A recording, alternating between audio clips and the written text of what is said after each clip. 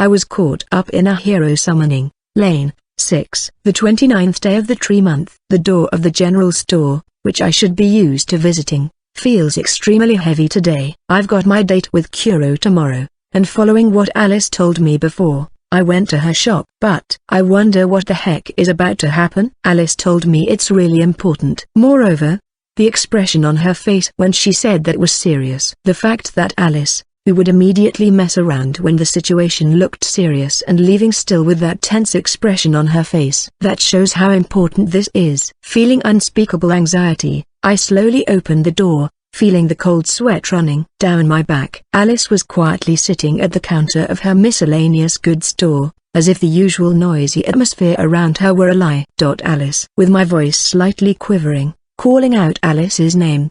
But I received no answer. Alice. Munya. This freaking BTCH. You're calling people here? Why the heck are you traveling to Dreamland? I was wondering what I was so nervous about earlier. But I felt like I would lose if I just kept worrying about it. However, what's going on? She looks comfortable sleeping, and I don't feel comfortable interrupting her sleep. Muyu. Kaito-san. You perfugiok. Get up already. I felt like my honor was being tarnished in this woman's dream, so I hit her as fast as I could. After receiving my falcon knuckle strike at her head, Alice let out a scream and turned her gaze towards me while holding her head down. That hurts, Kaito-san. Couldn't you please wake me up more gently? There are lots of other ways, right? How about a morning kiss instead? Want to get another one? No, I'm lying. I'm sorry. I'm awake already. I feel like all the nervousness I felt about this situation disappears at the same time, and I let out a sigh as Alice gets up. Seriously, I don't know if it's in a good way or in a bad way, but she's always betraying my expectations. Seeing the dumbfounded expression on my face, Alice smiles, and getting up from her chair near the counter, she slowly walks over to me. The atmosphere she was clad in now completely changed from the loose atmosphere she had earlier to a colder one that sends shivers down my spine, though I could also feel some warmth in her expression. Kaito-san. Let me confirm one thing. Tomorrow, Kaito-san. Are you planning to tell Kuro-san your feelings? Even as she asked me with a calm and gentle voice, my heart greatly leapt. Her words seemed to see through all of my thoughts, and the answer was inadvertently stuck in my throat. After I returned from my Sis-san's castle, I seriously thought about my future, and after the Festival of Heroes ends, as for how I'm going to act, I need to make my own answer. And that's why I made up my mind, to her who I've spoken most to compared to anyone else since I came into this world, and she, who before I knew it, has become the most important part of my life. My benefactor who pulled me out of my shell and affirmed my feelings when I was full of contradiction. The most dazzling treasure that I have found since I came to this world. I'm ready to tell Kuro about these feelings, so I gathered up my courage and asked Kuro out on a date. Yes, it's as Alice said. In tomorrow's date, I plan to confess to Kuro. Reaffirming my feelings and determination in my head, I felt refreshed. As Alice quietly waited for me, I looked straight at Alice and nodded my head. I don't know what the outcome will be, but I'm going to tell her. Is that so? When Alice heard my words, she smiled and nodded. And after a moment, she looked up, the smile on her lips disappeared. I'm glad my preparations weren't in vain. Preparations? Yes, for the time being. Let's change locations. Everyone's waiting for us. Everyone. Approaching me, who tilted my head in response to her, Alice gently touches my body. Immediately after that, the scenery blurred and as if the surrounding was engulfed in static, a slight breeze caressed my cheek. Probably due to the fact that I had moved from indoors to outdoors. Where Alice and I moved to was on Magnoel-san's face. Moreover, we're not the only people here. There were also 3 shadows on Magnoel-san's head that were staring at us. Isis-san, Lilywood-san and Megito-san. This means now, all the 6 kings other than Kuro have gathered here. Seriously, what in the world is about to happen? Everyone, thank you for your patience. As I expected, things were going as we planned. Is that so? It's a lot sooner than we expected. Where's Ain-san? She refused. If there's any chance that it might harm Kuro-san, she really won't comply. I see. I will. respect Kaito's wish. Hearing the words Alice slowly told them, Lilywood-san and Isis-san spoke with serious expression on their faces. I can feel the tension in their voices. Lilywood-san mentioned that it was under their expectations, but does that mean they had originally expected that this situation would happen? Isn't it fine? We don't have to waste time on this. Isn't this that situation where we can just bet on whether it's a hit or a break?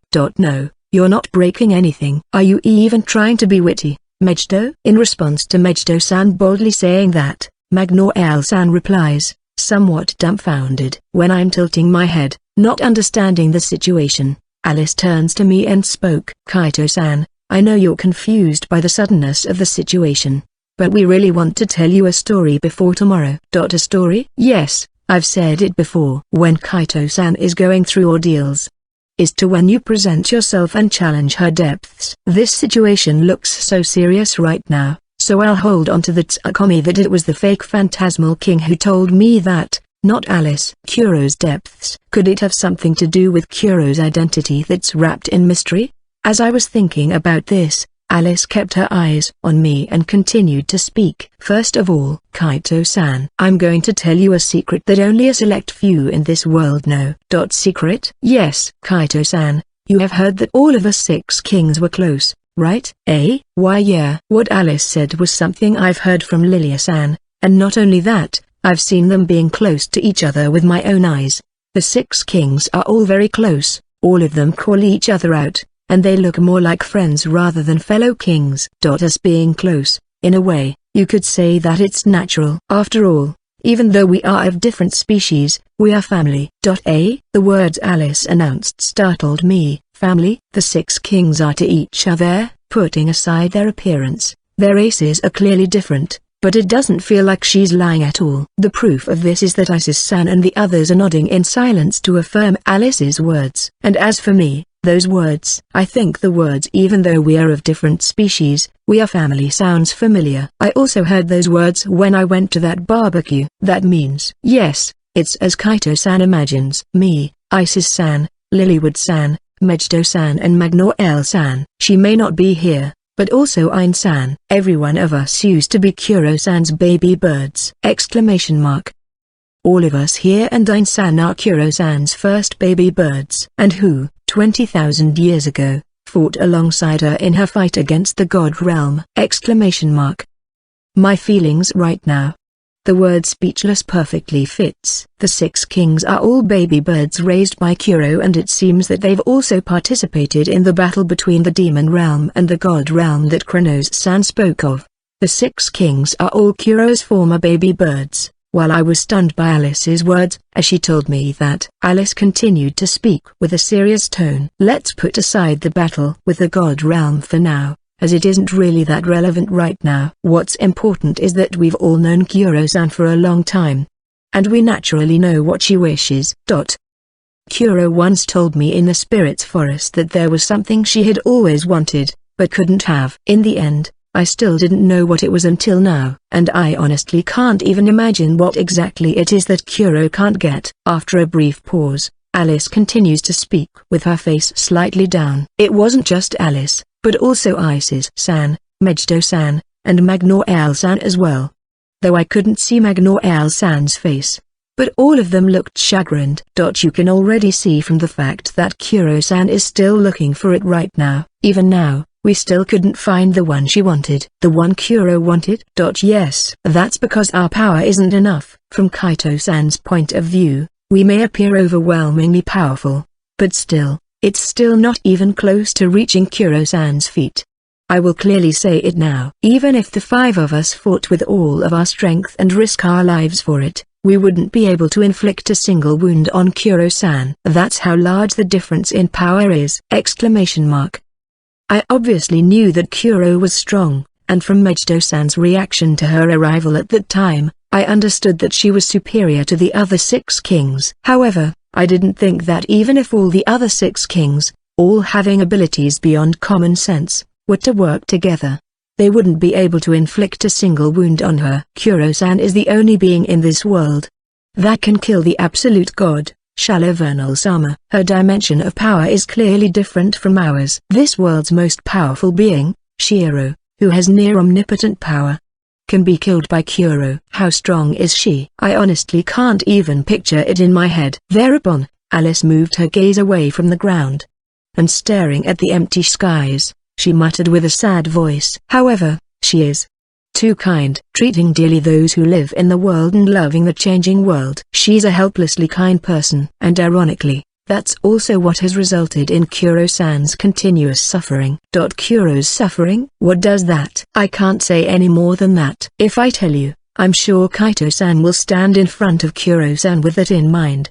And it wouldn't have any meaning anymore. It would lose its meaning. Yes, you can just be yourself above all else and stay true to yourself as you tell Kuro-san how you feel for her. I believe that is the only way to save Kuro-san. I don't know neither what Alice is saying, nor what Kuro is seeking. I completely don't know. However, Alice said that Kuro is in trouble and she wants me to save her. Then, I don't need to think about anything else. If Kuro needs help, I can do something about it. I would struggle to the death to reach my hand out to Kuro. There's no need to be puzzled about anything. Kaito-san, you really are quite the fantastic person. Here. What's this? As if to see the intentions gathered in my mind, Alice smiled and held out a shiny, golden fruit, and since she's giving it to me, I reflexively received it. Before you tell Kuro-san of your feelings, please give it to her.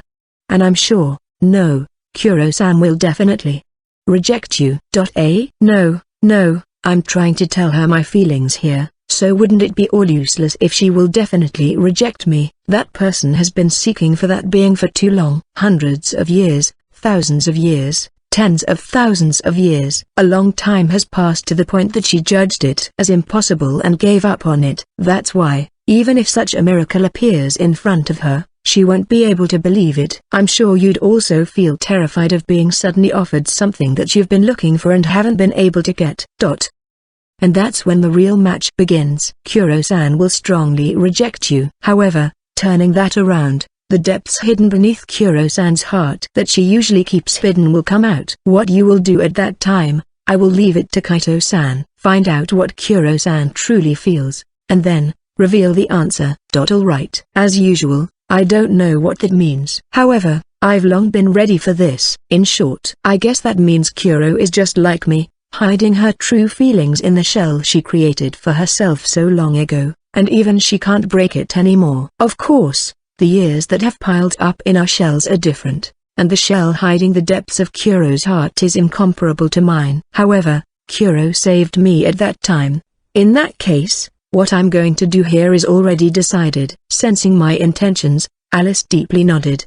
Well then, let's move on to the main issue as to why we brought you here today. The main issue? Yes. As I said before, Kuro-san's power is on a different level than ours. No matter how strong Kaito-san's heart is, if Kuro-san seriously rejects you, Kaito-san's body won't be able to withstand it. You will be crushed by Kuro-san's magic power. When I heard those words, all I could think of was what happened when Kuro had put a little bit of killing intent into her magic power to find out what my sympathy magic was before. At that time, I felt so close to death that it felt like my mind would break. That's how powerful Kuro's magic power is if it's filled with hostility. If she really puts her killing intent into it, it's so powerful that it even surpasses Isis-san's magic power of death. As I think about this, Alice holds out her hand and creates a shining sphere in front of her hand. That's why, Kaito-san, we will now lend our magic power to you.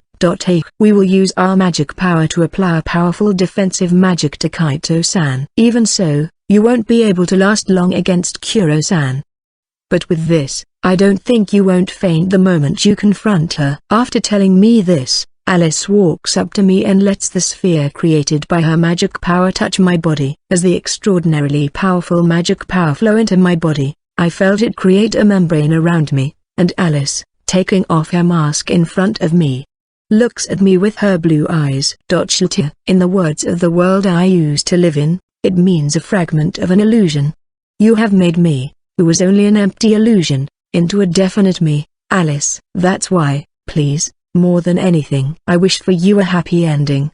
Alice. Saying that, Alice puts her mask back on and moves away. Thereupon, Megiddo-san walks in front of me next with his own sphere made of magic power just like Alice had. Kaito, you're an interesting fellow, you better not lose here, we still haven't done my revenge match yet. Megiddo-san. As Megiddo-san's magic power is sucked into my body, the next thing I heard is the majestic voice beneath my feet, challenging unprecedented feats. All these recklessness fits just right with you youngsters. Mama Kaito, the young otherworlder holding a strange destiny. Venture forth. Magnoel-san. Magnoel-san's magic power that emerged from below my feet flowed into my body, further strengthening the membrane covering my body. Kaito-san. Kuramuina is the being that could be said to be as our mother, so please, I leave her to you. Lilywood-san. Along with the words Lilywood-san gently said, Lilywood-san's magic power also flowed into my body. And then,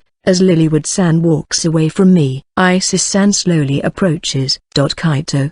Save Kuramuina. Kuramuina has been suffering longer than I have. Isis-san. If it's Kaito, I'm sure it will be alright. After all, Kaito was the one who saved me. Saying that, Isis-san gently hugged my body, and at the same time, her warm magic power flowed into my body. In the end, I still have no clue about what Kuro wished. However, I think that what every one of the 6 kings entrusted to me wasn't just their magic power, for held within it are everyone's wishes. I have returned to Alice's shop through teleportation magic. It seems that my body is currently surrounded with a defensive magic made from the magic power of all the 6 kings other than Kuro, but I honestly can't see any changes around me. It would have been nice if Ain-san had actually also helped out with this, but you did say that Ain-san refused, didn't you? Yes, she flatly refused, saying she wasn't interested in accepting my call. I see. For Ain-san,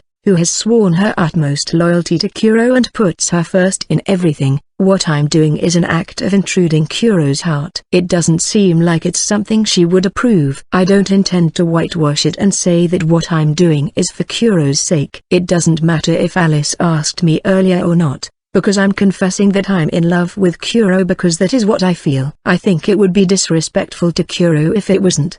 As I was thinking about this, I heard the door of the general store open, a door that is rarely visited by customers. Excuse me. Wow, Ain-san? The person who walked into the store was Ain-san, who had just come up in the conversation. Ain-san walked straight over to us and stopped in front of the astonished Alice and I, turning her light purple eyes to me with a cold expression on her face. Kaito-sama, I'll go ahead and ask for myself. Are you going to have second thoughts now?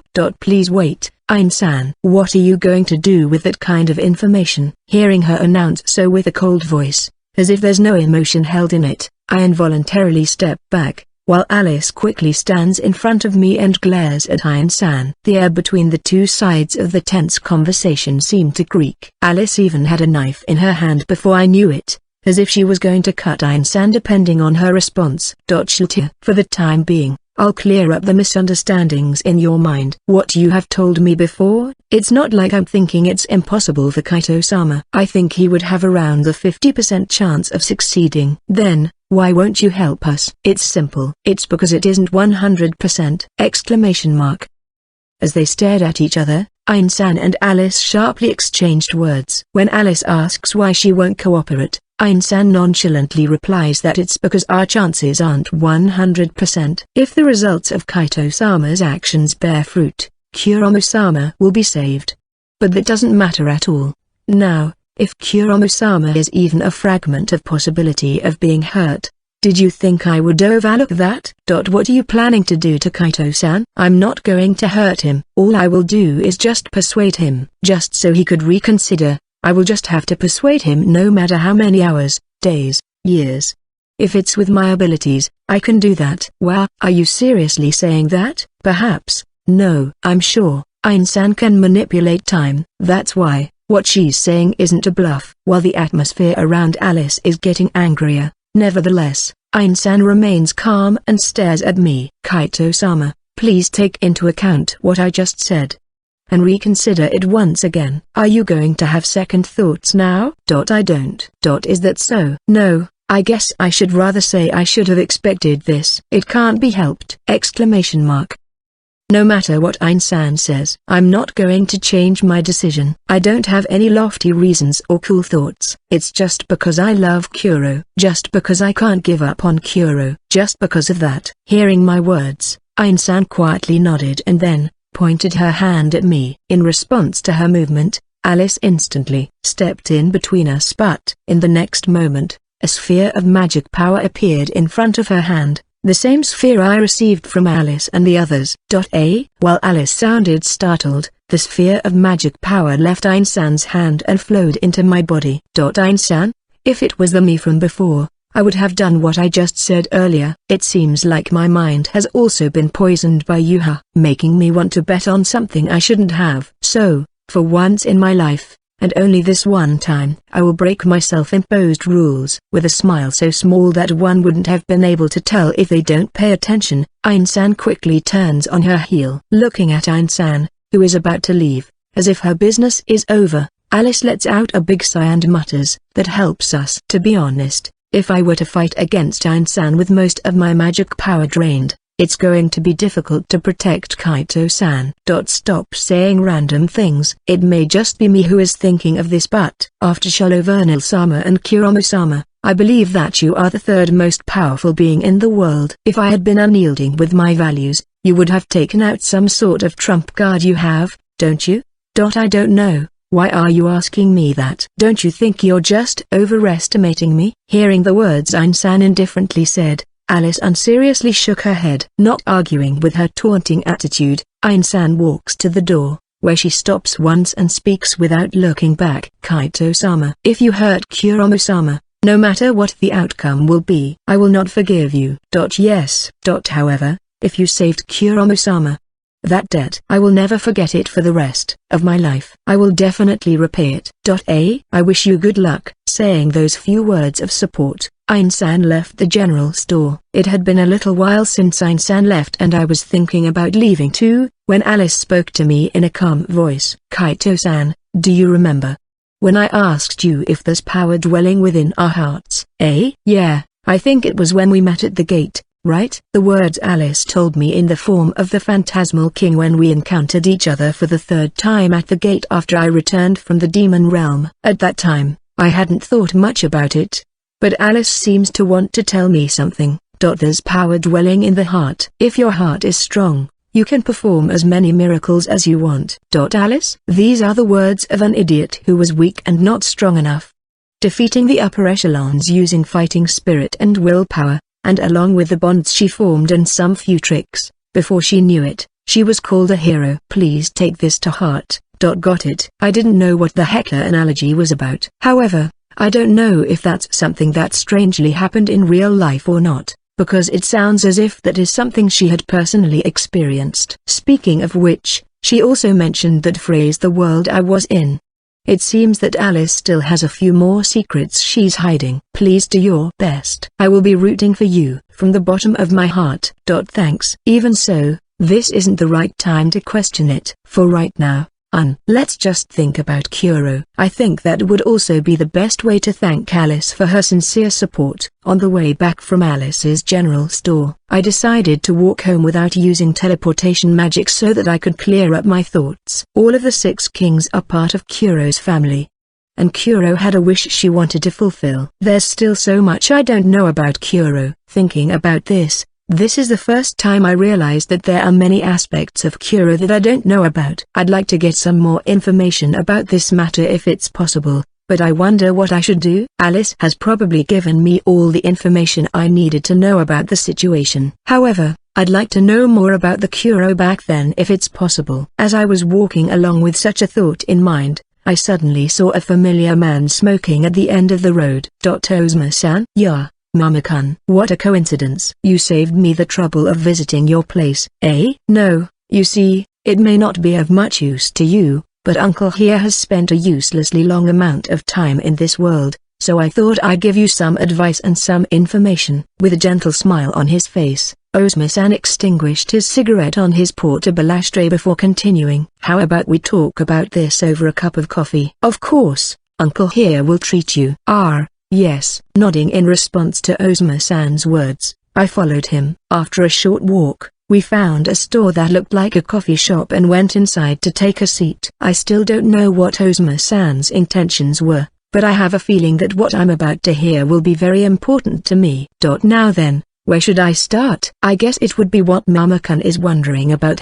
Who exactly is this uncle sitting in front of you? That's certainly something I'm curious about. Ozma-san had been very kind to me, and he seemed like a respectful adult. And even though he claimed to be a middle-aged demon you can find anywhere, I personally think he should be a pretty awesome demon.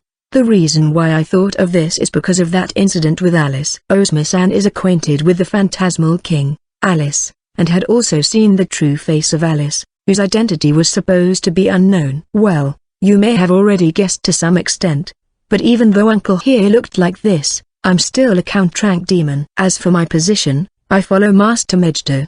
You could say I'm one of the War King's subordinates. Perhaps. Are you one of the War King's 5 generals? That's right. I'm called the Peaceful Sky Ozma. But you see, Uncle here doesn't have much aspiration like the others, so people don't usually notice it. Ozma-san's true identity is that he's one of the War King's 5 generals. But even when I heard that, I'm not really that surprised. Rather, I feel like things were making sense. Master Megiddo and Bacchus-kun really troubled you in this incident. Master Megiddo is well, as you had seen, and Bacchus-kun isn't a bad child, but he's a little inflexible with that warrior temperament of his. I'm sorry that they've scared you, Mama-kun. No, I don't really mind it that much, and after all that happened, I think I'm getting along well with Megiddo-san. I guess that's like Mama-kun. It seems that Master Megiddo liked you a lot too. After smiling somewhat happily, Ozma-san took a sip of his coffee and his expression turned serious. Well, let me get straight to the point. Uncle here has been a member of Master Megiddo's camp the longest. I've already been his subordinate while Master Megiddo was still living with his family. Uncle here wasn't raised by Underworld King Sama, so I can't say I'm part of her family. But I did know what Underworld King Sama was like back then. Exactly because I wasn't in her family through that I could tell you a different perspective, and that's why I called you here. Now that I've heard his words, thinking back, Ozma-san called Alice Phantasmal King Sama instead of her name. Considering the fact that he only calls Megiddo-san master, he must have been keeping a certain distance from Kuro and the others. If that's the case, then there's no one better to ask about Kuro from a third party's point of view. And as I turned towards Ozma-san with high expectations in mind, he wryly smiled before he continued. It's just Uncle's personal view regarding Underworld King Sama. But I think she's like the god of the demon realm. The god, Underworld King Sama has always been the strongest. Her power is so immense that no one is comparable to her. Alice did mention something like this before. She said that Kuro's power was on a different level from that of the other members of the 6 kings. And that even if the other members of the 6 kings were to gang up on her, they wouldn't be able to defeat Kuro. Not only that, Kronos-san also mentioned how Kuro had fought Shiro-san to a draw in the previous battle between the God Realm and the Demon Realm. Shiro-san is the undisputed world creator, and her power is near omnipotent. That means, Kuro also had power that's near omnipotent, but even though she has such great power, she's so much kinder than anyone else. She's so compassionate that you could say she's naive. At least, she didn't have any intention of ruling the demon realm. No matter how the world turned out, she would continue to love it. That's how Uncle saw it. Kuro certainly doesn't seem like she'd be interested in ruling the demon realm. But if that were the case, how in the world did Kuro become known as the Underworld King? She told me that she didn't name herself Underworld King. However, it seemed like Kuro accepted the position, as if it's something that can't be helped, so she just resigned herself to accepting it. Perhaps sensing my doubts, Ozma-san took out a cigarette, lit it in his mouth, and began to speak in response to my question. In the past, about 20,000 years ago, the demon realm was a chaotic world, where the weak are meat for the strong to eat. Is that so? Power. A person's might is everything. The strong will rise to the top, while the weak need to be under the protection of the strong, else they will be weeded out. It was such a bleak world. Accepting it as one of the ways of the demon realm, the Underworld King Sama just watched over everyone. However, there was someone who tried to change the way the world was. The old demon realm that Ozuma-san talks about might be closer to the image I had of the demon realm before I came to this world. The person that changed the demon realm was the phantasmal King Sama. Eh? Alice did? I was surprised when an unexpected name popped up. But come to think of it, when I first heard about the Phantasmal King from Lilywood-san, she said that the Phantasmal King prioritizes the world before everything else. In fact, Phantasmal King Sama's skills were nothing short of brilliant. In less than 100 years, just as she declared, she created order in the vast demon realm. The pseudo-ranking system of peerage ranks. The extremely important 6 kings. The one who created the foundation of the current demon realm is definitely Phantasmal King Sama. Thereupon, Ozuma-san broke off his words and his gaze looked far into a distance, seemingly feeling nostalgic about the past, before he looked at me straight into the eyes and continued. And here's the most important part of the story. At that time, Phantasmal King Sama asked her family to become the symbols for the demon realm. Elder Sisine was the only one who refused, and thus, the current 6 kings was formed. Since then, Phantasmal King Sama seemed to be feeling guilt towards Underworld King Sama. That means Uncle here isn't as close to Underworld King Sama as Phantasmal King Sama is, so I don't know much about the Underworld King Sama's wishes. However, the fact that the normally dry Phantasmal King Sama is a little lenient towards Underworld King Sama. Uncle thinks it might have something to do with the guilt. Hearing those words, I understood what Ozuma-san was trying to say. Ozuma-san is trying to give me a hint about the current situation. Kuro's wish, what Kuro desires. At the moment when she took up the position of one of the 6 kings, I think it has become something difficult to obtain. That's why Alice, who had indirectly interfered with her wish when she made Kuro the Underworld King, feels guilty towards Kuro. That's all Uncle can tell you. I'm sure Phantasmal King Sama had already told you this, but Underworld King Sama will reject you. She will then run away from Mama-kun. The tragedy that happened back then must have left a big impression on Underworld King Sama after all. The tragedy that happened back then? Sorry, that's something I can't tell you. That event could be described as a taboo in this world, where only a few people in this world knows about. But well, if you manage to get close to Underworld King Sama's heart, I'm sure you'll know about it someday. Ozuma-san's story ended there. I gained a lot of information from our talk, and I understood a lot of things. At the same time though, a new question popped in my mind. That tragedy that Kuro experienced is definitely related to her wish. I wonder what happened back then. Even after I got back to Lilia-san's mansion, I was still feeling a little restless. When I decided to confess my feelings to Kuro, I honestly didn't think things would go this far. I wish I could fulfill everyone's wish to save Kuro. But I wonder, is this problem really something I can handle? Having these thoughts running through my head, I couldn't get my thoughts straight. I was stuck in a whirlpool of thoughts that made me feel as if time was passing awfully slowly, when I suddenly heard the sound of a reserved knock.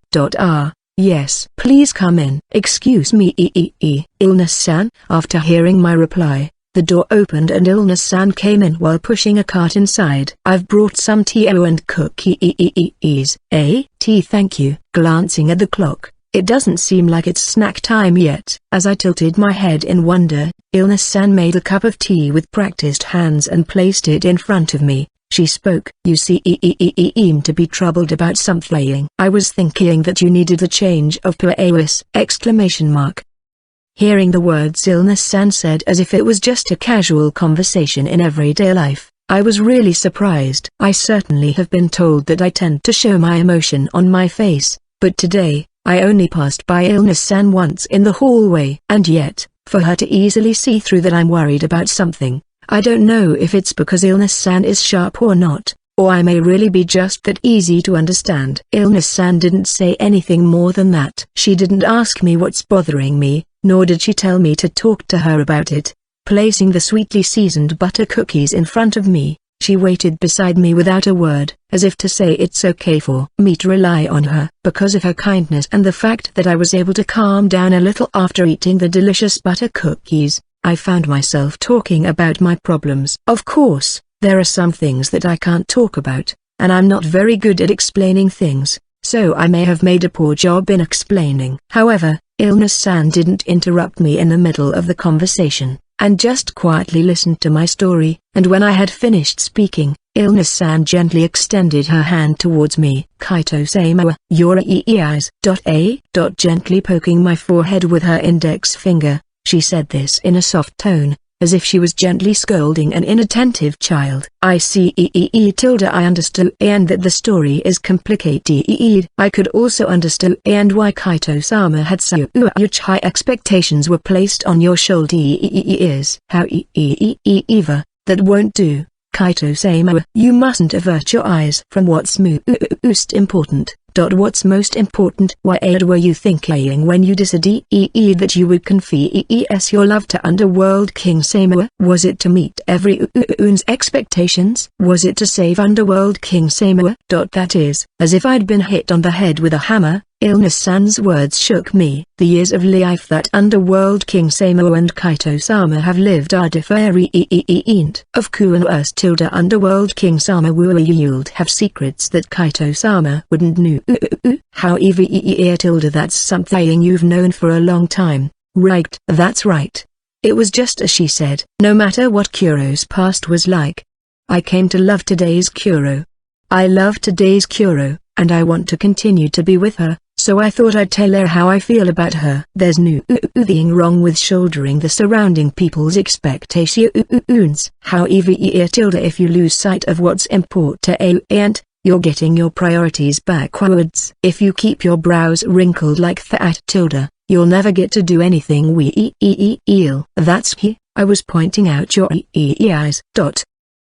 It was just as Illness-san said. What I should be thinking about isn't what Kuro's wishes or how to save Kuro. What I really should be thinking about here should be how I should properly convey my feelings to Kuro. Thank you, Illness-san. Did the doubts in your mind clear you up? Yes. There are many things I don't know, but I remembered exactly what I should do. That's good. There's not much I can do, but I can give you a little push. Wow. Illness-san. When I came to my senses, I was being hugged by Illness-san, who was hugging my head in her embrace. The faint scent of perfume and the touch of her hand gently stroking my head makes my heart beat faster, and at the same time, makes me feel extremely relieved. If it's you, I'm sure it will be alright. After stroking my head for a while, Illness-san let go of my head. Thereupon, she took off the ribbon with a rose flower attached to the collar of her maid uniform, and tied it to my left hand. It's a little good luck charm, holding my wish you attain a good future. Seriously, this person, claiming that there's not much she can do, she's very humble. She was so reassuringly supportive that I couldn't help but be happy. It was a powerful push that she did behind my back. It isn't like all my nervousness had disappeared, but still. Before I knew it, the murky feelings in my heart cleared up. Kaito-kun? What are you thinking about? No, just thinking about some stuff for a bit. In the middle of my conversation with Kuro, who visited my room at night as if it's something normal, I was apparently thinking about what had happened during the day. It might be too much of a stretch to tell me not to be conscious of it, and this might be something that can't be helped. But I didn't ask Kuro anything. I think I got it. You were thinking about our date tomorrow. Something like that, I guess. I'm so looking forward to it. I'm gonna get dressed up for my date with Kaito-kun. Yeah. I'm sure Kuro would notice that the other members of the Six Kings and Einsan's magical power were forming a barrier around my body. No, she is definitely aware of it. However, she never mentioned it, or perhaps she doesn't dare mention it. As I looked at Kuro with that in mind, I felt that her behavior was somewhat different than usual. Her tension is strangely high, but it's as if it isn't like Kuro. I feel like there's something out of place. She doesn't want to touch the subject, acting cheerful, but inwardly, she seems to be feeling impatient. Hey, Kuro? What is it? I stared into Kuro's eyes when I quietly called out her name, while she tilted her head towards me. Those beautiful golden eyes that seemed to hold me captive, I felt them shaking as if she was somewhat uncertain. That's right. Tomorrow is my date with Kuro, and I was really looking forward to it too. I was looking forward to it so much, that I'm feeling nervous and restless. Tomorrow's date should be fun. If I want to laugh with Kuro and walk together with her in this beautiful world, then, should the decision be made now? Procrastinating about it is something simple. No. Easy to do. However, At the end of the day, procrastinating would still be the same thing as running away. I quietly looked at the ribbon wrapped around my left hand. Illness-san went out of her way to push me forward. What else should I do other than gathering my courage here? Gather your resolve. I'll not leave this for tomorrow. I'll tell Kuro my feelings now. My hands tremble slightly from nervousness. My throat feels in desperate need of water, and the reflection of Kuro in my eyes looks many times more beautiful than usual. I've never confessed in my life. So, how can I be this nervous? I feel myself stiffening, as if I'm being pressured in a vice from all directions. In front of Kuro, who is still tilting her head, I take out the golden fruit that Alice gave me from the magic box with my trembling hands, and slowly presented it to Kuro. Please take this! WHY. When she saw the fruit I held out to her, Kuro's eyes shook greatly. A great deal of turmoil and mixture of fear. Kuro's eyes opened wide and stared at me, stunned. I've often heard that you don't need a reason to love someone, and I really think that is true. There are certainly some triggers to have such feelings, like being helped or saved, but I don't think any of them were related to why I fell in love with Kuro, and I just naturally fell in love with her. Anyway, today, at this time and place, I'm going to tell my feelings to Kuro. The moment I held out the golden fruit I received from Alice, Kuro's mood clearly changed. Her expression disappeared and her golden eyes looked at me without any quivering at all. Seeing the different aura around her, I stopped speaking any further, keeping my silence, before Kuro slowly turned her face down. Fufafu, ahaha, ahahahahaha! Exclamation mark. Black smoke erupts from Kuro's body, who starts laughing like a madman, and it instantly envelops the entire room.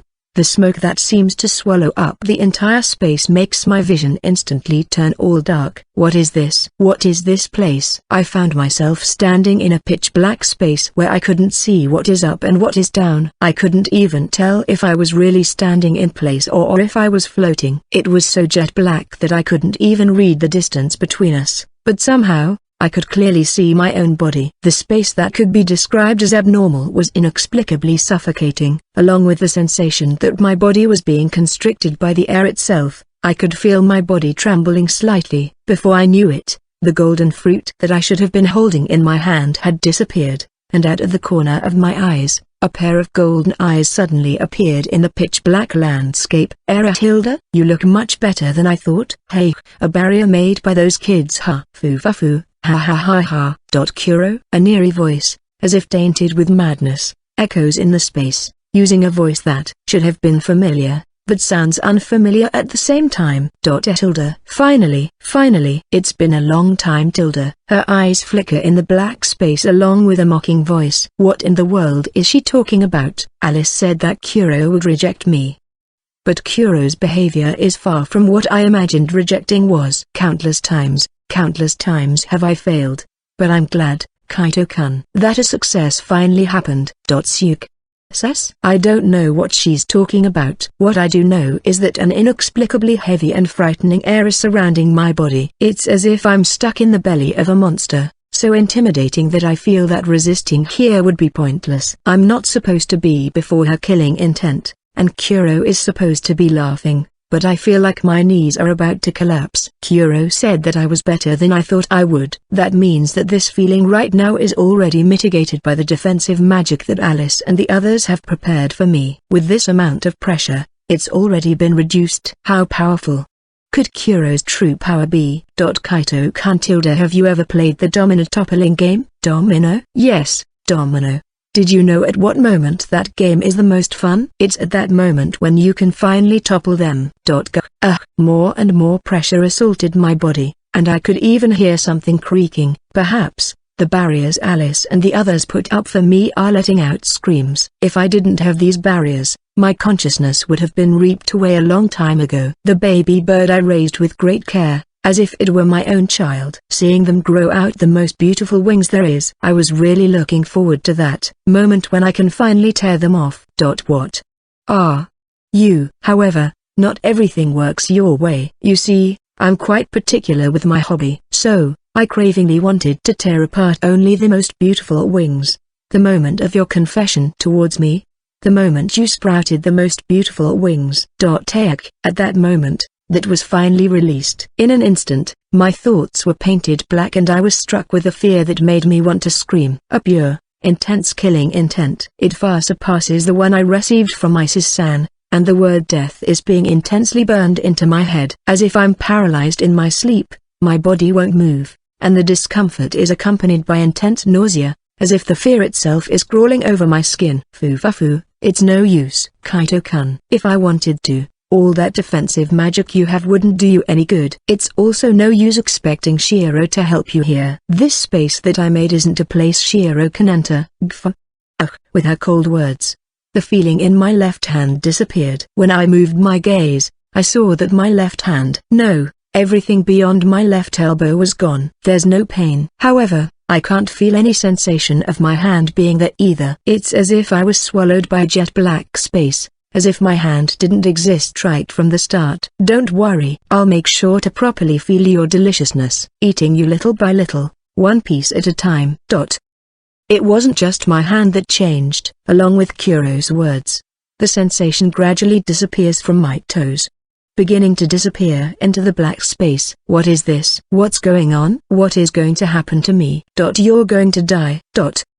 Kuro's words weren't a lie. I didn't have to think about it to understand that Kuro was serious about killing me. Rather, my body understands that. My thoughts finally begin to think about death. I'm going to die? Ugh, I see. I'm going to die, huh? I wonder why though. It should have been something frightening. I should have been thinking about not wanting to die. Is my mind broken already? I find myself accepting those words without any resistance at all. I feel as if not only my body, but also my thoughts are being eaten by the black space. Feeling helpless, without anything I can do. It's dark and cold. How much of my body is left now? Is all of my body already gone? Why don't I feel anything? Has even my senses already disappeared? The only thing I can feel is the cold. Hey, Kaito-kun, how is it like to feel the taste of despair? Despair. I see, so this feeling is called despair. That's right. Thinking about it now, it's a feeling that I remembered before. It's the dark, gloomy feeling. I felt it in those dark, cloudy skies peeking through the crevices. And the feeling of Mom and Dad's body getting colder inside the car. It's scary. Cold. Making me feel afraid and freezing. Hey, can you let me hear your final words? Your final words died in despair. My final words? I see. My final words, huh? I'm going to be killed by Kuro now. What will I say to Kuro, who is about to kill me? I can't get my head to think straight anymore. I can't think of anything. I don't want to think about anything. In the midst of my fading thoughts, the last words spontaneously slipped out of my mouth, as all the things in my vision were being dyed black. Kuro, thank you for everything. Ahaha. Even I'm astounded. Even in this situation, I can only feel gratitude for Kuro. I'm sure I'm quite afraid of dying, but I personally can't help but feel neither anger nor fear for Kuro. I'm sure I'd be okay with that even if Kuro were to kill me. For I'm deeply in love with her. Immediately afterwards, the entire space shook greatly, and my body, which should have been on the verge of disappearing and losing its senses, suddenly began to feel heat. The fear that had enveloped my body, the icy coldness. Everything disappears in an instant, and my vision opens up all at once, revealing the pair of golden eyes floating in the black space. And it's not just me that has changed. The golden eyes are also shaking for some reason. Hey, why? Hey! Exclamation mark. A scream too loud, with a voice that isn't eerie unlike before, as if it's filled with strong emotions. I've already done this much. Why aren't you scared of me? What aren't you getting away from me? Kuro. Why, even though you're going home anyway, even though you're going to disappear anyway, why are you making me waver this much? With a mournful voice that sounded like it was crying out, and with each voice, the jet black space greatly shook, as if this darkness represented Kuro's heart. I see. This place is, with these emotions Kuro is releasing at me right now, is the true emotions that is most hidden beneath her heart. That means, what she did just now was just an act. Ha ha ha, she really is quite an outrageous fellow. Perhaps, I've been influenced too much by my sympathy magic, and she successfully guided my emotions so that I would believe that she meant it. And then, little by little, She made the killing intent stronger and adjusted it to make me experience fear as if I'm close to my death. Making me feel afraid. Kuro!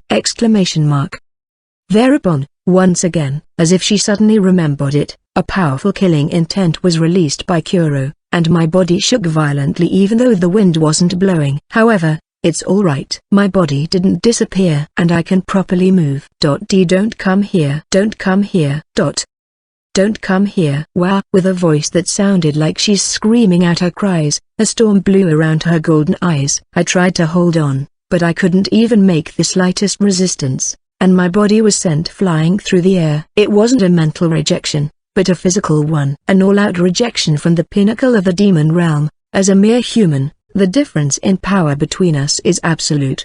I was blown around the black space with tremendous force, unable to discern what's up and down, and the golden eyes that were the only landmarks I had were becoming more and more distant. This is bad. It would have been alright if it's just mental rejection, but if it's physical rejection, I wouldn't have any way to resist Kuro's power. Is this situation hopeless?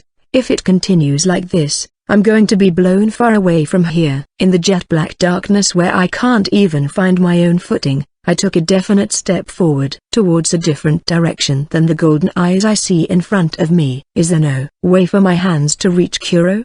No, not yet. Like heck, I will give up here. I can't think of a way through this. I currently have no way of breaking down this situation.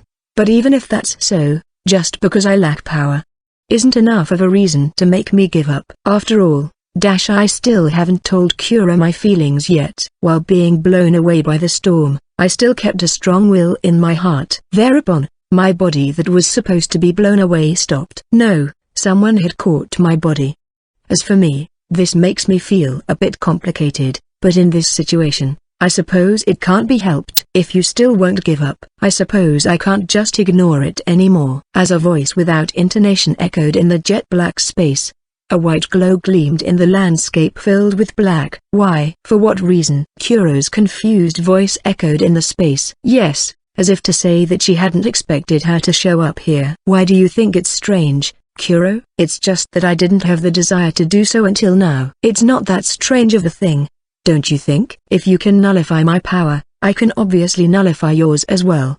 Shiro-san. Yes. Suddenly appearing and catching me was the god of this world, and probably the only person in this world who was on par with Kuro, Shiro-san. After Shiro-san made me stand in the black space, she looked at the golden eyes in the distance and spoke. Geez, you're telling me I'm hard-headed and obstinate.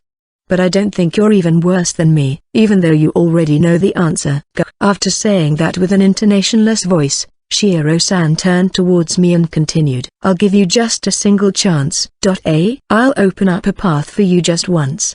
It would be up to you to grab it. At the same time as Shiro-san declared this, a huge black fist, which is so black that it can be seen in this black space, appeared. Shiro.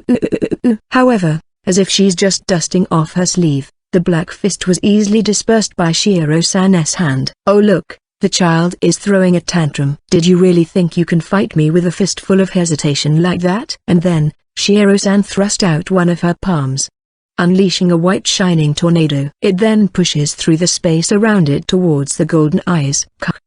Kuro also tried to counter it, unleashing magic power that made the space tremble, and the tornado of white and black collided with each other. And in front of my eyes, a tunnel-like path was created by the conflict between the two tornadoes. Go now, Singularity, Mama Kaito. Do as you declared. If you want something, you should grab it yourself. In that case, just as you said, step on forward and grab it with your own hands. The ending you desire.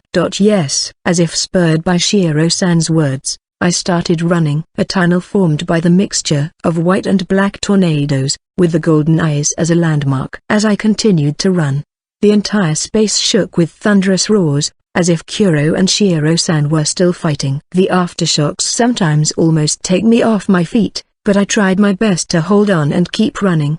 The expectations Alice and the other members of the Six Kings entrusted to me, Ain-san's thoughts, Ozma-san's advice, Illness-san's support, Shiro-san's help. I can think of a million reasons why I'm so desperate. But now, Only at this moment I forgot about it and ran only for one thought. What's wrong? You look like you're in trouble. Yes, it started with those words. There were a few factors that could be described as the primary ones, such as being caught up in the hero summoning or getting lost in the city, but my encounter with her at that time could be considered a coincidence. Kaito-kun, right? Nice to meet you. Thinking back at that time again, I might have been attracted to her from the moment I first saw her dazzling smile. You've finally come to this world, so why don't we search for it? In here, for what seems to be your valuable treasure deep within your heart. What you wanted to do, you don't have to find that answer. When it's time for you to leave, even if you don't know what you want to do, you would instead be able to acquire the answer to what you've done and what you've discovered. That's why, it's okay for you to be empty for now. Since I've lost my parents, I've been unable to move forward without cowering. But not scolding me, nor consoling me. Gently affirming that it was okay for now, she gently reached out to me. From now on, let's start from this moment onwards. Let's do something different. Where you, are the protagonist of this story. It was those words that made me stand on my feet. I was able to regain the mentality to go forward and try again. It wasn't long before I realized that I was in love with her. Thank you. It was delicious. The best I've ever had. The expression on her face when she smiled a little shyly and said she was really happy with the baby Castella I made for her. I came along, laughing like a child, yet charmingly smiling like an adult, making childlike blunders here and there. The days that I spent with her ever-changing expressions, seemed to shine brightly every day.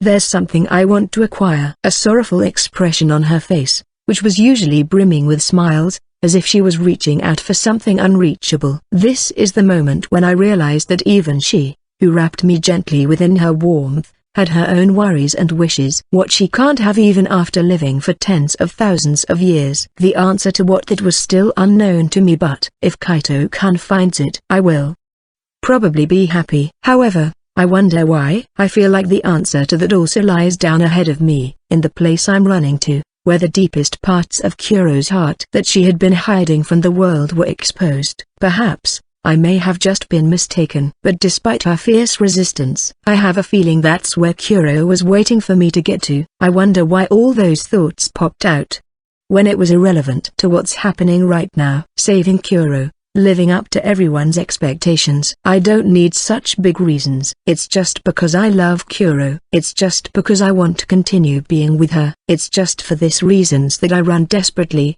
reaching out with all my might. And the moment I finally saw the golden eyes near me, I turned my feet towards a different direction from where the golden eyes were floating. Thereupon, I reached out my hands towards the empty darkness. I don't have any basis for this. Even if someone were to ask me why I did this, it would be difficult for me to explain. It's just, somehow, my intuition is strongly telling me, the golden eyes were just dummies and Kuro is down this path. Feeling my hand outstretched towards the void touch something, I grabbed it and strongly pulled it closer. Exclamation mark. With a small voice, the one who emerged from the jet black darkness was a black-haired Shiro-san. No, it doesn't matter what she looks like. She is Kuro. As Kuro had a shaken expression on her face, with all of my strength, I tightly hugged her close. Kuro, I love you! Exclamation mark.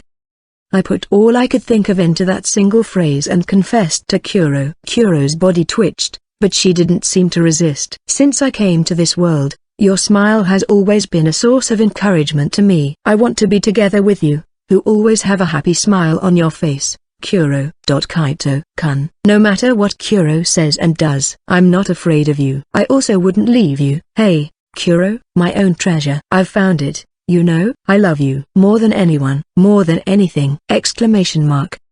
Hearing my words as I hugged her tightly, Kuro's body suddenly relaxed. At that moment, the black space cracked and shattered, and the scenery returned to my familiar room. It's not only the scenery that has returned, Kuro is also back to her familiar silvery white-haired young girl form, her shaking body clinging on my clothes. Idiot. You're an idiot. Even though I've seriously made you see it, Kaito-kun, forcibly making you feel fear. Even so, you're still not afraid of me. I guess I am. Idiot. I love you. I also love you. I love you. Kaito-kun. Tears flowing from Kuro's eyes, saying the phrase "I love you," she leapt towards me, burying her tear-filled face in my chest. As her small shoulders trembled, I gently hugged Kuro. I'm sorry. I made you feel scared. Not really, I don't mind. The one who was really scared was Kuro, right? I was scared. If Kaito-kun confessed to me, I would never be able to give up on you again.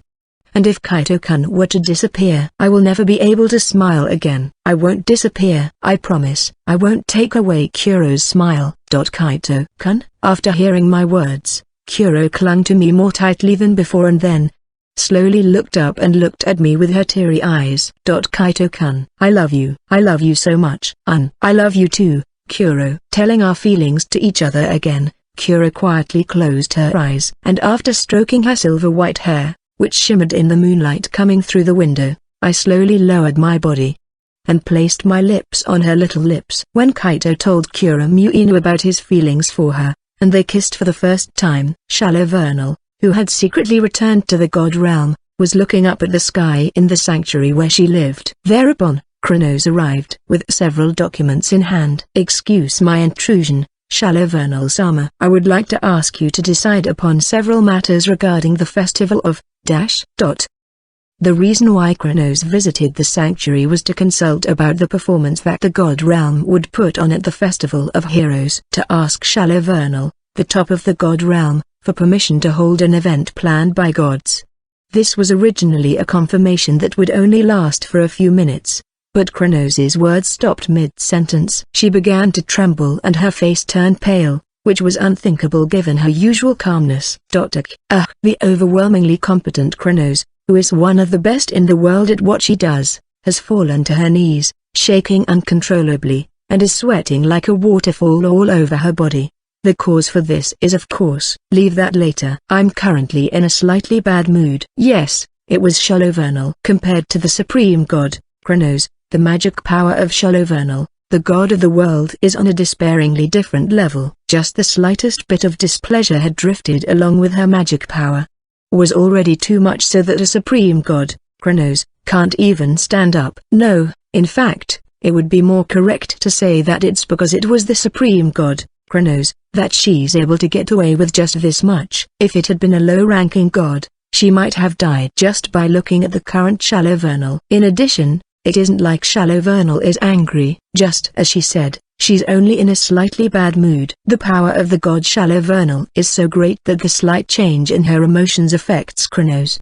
My apologies. I will take my leave. After saying this as she was shaking, Kronos crawled out of the sanctuary. Even though she had been serving Shallow Vernal for a long time, this was the first time Kronos had encountered such a situation. In the first place, Shallow Vernal basically doesn't show her emotions. Just as her expression doesn't change, her voice doesn't have any inflection to it. It's so bad that people are uncertain if the concept of emotions exists in her being. However, even though it was just a little bit, Shallow Vernal was clearly in an unpleasant mood. I wonder why. I should have made my decision and helped him with it. However, what are these incomprehensible emotions? In the sanctuary where Kronos left, Shallow Vernal muttered to herself, feeling a slight discomfort at the feelings that welled up in her heart. Yes, this result should bring Kaito-san, my beloved Singularity's happiness. After muttering that much, Shallow Vernal seemed to have thought of something, and without a change in her expression, she brought her hand on her chin. I was feeling frustrated. Looking at them like this, I was thinking, why wasn't it me? The true identity of this emotion is that I understand. However, I can't tolerate this. The world creator, a being who transcended beyond human intellect. As to what such a being was thinking at that moment, and what plan she began brewing, the only one who would know about this was the person herself. With my confession over and all things cleared up, Kuro and I are now lovers, but I'm absurdly embarrassed. What do? I can't look straight at her now, you know. When I suddenly feel embarrassed by the fact that we've reached a point where I feel like I just want to scream in agony, Kuro smiles out of nowhere, taking out the golden fruit I gave her earlier. Kaito-kun, who gave you this? It's Alice, but Fufu, I see. Then, do you know the meaning of giving this to me? Meaning? Come to think of it, in the end, I still didn't know what that golden fruit was for, and when I tilted my head and asked Kuro, she smiled back. Thereupon, with a faint blush on her cheeks, Kuro tells me with a bashful smile on her lips, presenting this golden fruit is the act of marriage proposal for the spirits. You would give her the golden fruit, and when the recipient eats it, it's a success. I've heard that the humans have also been doing it for years, so I thought you already knew about it. Is that right? That freaking Alice, why the heck did she give that to me? Doesn't that mean I was apparently proposing to Kuro before I could confess to her? The heck is that? It's making me more embarrassed just thinking about it. In front of me, who is feeling the heat gathering on my face, Kuro spontaneously brings the golden fruit to her mouth and takes a bite. Wait, Kuro? This is quite fresh. Isn't this quite delicious? No. You don't just comment on its deliciousness in this situation. Kuro eating that fruit means that she accepts my proposal. This is no good. I feel like my face is getting hotter and hotter. After gazing at me in amusement, Kuro spontaneously walks up to me and gently hugs me. Finally, I've finally found you, Kuro. It's been a really long time. I've finally found someone who will treat me as an equal and would stand next to me. Tears flowed from Kuro's eyes again, and she gently hugged me as if I were her treasure. Kuro said there's something she's been looking for a long time. And now, she's found it. Kaito-kun, I'll tell you everything. About me. What I wanted. My everything. I will tell you about it, Kaito-kun. As she clung to my body like a spoiled child, Kuro leaned her body on me. While I hugged her back, I feel a sense of joy as if my heart was being gently wrapped in happiness, while stroked her hair that is comfortable to touch. However, for a little bit, really just a little bit, wait for me. Right now, I'm brimming with the emotion of love for Kaito-kun. That I can't think of anything other than Kaito-kun. I can't think of anything at all. It's alright. I'm not in a hurry, and I will always be here with you. So it's alright even if we take it easy. Kaito-kun, I love you. I love you. No matter how much I say it, it isn't enough to convey my feelings. Kaito-kun, thank you for coming to this world and meeting me. Feeling the definite warmth of my beloved in my arms, my heart was filled with a peaceful happiness. The mysterious demon girl who I encountered in another world and saved me. She's gentle, childish, yet somehow mature, and always has a lovely smile on her face. She who I love the most. And from today onwards, my relationship with such a person has taken a big step forward from friends to lovers. With the night completely gone and silence reigns outside the window, Kuro spoke in a calm tone. Well then, where shall we begin? Before we do that, can I ask you one question? What's with our position? I'm currently sitting on the sofa, while Kuro is sitting in the same spot. Yes, in the same spot. What I'm trying to say is that Kuro is on my lap, and my heart is beating outrageously fast. Why is it that girls' bodies are so soft all over the place? The softness and warmth I feel in my lap makes my heart ring out like an alarm clock, and my face gets hotter and hotter. Moreover, Kuro is leaning her body weight on my body, making me feel her body heat on my chest as well as my lap. I want to keep close to Kaito-kun. Is it no good? And no. It's not no good. Thanks. Kaito-kun, you're warm. Kuro's expression, with a happy grin and her cheeks blushing like red cherries, is so cute that it could even kill people. Seeing her cuteness that I couldn't resist, I reflexively replied with approval, to which Kuro happily rubs the back of her head against my chest. Kuro is somewhat more childlike and more fawning than before. Perhaps, for Kuro, the act of fawning is the best way to express affection. Feeling the warmth of those actions, I gently hugged Kuro's body from behind. Kuro happily smiles at my actions, then tells me the topic she was talking to me about right from the start. Then, first of all, I'll tell you my true identity. Alright. Kuro's true identity. To be honest, I'd be lying if I said I wasn't curious about it at all. According to Alice, she's as powerful as the most powerful god in the world and the only being who can kill Shiro-san. In that case, what kind of being is she? At least, for a human like me, what I can only vaguely imagine is that she's an amazing person. I'm actually another Shiro. Shiro and I are mirror images of each other, and we are two sides of the same coin. What does that mean? Kuro tells me that she's another Shiro-san. When Kuro said that, I remembered her appearance earlier. She looks just like Shiro-san. Rather, they look exactly the same except for the color of their hair. Her appearance certainly makes the word another Shiro-san fit. Kaito-kun, the Shiro you met was actually quite harmonious. The old Shiro was more cold and indifferent. Shiro, you see, is the one who created this world. But she never thought that what she did was right or that her actions were great. Not even a shred of any thoughts at all. So, even when Shiro created the world, she divided her power, which was omnipotent, in half. And half of that power dropped into the world she has created, giving it the bare minimum of knowledge. And that half is me. Kuro is a being with the same power as her as she's made from her own abilities, and at the same time, she was responsible for assessing the world that Shiro-san had created. Or something like that. As if to affirm it, Kuro nodded once before she continued speaking. The reason Shiro created me is simple. After I see the world and grow along with it. When this world decided that it didn't need the existence of the Creator God anymore, she created a being that could kill the Creator God. Shiro wasn't even interested in her own self. She thought that as soon as she created the world, her role would eventually come to an end, leaving the management of the world to the gods she created, not even looking at the world. Only waiting for me to come back to kill her or for when I've decided to abandon the world and destroy it. Honestly, I couldn't understand the thoughts of Shiro-san at that time. No, I supposed you could say that it's godlike in a way.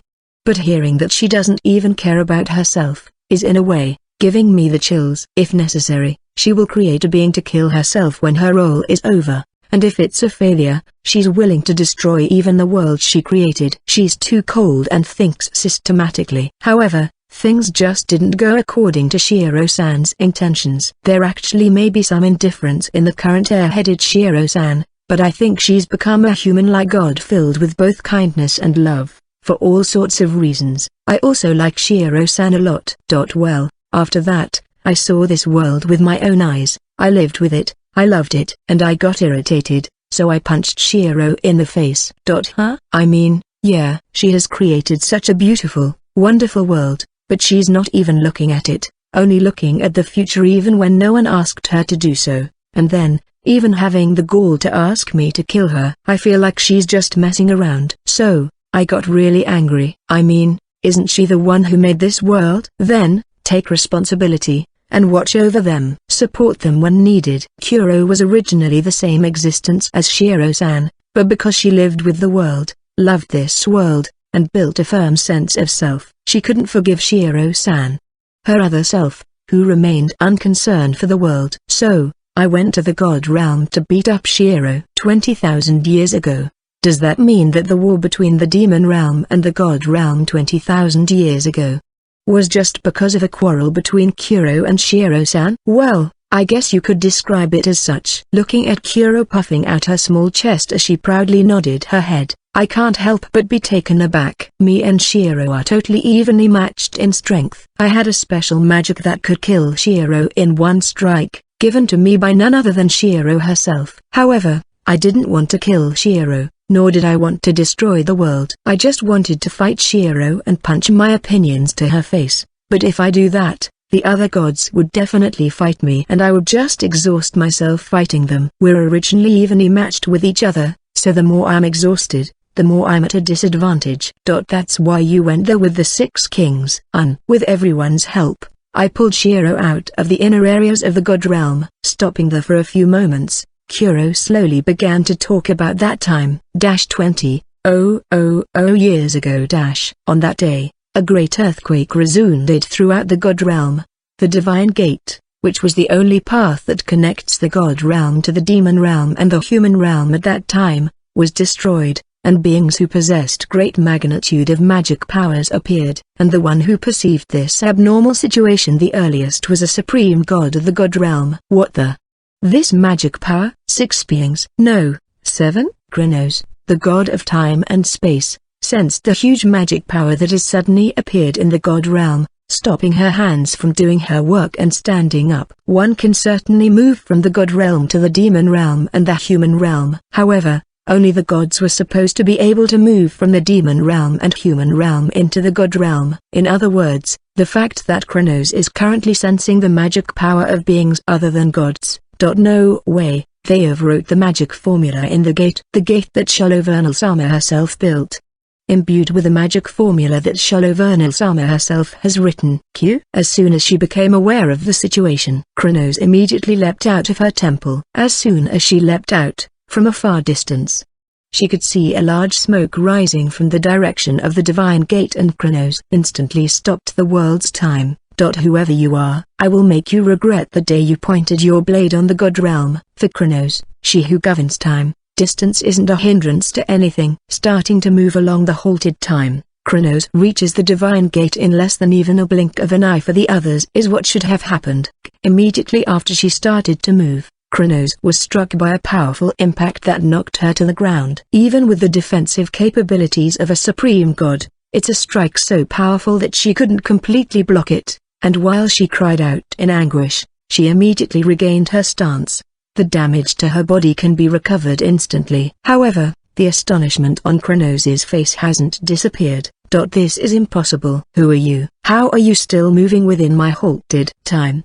Something like that is easy for an attendant like me. I can't let you go anywhere near my master. With her short, platinum-colored cropped hair fluttering, the assailant calmly stood before Kronos. Ein confronted Kronos, who was standing before her in a guarded stance. What in the world is with her idiotic amount of magic power? It's unbelievable. It's even comparable to a supreme god like me. If the other invaders are around her level, then this will be bad. A bead of sweat trickles down Kronos' forehead. She understands Ein's strength on her skin, and she shudders, thinking that there are still 6 powerful people of her level. However, Kronos didn't let that show on her face, and immediately readied for battle. For if beings of this level of strength are attacking the god realm, she must rush to the scene as soon as possible.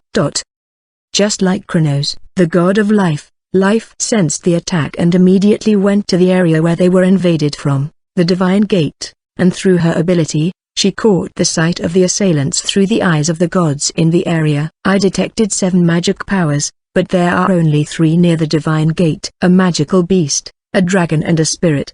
The other beings have scattered already. How troublesome. Anyway, they possess incredible magic power. I need to suppress those 3. Life has also sensed the power of the assailants, and deciding that these beings are the greatest danger since the beginning of the god realm, she immediately used her power to control Life. Shining magic power swirled around Life like shooting stars, and each of them transformed into armored soldiers armed with huge spears. The number of these troops easily reached tens of thousands, and all of them flew straight towards the invaders according to Life's instructions. Forward, vanguard troops. Summoning soldiers numbering tens of thousands, under the direction of fate, they flew in a straight line towards the assailants.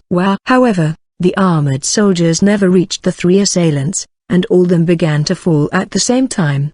I won't let you go through. What a sinister magic power. It's as if it's death itself. Isis descends in front of Life, clad in her sinister magic power of death glowing bluish-white. The armored soldiers who were touched by the magic power of death released by Isis fall one by one, extinguishing the light of their lives. If you interfere, I will kill you. I see, that's a considerable magic power you possess. However, how about you don't underestimate me too much?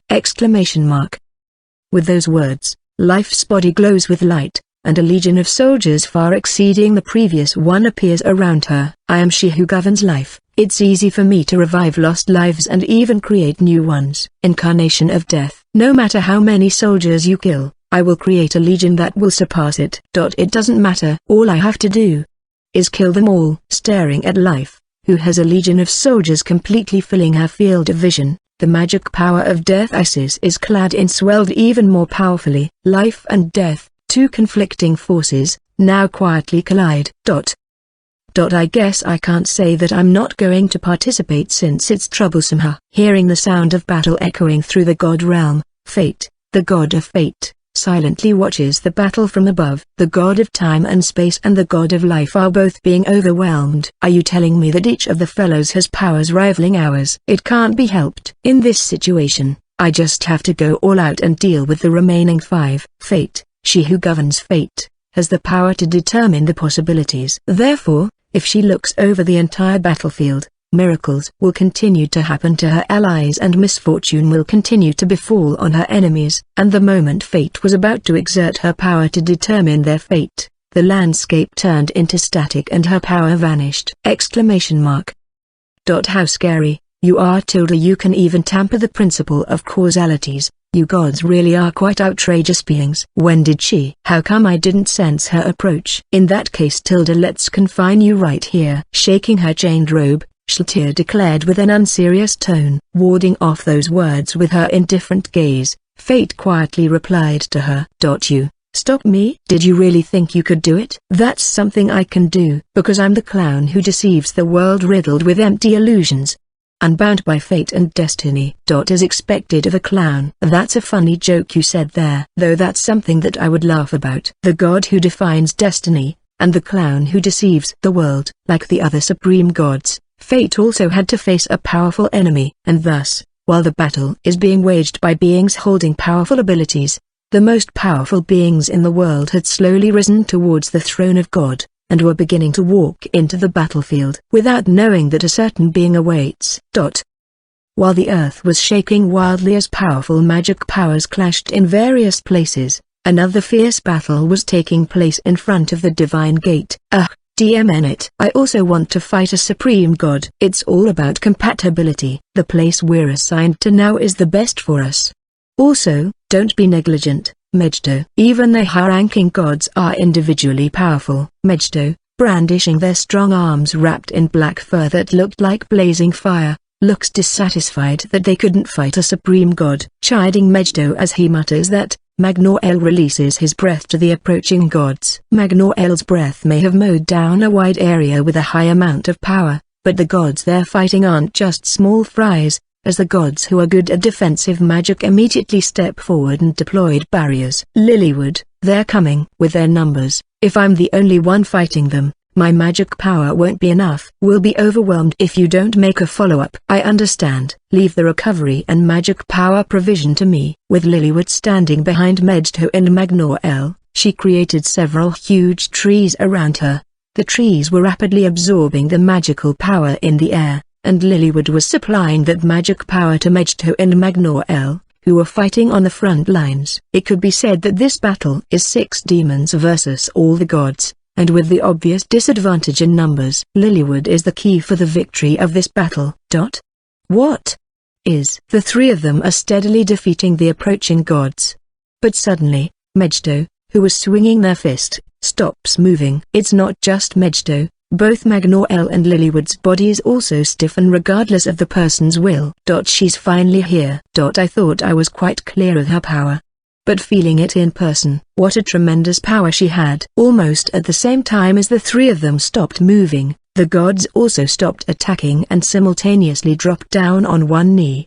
Now, in front of the invaders, in the middle of the battlefield, the pinnacle of the god realm, the world's strongest being, the creator god, Shallow has descended. She didn't confront them, but just being reflected in their eyes made them feel an absolute pressure, as if their own bodies would unconditionally surrender. The magic power she released is definitely on a different magnitude, as it covered the entire god realm in an instant, stopping the invaders from moving. This is already the end for all of you. Now that Shallow has descended, this will be the end of your life. One of the gods uttered such words. What she's saying isn't an exaggeration nor a bluff, it's just pure fact. You can say that Shallow doesn't have an ounce of emotion, and to the beings who go against her, she will be as indifferent as usual, cool-headedly dealing with them. She's a being who doesn't have a sliver of mercy at all. However, even though they were told words that were tantamount to a death sentence, the 3 demons didn't seem to be fazed at all. On the contrary,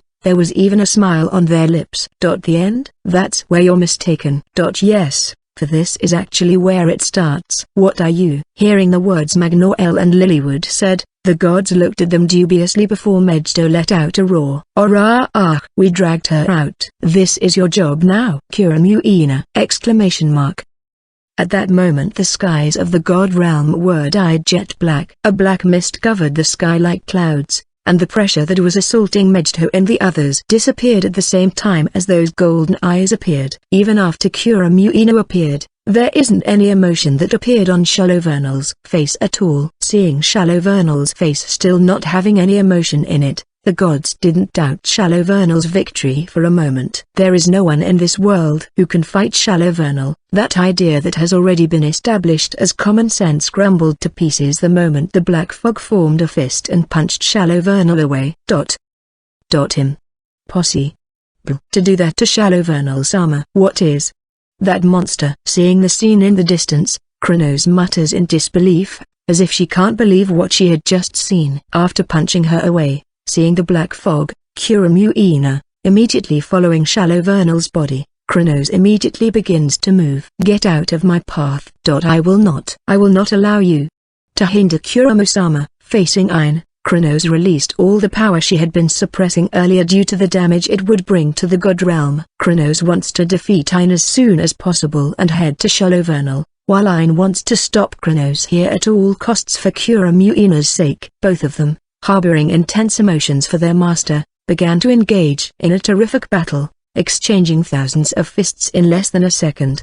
Why? How can this fellow move through my halted time? It's not strange that there are demons who can use magic that could manipulate time. Space-time magic. Among the high-ranking demons, there are indeed some capable of stopping time. However, the power of time Kronos wields isn't magic, but a god's authority granted to her by Shallow Vernal, a power that is far higher than space-time magic. It isn't possible for anyone to use space-time magic to resist the authority Kronos wields. No way, that isn't possible. No, but that would be the only reason I can think of. I don't know the reason why, but she just doesn't have the power to oppose my authority. This fellow.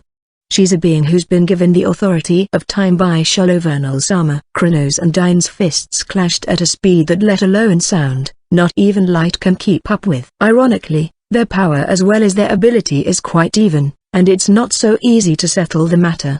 Should I use that power? No, I can't do that. I'm unable to use that power without Shallow Vernal-sama's permission. Thinking that it would be difficult to settle this matter quickly, Kronos bit her lip, but she didn't stop her attacks, continuing to fight to eliminate Ain with all her might. At the same time, Life also saw Shallow Vernal being punched away, so she began rushing to settle her own battle. This isn't the time to keep up appearances! As soon as she said that, Life extinguished the cavalry she had created, untied her hair, and opened her closed crimson eyes. Then, with leg power so strong that it distorted the space, she rapidly approached Isis and brandished her fist. Isis immediately created a huge ice shield to receive Life's fist, but Life's physical strength is on another level, blowing her shield away. Even so, she managed to regain her stance in midair and glared at Life with strong will in her eyes. Strong power. Did you get serious? I didn't want to. Physical combat is barbaric, vulgar and my least favorite way to fight. If it's possible, I'd rather not do this. But if it's for Shallow Vernal-sama's sake, I will not hesitate to use this. Yes, the true nature of the god of life, was that she was a god who specializes in physical combat. With her inexhaustible endurance, the best way of battling she had was pulverizing her opponents with strikes. However, since she loathes physical battles and considers the act barbaric, she usually creates soldiers to do the fighting. Seeing Shallow Vernal being punched away though, she gave up her fixation and got serious, intending to get rid of Isis quickly. In that case, I suppose I should also get serious. What did you say? However, for Kuramayu Ino's sake, Isis also couldn't afford to let Life pass. With her words, the bluish-white magic power she had been clad earlier became murkier, transforming into an ominous black as she created a huge magic circle. Snowfield of Death! This is a large-scale spatial barrier. With the invocation of Isis magic, the scenery around them drastically changed. A snowfield, covering the world in snow. Black snow where not even a single tree can grow. The large-scale spatial barrier. After witnessing the highest level of great magic being casted, a magic that drags the opponent into a space created by a caster, Life became even more vigilant as she started to quickly think. Even though the ground is white as snow, The snow descending from the skies was black. It doesn't seem like a space created with that sinister magic power of hers would be anything good. If it's possible, I would have liked to just crush this space. But it seems like that would be difficult. As opposed to Life, who specializes in melee combat, Isis specializes in magical combat. Being the greatest in the world when it comes to magic techniques, even a supreme god like Life would take a long time to release herself from this space. And currently, she had no time to waste. That being the case, the most logical way for her was to defeat the caster and forcibly cancel out the space. Having chosen such a means, Life kicked off the ground without hesitation and headed for Isis. On the way towards her, some black snow touched Life, but it doesn't seem to have any effect on her. However, when she was only a few steps away from Isis, Life suddenly lost her footing. Wow, this is my legs. Descending from the skies are the snow of death. If your hand touches them, your hand dies. If your foot touches them, your foot dies. However, for you to touch a large amount of snow, for the effect to finally appear, I suppose that's to be expected from a supreme god.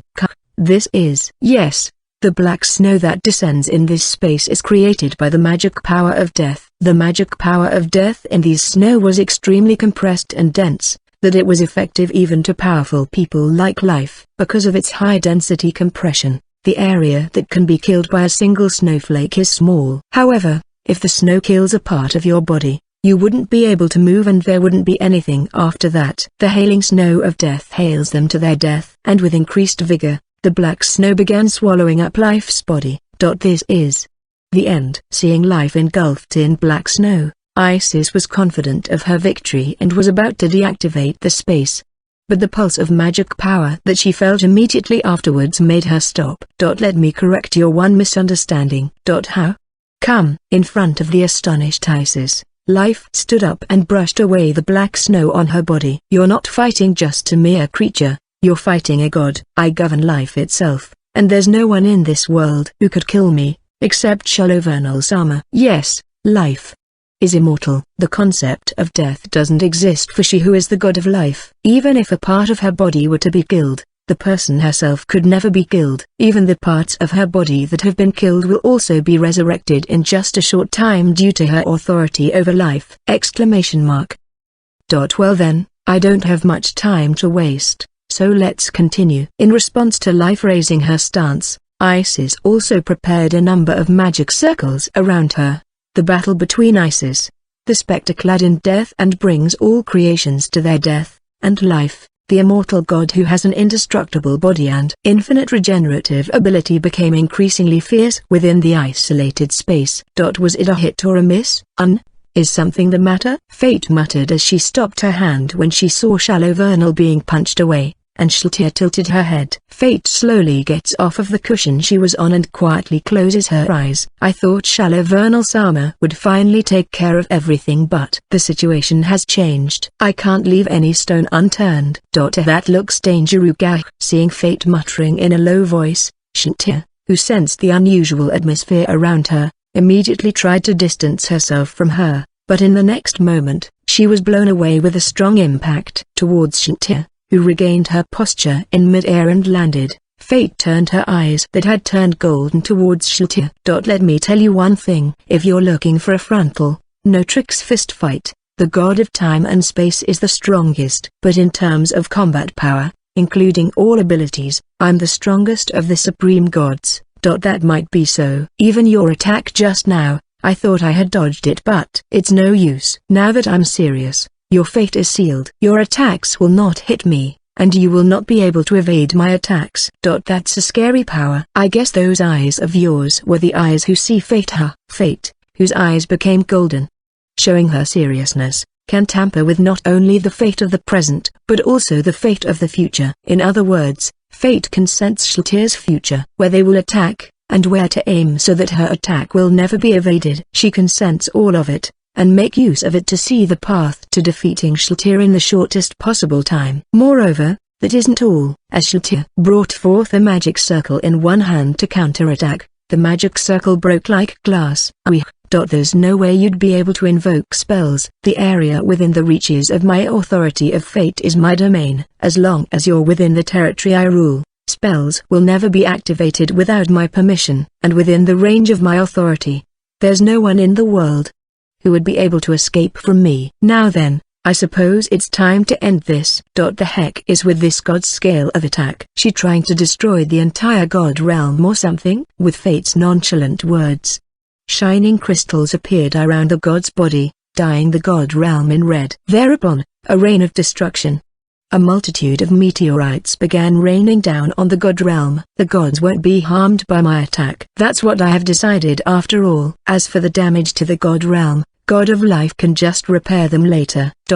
Geez, it's really tough having a serious god as an opponent. While watching Fate's overwhelming authority over everything within her domain, Shalltear's expression didn't turn grim at all. We've already expected that you're the strongest supreme god. That's the reason why I'm here. You thought you could beat me? You're really a clown. Such a future is. Can you keep this a secret? After all, this is a magic that doesn't exist in this world. Seeing the twisted smile on Shalltear's face, Fate was shaken for the first time. She should have been looking at Shalltear's fate in the future, but now, that has changed. What is this? Her fate changed? No, even so, for Fate to strangely change this way. It's as if she has become a different being. No, that's not it. There's something else inside her. Shalltear's fate, which should have been visible to her eyes just a moment ago, changed at a tremendous speed, and not only that, but an unseen power is overflowing from Shalltear's body.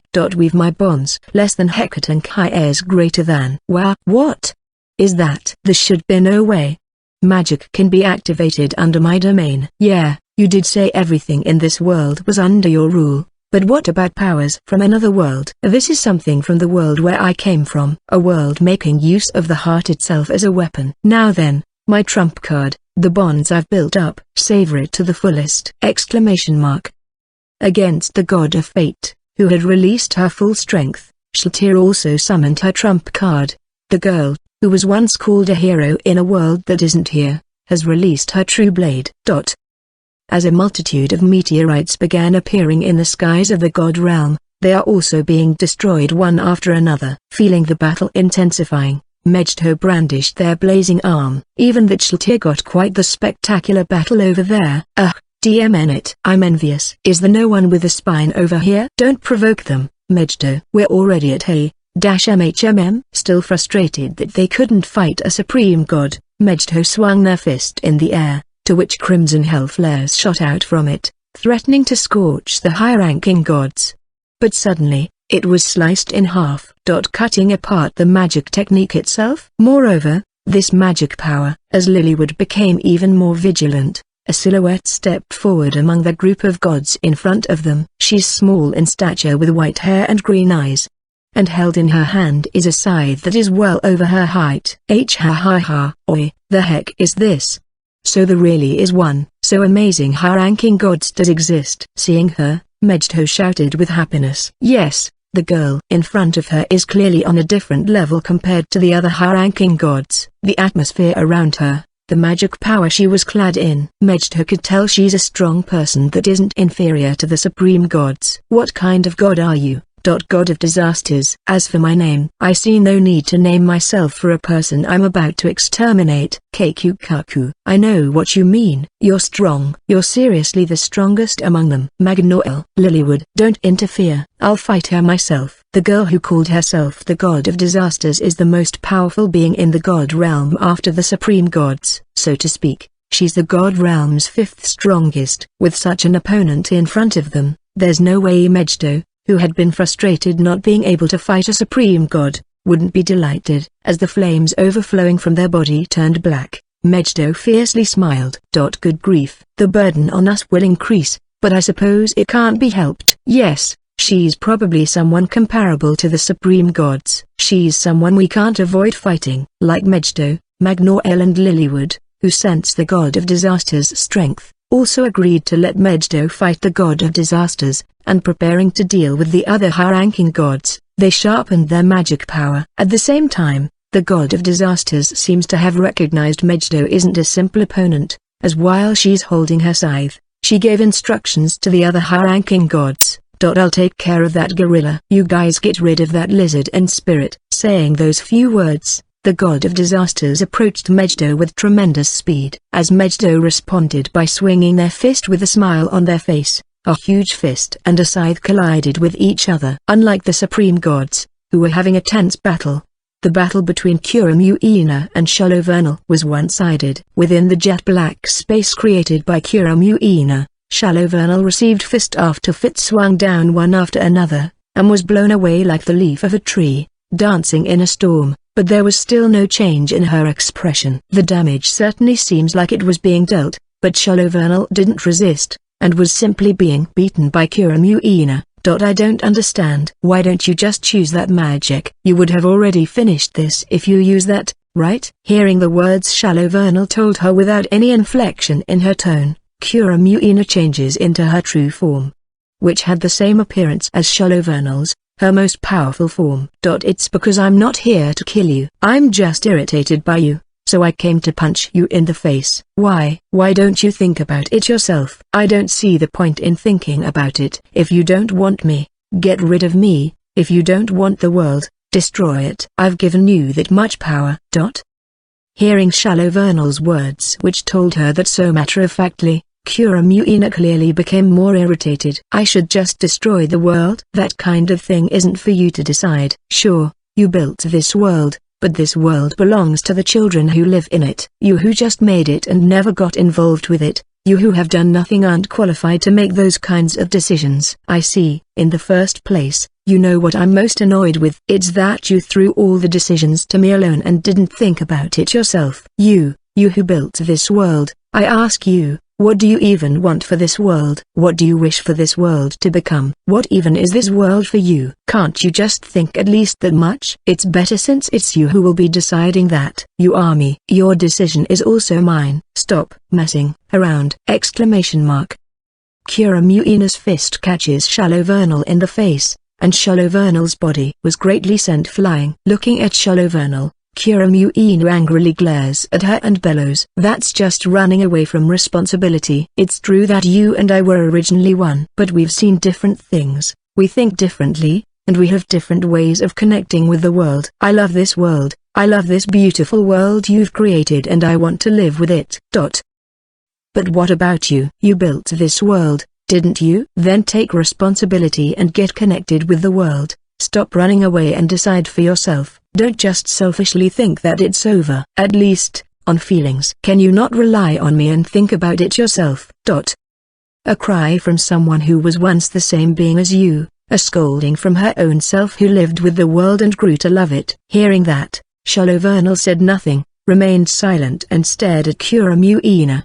And without a change in her expression, she punched Kura-Muina away. That's the first time you fought back? Why? I wonder why. I guess I just didn't want to lose. What the? So you really got a heart.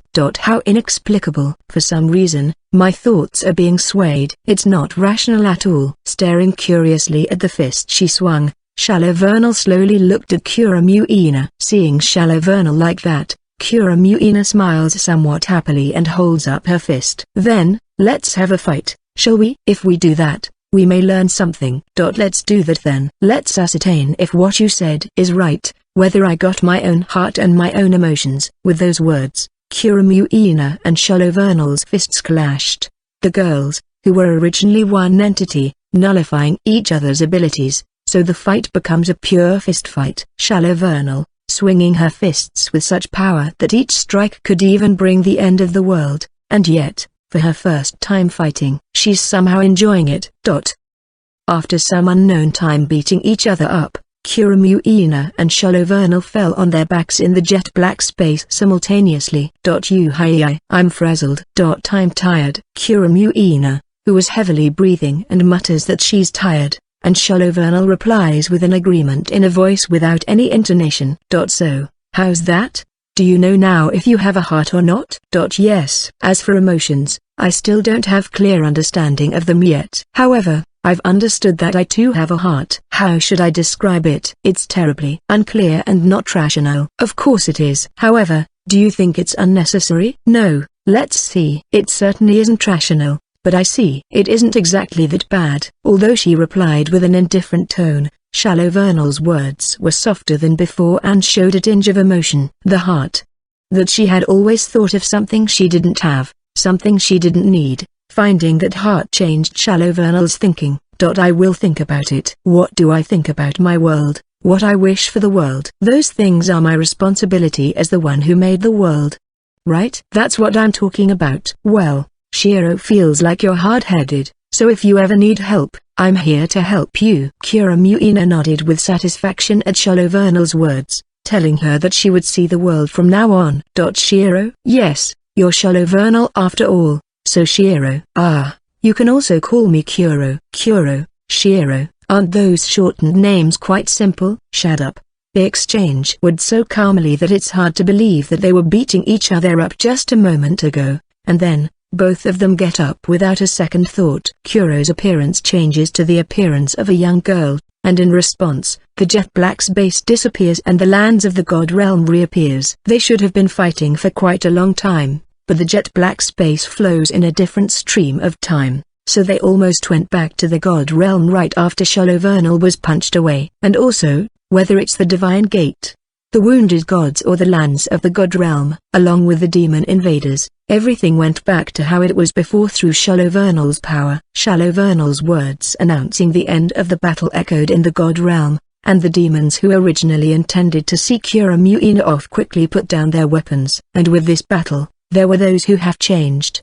Even in your dreams, don't you dare forget about this day. I'll definitely settle things with you later. I'll make it clear to you who exactly is better. I don't mind. However, don't think that you can ever hope to defeat the attendant that I am. If it's for their master's sake, attendants are beings who would transcend space or time. There's no way a being such as I would lose to a god who merely governs space and time. What in the world is with that incomprehensible theory of yours? Kronos and Ein became rivals after this battle, and even though they clashed against each other every time they met, the two of them had somewhat acknowledged each other. I personally don't want to have to fight with such a sinister opponent as you again. Prancing around, spreading death everywhere, there's a limit to how unrefined you can be. How about going through a name change and call yourself Deathbringer instead? Shut up. Useless meat. You useless meat? Why you? Life and Isis were like cats and dogs. Though they became like sisters who quarrel with each other for this and that, and even though they call each other Deathbringer and useless meat, they have started to send each other letters. Hey, tell me your name. Me? I call myself Shaltir now. I see, you're Shaltan then. I'm Fate. Nice to meet you. Anyway, Shaltan. What is it? Now that the battle is over, I have some delicious cookies with me, so how about some leisurely tea time? I will always be good for a treat. Both Fate and Shaltir originally had lax personalities, and even though they had just battled, they enjoyed tea with each other and hung out frequently afterwards, becoming something like best friends. Well Tilda, you really asked wrong. That was a great fight. Let's do this again. I don't want to see you again. SHT Gorilla. Even though the god of disasters cursed them, Mejto and her share similar tastes in food and became friends after that. But that's another story. The war that was known to the world as the war between the God Realm and the Demon Realm, the battle between the demons that would be known as the Six Kings and the gods, ended in a draw, and came to an end in the form of reconciliation, ending with the god of creation, Shallow Vernal, definitely possessing something called a heart. It's the first time I've ever been tired. After Kuramuina and the other demons returned, and after telling Kronos and the others that it was a draw, Shallow Vernal stood in her floating garden, and as she gazed at the world, she said, as she quietly stared at the world she had created, which she hadn't seen before, gazing upon the past, present, and future, a single scene suddenly caught Shallow Vernal's eyes. Looking straight at her with powerful eyes was a human male with light brown hair. I wonder who that is? Isn't that species from that god's world? They should be called humans, right? Would I be standing before this human? Will that future ever come? The future is quite uncertain, although this isn't always the case. As she mutters this, a small smile appears on Shallow Vernal's mouth. I wonder who you are? I don't even know your name yet, and your appearance looks blurry to my eyes. I still don't know whether you're alive born in this world or in a different one. However, how mysterious it is. I have this premonition that you're someone indispensable to me. I have a feeling that you will become my singularity. That scene she was looking at was replaced by reality, and in the end, the answer she kept thinking about but couldn't figure out. What does she think about the world, and what does she wish for the world? It wasn't until after 20,000 years passed that the human youth could tell her the answer to that question. I was born from half of Shiro, the god of creation, shallow vernal. I'm Shiro, but not Shiro. And just as I'm different from Shiro, there's something I've wanted since the day I was born. It's nothing special, it's very simple, so I thought I'd get it right away. When I met Ain, Lilywood, Magnoel, Isis, Megiddo, and Shaltia, I knew I was getting closer to acquiring it. I felt so happy. But somehow, I felt like it wasn't what I was really looking for. I may have been wishing for too much, and perhaps, I need to make a compromise. But the little thorn that pierced my heart is getting bigger and bigger. I've been living with this world for a while now and I really liked this world. The lives in this world, along with the sceneries that could be seen, they're slowly growing and changing. And I couldn't help but love it. When did it start though? In the demon realm, we started being called the Six Kings. I knew that Shaltia was trying to bring order to the demon realm, and I wanted to help her. That's why, when Shaltia asked me to be one of the symbols of the demon realm, clearly understanding what it meant, I agreed. However, when it came to the point where people around me started calling me only as the Underworld King Sama, it somehow felt more unpleasant than I expected. It was like they were telling me that I'm a superior being, and every time they called me that, I felt some pain in my chest. That's when I realized what I really wished for. I love the world. I never thought of anyone as inferior, thinking that we were all equals, and I treated them as such. However, no one is looking at me as their equal. No one is standing right next to my side. I have a family that I love, but they were treating me like I'm the best in the world. I've also got my baby birds. But in the end, all of them were bowing down their heads. Why? For what reason? I just want someone to be next to me. You don't have to have the same strength as I do. Just don't look at me as a superior, and just laugh with me by my side. That is all that I wanted. I want someone that treats me as an equal, someone who stands next to me. And when I finally became aware of what that wish means, it really became more painful than ever before. Shiro is different. Shiro is me, and I am Shiro, so I don't treat her as another being different from me. That small distress of mine was first noticed by Shaltia. Kuro-san, I can somewhat get what you're troubled about. Shaltia. That's right. If it's Shaltia, I'm sorry. That's definitely impossible for me. I am not the being that you're wishing to find.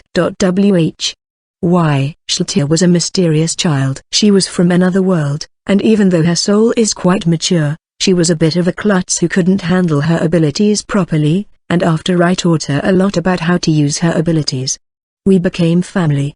Maybe it's because I have a decent amount of power. Once I clearly recognized you as my superior in my mind, I won't be able to see myself as your equal anymore. However, that's something that even if you think so, it doesn't erase the perception in my mind that I'm inferior to Kuro-san. Of course, no matter how much you ask, I could act as your equal as many times as you want. However, if I were to do that, I'm sure that you would be hurt even more than this. Those words coldly pierced my heart. I know Shaltia didn't mean to hurt when she said it like that. I know she only said it out of concern for me. However, it's as if she's telling me that there wouldn't be anyone who can truly be equal to me. No one is going to come and treat me as their equal without regard to my mighty power. That's what I feel she's saying. However, but still, it isn't that bad, right? I already have my important family with me, and I'm always feeling happy. There's no need for me to wish for more. Isn't what I thought. If I could just be happy with what I have now, that should be. After a really long time passed, there are more children around me than ever before. My precious family, my beloved baby birds. They should have been enough for me, and yet, I still couldn't give up on my wish. Whenever I find a baby bird that resembles my former self, I can't help but think this time in the back of my mind. I've been thinking that if I raise a baby bird that resembles my old self, they will be able to stand next to me. But that never came true. I'm supposed to be happier when I'm surrounded by even more of my beloved children. But for some reason, it feels cold and painful, as if there was no one near me all along. The more I loved the child, the more I tried to think of them as my happiness. However, I feel colder and colder as the depths of my heart froze from despair. And now, in front of me, Another one of my beloved baby birds stood with her dark wings outstretched. She saw the sad expression I sometimes wore and misinterpreted it. Kuramo-sama, you are the one who should be on top of the world. Not those gods in the god realm, but you. Via. I am the one who should truly be on top of the world. Isn't that shallow vernal, but you. I know we will make sure that your great name will be known as the supreme ruler of the world. You're mistaken. That kind of thing isn't my wish! What she said was the farthest thing from what I could hope for. The supreme ruler of the world? If I were to become that, I know that I truly wouldn't achieve my wish. So, what's the point? I may have been storing up lots of pain without realizing it. As before I realized it, my magic power was leaking out of my body, and a lot of my children collapsed before my magic power. Kuramo-sama, I'm sorry, Via. But that's no good. You can't trouble the other children, understand? You don't have to do something like that. However, all I was just a hindrance for you, bringing gloominess on your face. I'm sorry, but it's really nothing. It's not something Via should care about. I still regret that moment. If only I had been honest with her and told Via what I wanted, telling her that it wasn't what I wanted. If only Via hadn't called herself the Demon Lord and invaded the human realm. After that incident with Via, I've decided to give up on my wish. If I kept on showing gloominess on my face, some of the children might misunderstand it, just like Via. I was forced to keep smiling, even if it meant I was forcing myself to do so. That's right, I love this world. That feeling of mine isn't false. That's why, it's okay. Even if I don't have anyone by my side, my beloved children are still around me. Yes, I thought that I had given up, and I thought there wasn't any hint of my wish in my mind at all. Festival of Heroes, the world's biggest festival held once a decade, where people from Hikari's homeworld are invited to play the role of hero. It wasn't long after that my wish started to come out of my mind again. The children who play the role of hero. I like otherworlders, as they're people who don't know about me. The times when I hid my identity and approached them is when I felt the greatest joy. I felt that they were talking to me as their equal. I was so happy at that moment, filled with happiness. However, once they understand a lot about the world, once they find out who I am, and once they saw my power, all of them also fell down on their knees. The time filled with happiness while I talked with them before became the reason why it became impossibly painful for me. The time filled with happiness and the painful thoughts. As I repeatedly felt this over and over again, my wish had grown to the point where I couldn't control it. I want to talk to the otherworlder children longer and hear them speak to me equally more. However, the children who play the role of heroes are so busy that I can only have a few conversations with them while keeping my identity hidden. In the end, the desire to not give up even a little bit drove me to do such a thing. I tinkered the hero summoning magic circle so that it would summon multiple otherworlders. I figured that if I did that, I could talk to everyone except for the child who played the role of hero even longer. I ended up troubling Shaltia when I decided to do so. But I thought that this would be the last time I'm doing this. This is the last time, and after this, I would throw away this wish of mine that won't be achieved. Putting the wish hidden behind the depths of my heart within my magic power, I let the summoning a magic circle run amok. And then that's when I met you. In the beginning, I didn't have any special feelings for you. I was just thinking of raising you for your sake. However, you're a really different child. All the children who play the role of hero I've talked with so far, every time I show them a bit of my power, little by little, they've become afraid of me. However, you're not like them at all, always greeting me in the same way. And then, you easily surpassed my imagination. When I found out that Shiro, the other me, was interested in you, I was surprised. Because the only people Shiro has ever been interested in are Shaltia and Hikari-chan. If you've gained Shiro's interest, if you're not afraid of standing before her, I thought that maybe that's why I decided to tell you my true identity. I may have acted like I didn't really care about your reaction, but I was really afraid. I was afraid that after you found out who I was, you'd leave me and all the fun and happiness I felt in the days you're here would disappear. When I went to Lilia-chan's house, I felt like my heart was about to be torn apart until you spoke to me. I shuddered at the thought of you speaking to me in a respectful manner and apologized for your previous rudeness. Kuro, so you're actually the underworld king, huh? Hearing the slightly amazed tone in your voice, I was so happy that I almost cried. Even after knowing who I was, you still spoke to me as an equal. I felt happy, felt so happy that I can't contain myself. I mean, I've never seen one like you before. Not a single child has ever. The Underworld King certainly felt different from what I had imagined. No child has ever told me that before. There isn't anyone who treated me like that. Since then, I think that's when I started to have strong feelings for you. I've enjoyed talking to you more than ever, and seeing you smile makes me happy too. For the first time, I felt the feeling of love because of you. However, as my feelings for you grew, something that has been greatly weighing on my mind appeared. When the Festival of Heroes ends, you will return to the world you came from, and you will disappear from my life. I know. I also heard that you have important people in your former world, and an uncle and aunt who have been taking care of you. If I think about you, I must give up these feelings. You would return back to your own world. That's why I've become too used to lying to myself over the years. The truth is that I was just scared. I felt that if I let these growing feelings of mine for you come out into the open, I will never be able to turn back to how I used to be. I feel like I wouldn't be able to live without you anymore. And that's something I can't help but fear. I wish I could have walked away from you once I realized that, but I was too happy to spend my time with you that I couldn't bear for us to part. And with every step you took, I can definitely feel you getting closer and closer to me. When you held out the golden fruit to me, my heart greatly trembled. I was so happy, unbearably happy. However, if I were to receive it, I would already. That's why I rejected you with all my might, and with all my heart, putting in my killing intent. I can't get away from you, so I asked you to get away from me. Of course, I didn't really want to kill you, nor did I want to hurt you. I had a firm grasp on your sympathy magic, so little by little, to bring out the fear hidden within your heart, I increased my killing intent. But, however, you are, Kuro. Thank you for everything. However, you still didn't let me go away. You won't let go of my heart, and for the first time, I was defeated. You may have received help from the other members of the Six Kings,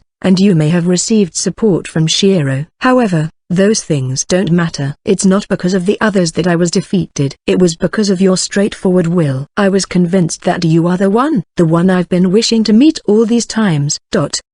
I thanked Kaito-kun again for listening to this long story of mine. Since it was already late at night, Kaito-kun started getting ready for bed and I'm going to leave, is what he thought, but I actually pretended to leave and actually stayed hidden somewhere nearby. After Kaito-kun went to bed, I came back to his room and crawled into the blanket where Kaito-kun sleeps. Perfectly sticking my body against his, I closed my eyes, feeling the warmth of Kaito-kun's body heat all over my body. The feeling of happiness and his comfortable warmth. I bury my face in my beloved Kaito-kun's chest, feeling the happiness that surrounds my whole body. Kaito-kun, I love you, I really love you. What you will do after the Festival of Heroes isn't something I will ask, because either way, it doesn't matter anymore for me. I will be glad if you stay here with me, but if you go back to your previous world, I'll be there with you. Even if I have to leave this world I've always loved, I still want to walk towards the future with you by my side. As I was dozingly waking up from my sleep, but I stiffened. Something strange. There's something different compared to the previous times I've woken up. I mean, why is Kuro clinging onto my clothes while sleeping with me? Wait a moment, let's get the situation straight. I told Kuro how I felt about her last night, and we became lovers. Until that point, I was really happy. The problem is that after that long talk, I found Kuro, who should have gone home, was under my covers when I woke up in the morning. It just doesn't make any sense. Kuro is sleeping peacefully while clinging onto my clothes, but doesn't she look a bit too cute while sleeping? Along with her originally cherubic face, she looks so cute while sleeping that she looks like a fairy, and moreover, what she's wearing is only what seems to oversized t-shirt.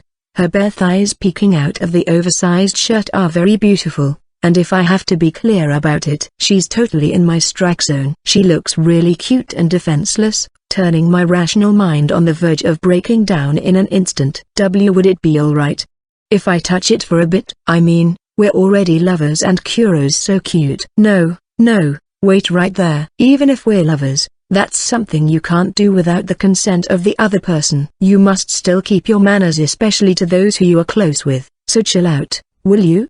K Kuro, it's morning already. F 5 months more. Isn't that too long? As if she's feeling ticklish, Kuro moves her body and says that while half asleep, or rather, 5 months. Are you sure you're not talking about 5 minutes? Perhaps, it's just me who finds 5 months too long as a human being. Gently shaking Kuro's body again, she slowly turns to me, her eyes half opened. Now it's Kaito-kun tilde! Exclamation mark.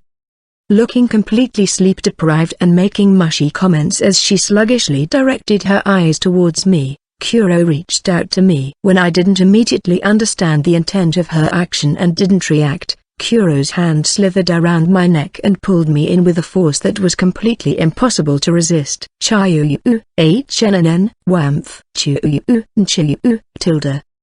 Kuro's lips met mine, and she continued to kiss me again and again. 1 minute, she's nibbling on my upper lip as if she's play-biting it. But the next moment, I felt her soft tongue enter my mouth. A sensation so sweet, so soft, filling me with so much happiness that it almost feels like I'm going to melt from within the core of my head, takes over my entire body from my lips and my face turns red as if I'm about to explode. As I lost myself in the momentary, yet seemingly eternal act that feels so sensual that it throws off my sense of time, Kuro's half-open eyes gradually opened and she slowly pulled away from me. I felt that it's quite a shame when our lips parted ways, but I think it can't be helped. I'm a young man too, and I can't resist it if I'm being kissed by someone I love. Kaito-kun, good morning tilde. Good morning. You somehow look really happy. Is that so? I don't really know what you're talking about. Kuro seemed to be fully awakened as she cutely tilted her head at me. But just seeing her do that made me quite agitated. It's not that I have done anything wrong, but I can't calm down at all. How should I say this? It makes me realize once again how low my relationship experience is. Also, Kuro, stop tilting your head in that baggy shirt. They're going to slip off your shoulder. Anyway, I decided to change the subject, though somewhat forcefully, because I knew it wouldn't be good to continue like this. Rather than that, Kuro, are you bad with mornings? It's been a while since I slept, so I don't really know. Come to think of it, I think I heard something like this before. It seems that for a high-ranking demon like Kuro, eating and sleeping isn't a necessity, but rather, a hobby. It's been a while, you say. Since when have you last slept? I think this should be the first time in 6,000 years. As expected of a demon that's at least 20,000 years old. She's really on a different level. Kaito-kun's arm feels so warm and makes me feel so happy. So without realizing it, I fell asleep. Why are you blushing while saying those kinds of lines? Could you please cut that out? My reasoning is about to be obliterated here. You know, I'm already pretty close to death, you know. Feeling embarrassed and itchy as if my head was about to let out steam, Kuro clapped her hands as if she suddenly remembered something. That's right. We're going to have our date today, right? I have to go home and get dressed up. I'll be back in a moment. Roger that. Kuro hurriedly announced that she would return once to get ready for our date, and I thought she was going to go home. But just as she activated her teleportation magic, she erased the magic circle and turned to me with a smile. I almost forgot. Kaito-kun, get close a bit more. What is it? Leaning my head close to Kuro, who beckoned me to come up to her, she grabbed my clothes and raised her small body by leaning on her toes, putting her lips on my cheek. I still didn't give you my good morning kiss yet. No, you just don't remember it. But you did it a while ago. However, such comments didn't come out of my mouth. As I looked at Kuro's shy, bashful smile, just feeling the heat gather on my face. Well then, I'll see you later. Thereupon, Kuro cutely waved her hand and left with a really happy smile. Seeing her leave, I just blankly stared at where she disappeared, putting my hand on the cheek she kissed. We're going to have to meet up with each other again to start our date, so I came to the Fountain Plaza where I met up with Kuro. Come to think of it, this is where I first met Kuro. At that time, I felt really confused about suddenly being brought to another world, so I never thought I would have any room in my heart. However, I've made progress with Kuro, and we're now lovers.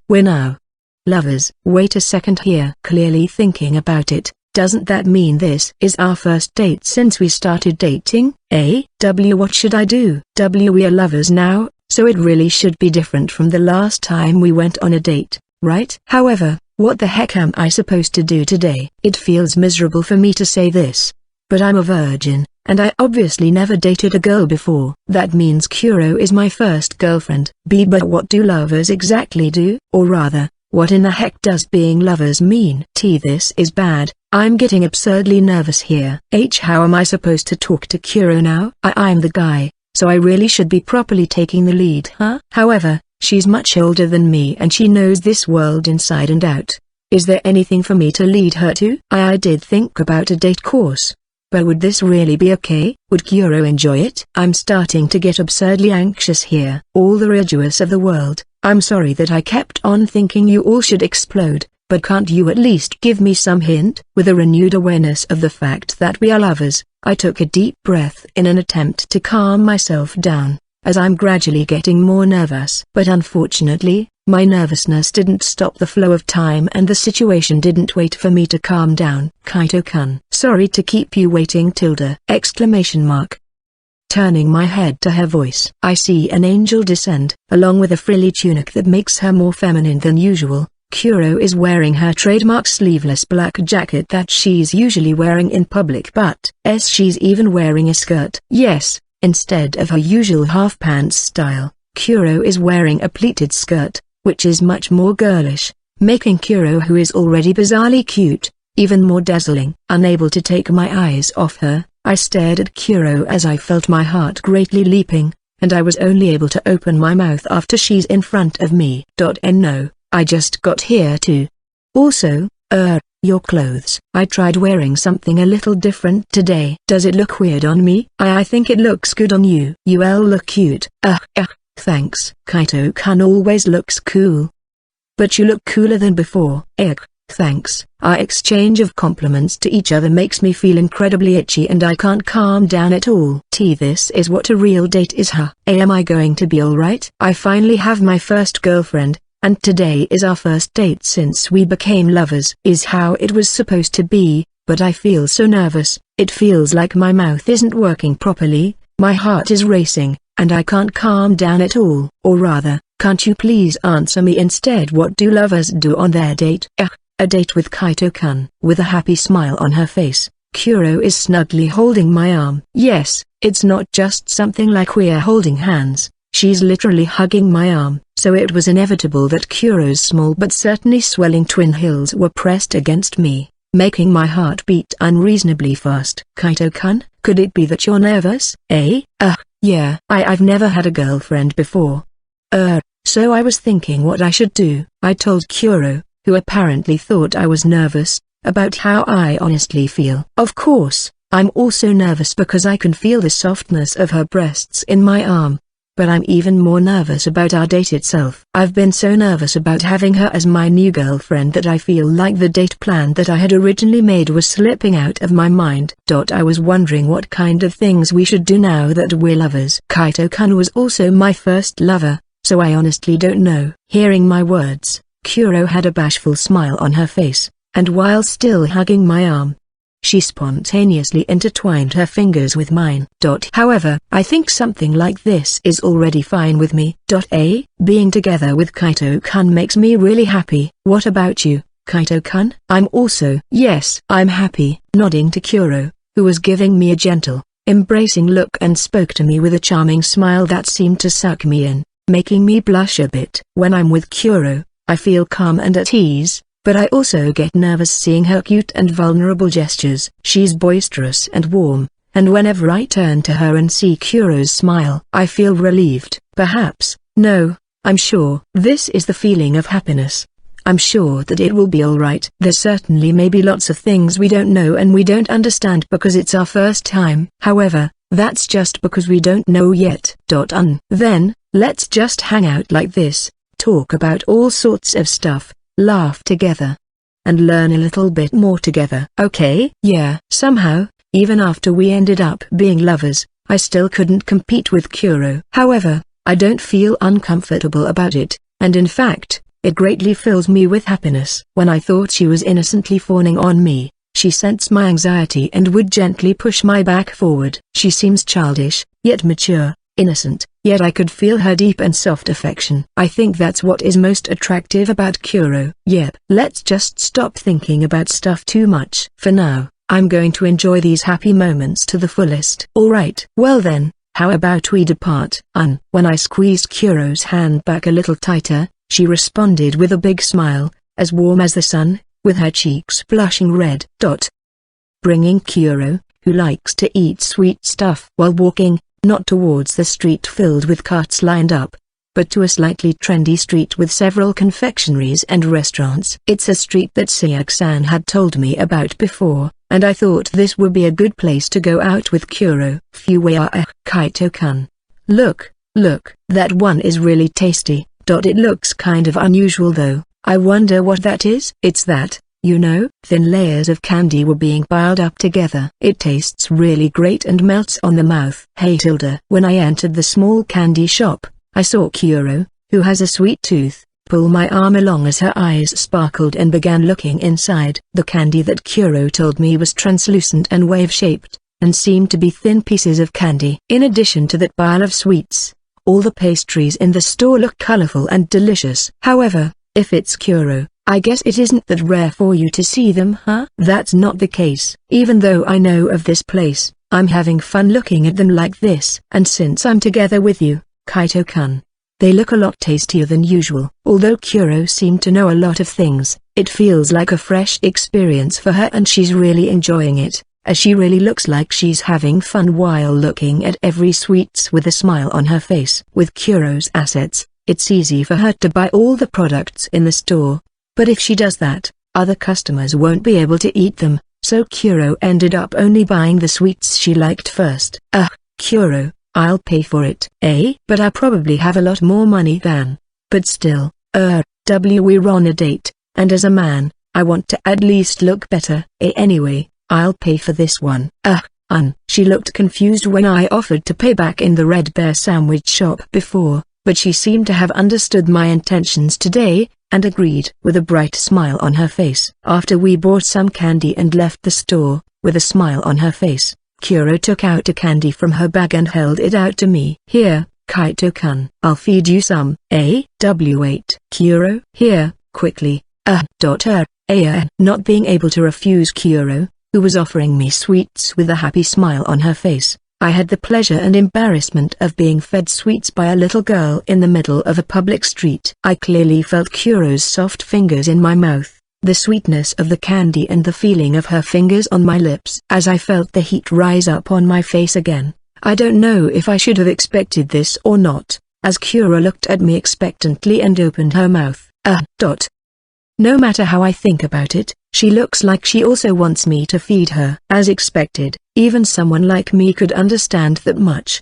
How should I say this? To be honest, rather than having her feed me, I'm feeling more nervous feeding her instead. Feeling my hands slightly trembling and the sound of my gulp being awfully loud, I take a candy out of the bag and bring it to Kuro's small mouth. Warm! And then, Kuro ate it far more vigorously than I thought she would, as I felt my fingers, all the way to the first joint, go inside Kuro's mouth. Feeling the moist, yet warm sensation on my fingertips, I felt shivers spread from my fingertips to my entire body. Feeling that so-called hair-raising experience, I slowly tried to pull my finger out of Kuro's mouth. The moment my finger leaves her mouth, Kuro gives my fingertips one final lick, as if she didn't want my fingers to leave her mouth. Feeling as if I had just been struck on my head with a hammer, I turned to Kuro with a face that looked like it was about to release steam, only to see her looking slightly embarrassed as her cheeks were dyed red while she stared into my eyes. It tastes better than when I eat them myself. Is that so? We still have lots here, so let's take turns feeding each other. We still have lots there. Is that so? Indeed. They look small individually, and we bought quite an amount. So if I'm going to roughly estimate it, there were still at least 10 candies in the bag. This means that I'll still have to experience this heavenly feeling and hellish embarrassment at least 5 times from now on. Most importantly, Kuro may have a recognition inhibition magic, but I don't have it. And we're doing this in a pretty big and busy street. What the heck is this shame play? Escaping from the situation where I was being subjected to a very sweet, yet one-sided shame play, I continued eating with Kuro. I've been thinking about various plans for today, but I figured if I was going to go out with Kuro, it would be better if we don't go to a formal restaurant, and instead, we could have fun together when we go eating while walking around street stalls. Kaito-kun. Look, they're selling impact fruits over there. What the heck is with that dangerous sounding name? Hearing the name of something that sounds like it would attack me with shockwaves if I touch it, I looked at the one Kuro was pointing at, and there was a beautiful blue circular fruit being sold. Around the stall selling this impact fruit, people who seemed to be customers were swinging hammers at the impact fruit. What the heck are they doing? That's scary. It's a very hard fruit, but the stronger the strike you deal towards it, the more tender and tasty it becomes. Hey I see. So that's why everyone is hitting it with a hammer. In short, it seems to be a fruit that you can eat if you give it impact. I don't know if I should say that it's to be expected from another world or not, but that's an interesting food. I was a little curious, so I tried buying it, but it was really hard like a cannonball, and although I expected it was hard, holding it now makes me doubt if this fruit could even be eaten at all. So I just hit this with a hammer? You don't need to. The stall seems to be lending out hammers, so I thought I'd follow the others and use the hammer to make the impact fruit softer. But Kuro brightly smiled and took the fruit from my hand. Thereupon, Kuro brings her other hand next to the fruit, and after bringing her middle finger next to her thumb. Exclamation mark. Immediately afterwards, something that sounded like a gunshot rang out. That just now. Was that a finger flick? The level of impact sounded really different from what a finger flick was supposed to do though. Thereupon, Kuro hands over the impact fruit to surprise me. Here, it's probably soft enough to break down on your hands. Amazing. Or rather, it made a really amazing sound just now. I thought the fruit would be torn apart to pieces. I made sure to properly control my strength, so it's alright. Even that explosion-sounding finger flick was her controlling her strength. Kuro's really amazing. And thus, when I picked up the impact fruit that was handed to me, it was indeed soft like jiggly mochi, unlike the time when I was holding it earlier. When I tore it into pieces with my hands at Kuro's urging, I found that it tasted like a mochi or a manju in terms of texture, but tasted like a light fruit just like pears. It feels like I'm eating a pear-flavored mochi, but combined with its refreshing texture, it tastes quite delicious. Indeed, it's quite unusual, but it's delicious. Right, isn't it delicious? Kaito-kun, don't move for a bit. As I was savoring the refreshing sensation of the juice seeping out of the fruit, even though it has a texture like a mochi, Kuro seemed to have noticed something and told me not to move, and when I tilted my head, she put her hand on my shoulder, and leaning her body forward, she gave me a lick on my cheek. Wow, you've got fruit juice on your cheek. What the heck is with this dreamlike situation? My thoughts can't catch up with the situation for a moment, or rather, the feeling of being licked is so vivid on my cheek that I can't look at Kuro's face properly. I somehow feel like steam would literally come out of my ears today.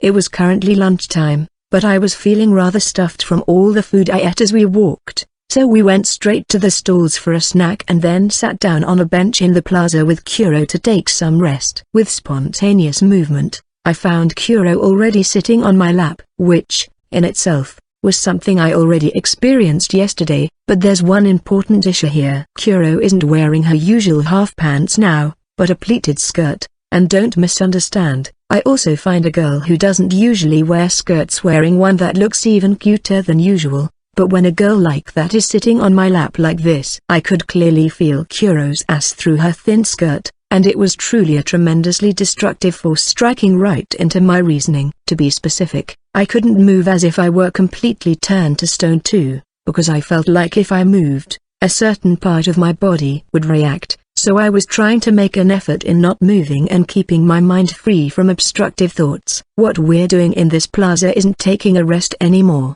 but an endurance battle that challenges the limits of my mind, and just as I desperately try to endure it, Kuro pursued even further. Today was really fun. When I'm with Kaito-kun, Even the things I see all the time seem to be shining. It makes me feel really happy. I'm also having a lot of fun with Kuro by my side. If she tells me such a thing with a very cute smile on her face, it feels like my faint sense of reason I have left would be torn off right now.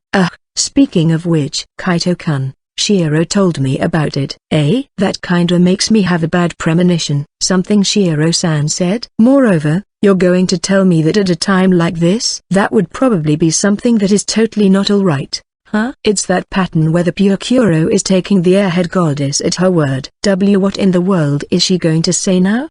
I'm already at the limits of my reasoning here, so I'd like it if you don't make too many dangerous statements. She said that the goal of a date is the hotel. So, I made sure to tell Aine that I'm going to stay for the night. Wow, as I thought, I knew it was something like that. Or rather, Shiro-san, didn't I tell you last time that you were completely wrong with that perception? Why are you still spreading it then? Kuro? Do you even know what you're talking about? What I'm talking about, doesn't that just mean I'm going to stay in the night together with Kaito-kun? I thought that perhaps, it's because she's not familiar with the romantic side of things, but I knew that Kuro didn't know what it meant. She was probably imagining something wholesome like a normal sleepover. I need to clear up this misunderstanding as soon as possible. Kuro, when someone speaks about staying together in a hotel, in short, it holds the same implication as bringing someone to an inn. If I avoid directly talking about it and telling about it in a roundabout way, even though Kuro isn't familiar with the romantic side of things, she has lived for a long time, as when I told her that, she immediately grasps the meaning and blushes. And then, she shyly begins to fidget, and the movement of her butt clearly transmits their luscious feeling right directly towards my lap. Is that so? I didn't know at all. What should I do? Kuro is just too cute. Seeing her acting bashful isn't something I usually see. But it was so cute that it's so cute that it could even kill people. And the gesture of her index fingers touching each other in front of her breasts makes me gulp the saliva in my throat. And the reasoning in my mind is already about to disappear like flickering lights. I thought that it would be really bad to continue with this conversation, so I was about to speak and change the subject, but Kuro won't let me off the hook. However, if it's with Kaito-kun, doing it with Kaito-kun is fine with me, you know. Kaito-kun?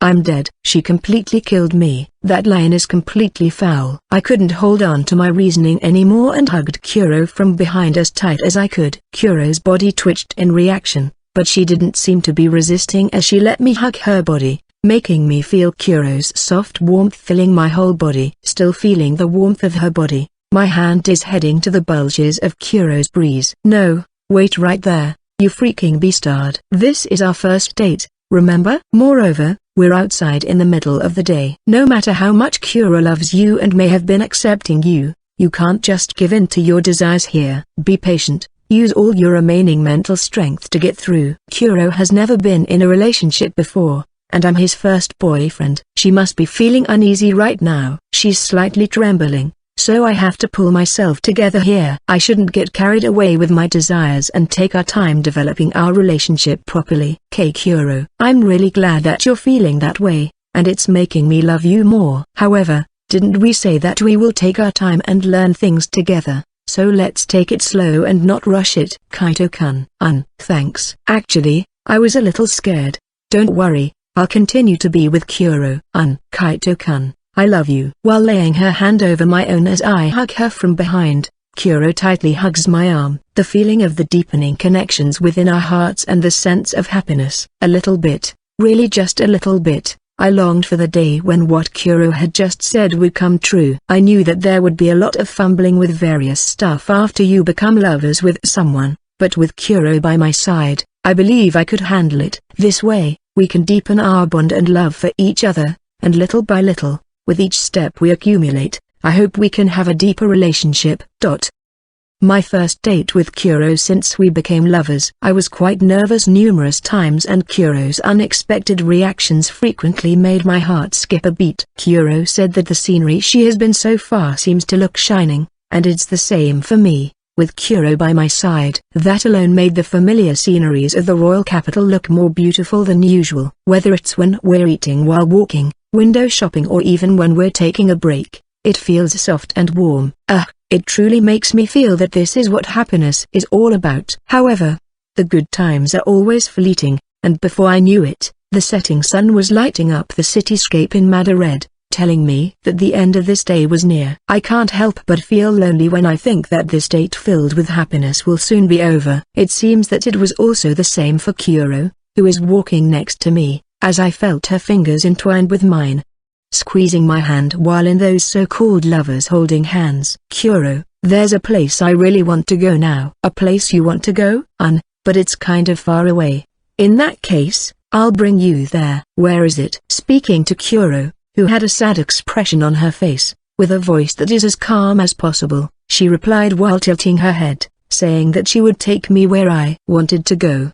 I want to go to that riverbank where Kuro and I had barbecued before, if that's okay with you. It's fine with me, but even if you go at this time, the light trees won't shine. You know, it's certainly a shame that we can't see those glowing trees. The light tree that we saw before, as they're apparently storing magic power and is only glowing once every month, but it's not really the light tree that I'm after this time. Yeah, it's fine. Can I ask you that?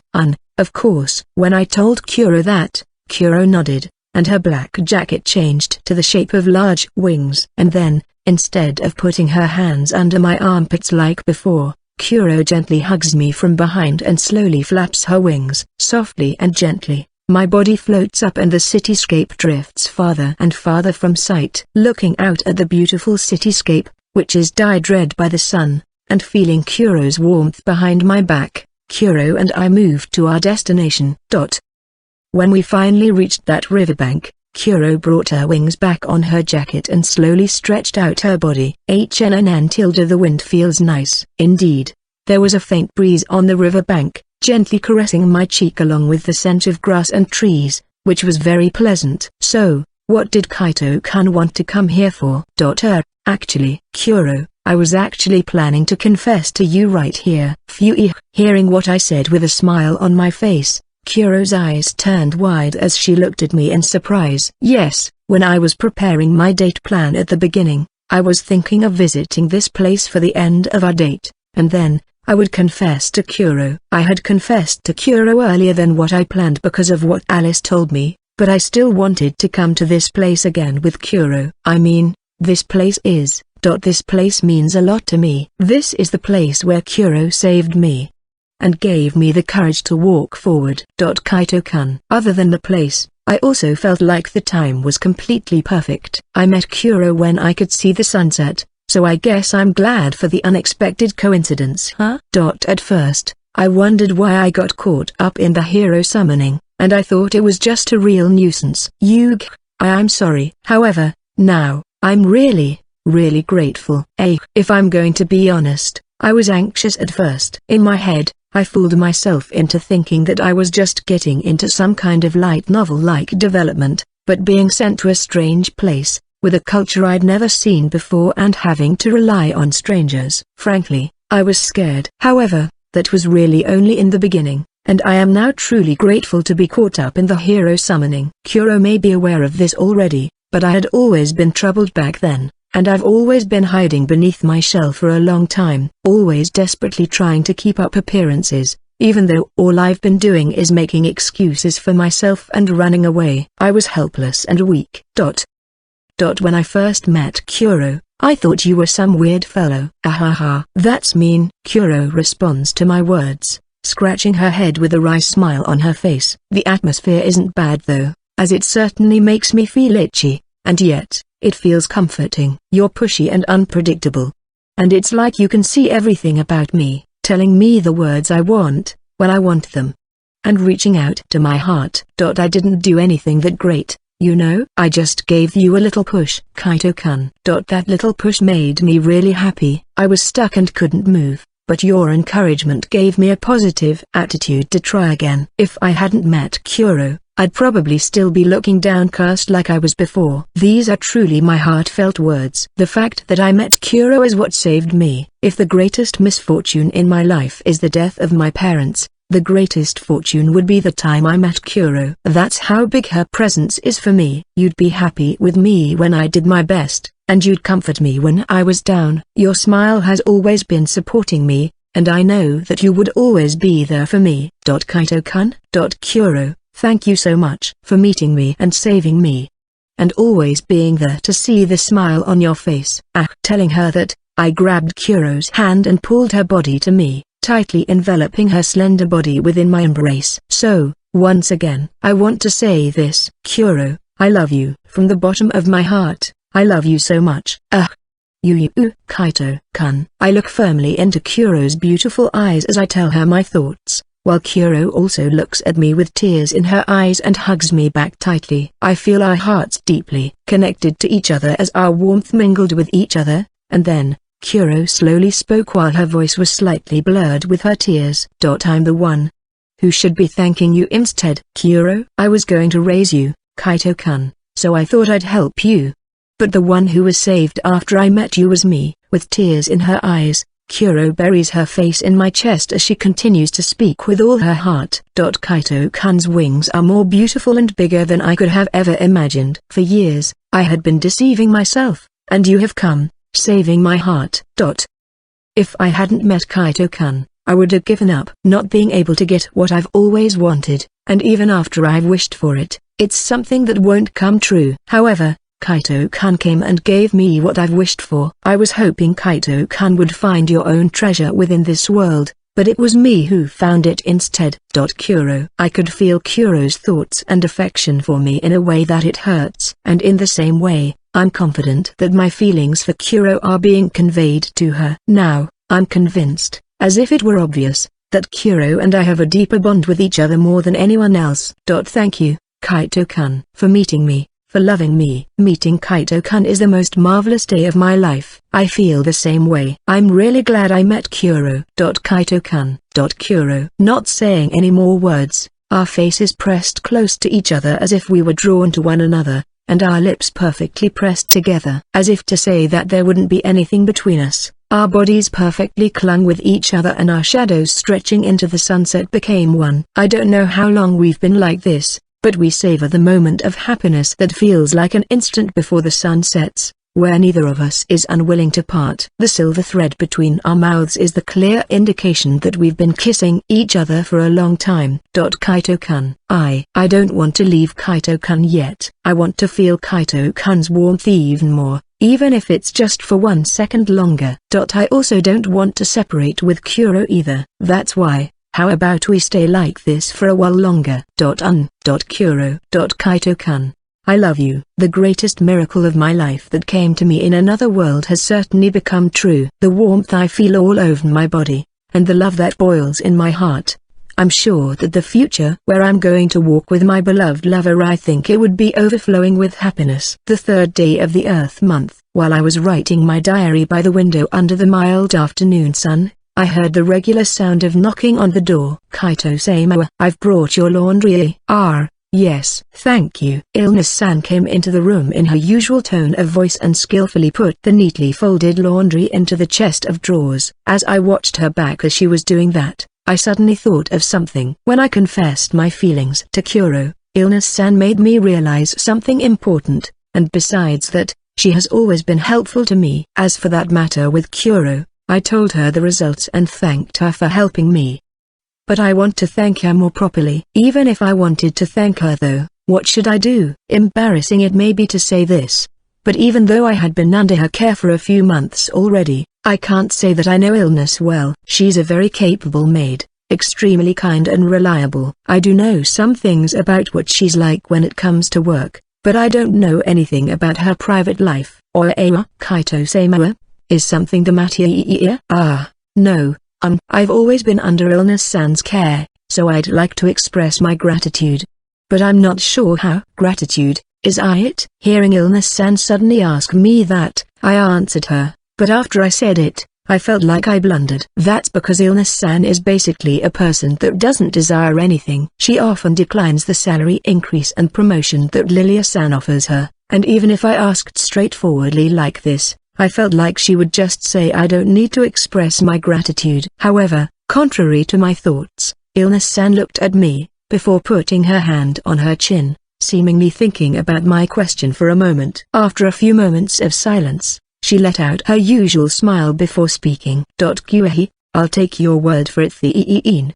Do you mind if I request one thing? You'd like to request something? Yes, if it's something I can do. Well, if you'll excuse me, I would have the day off tomorrow and I'm planning to go out for a little shopping. So, if you don't mind, Kaito-sama, would you accompany me on that shopping trip?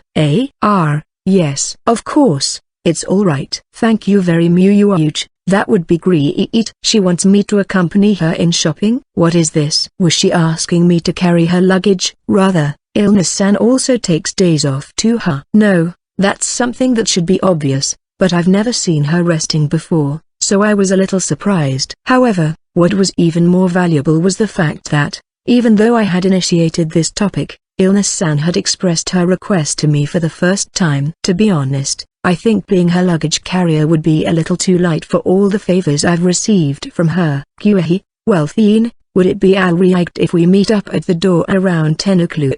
Yes, you can count on me. I'm looking forward to it. Saying this, Illness-san gave a beautiful bow before leaving the room. It was a little different from what I had imagined. But at any rate, I would now be able to express my gratitude to Illness-san for the care she gave for me. I don't know what Illness-san was planning to buy, but I'm looking forward to going out with Illness-san. The appointed time was 10 o'clock, but I couldn't keep Illness-san waiting, so I went to the entrance 15 minutes before our appointment and waited. Thereupon, seemingly intending to come early too, Illness-san arrived 10 minutes before our appointment and called out to me. My apologies.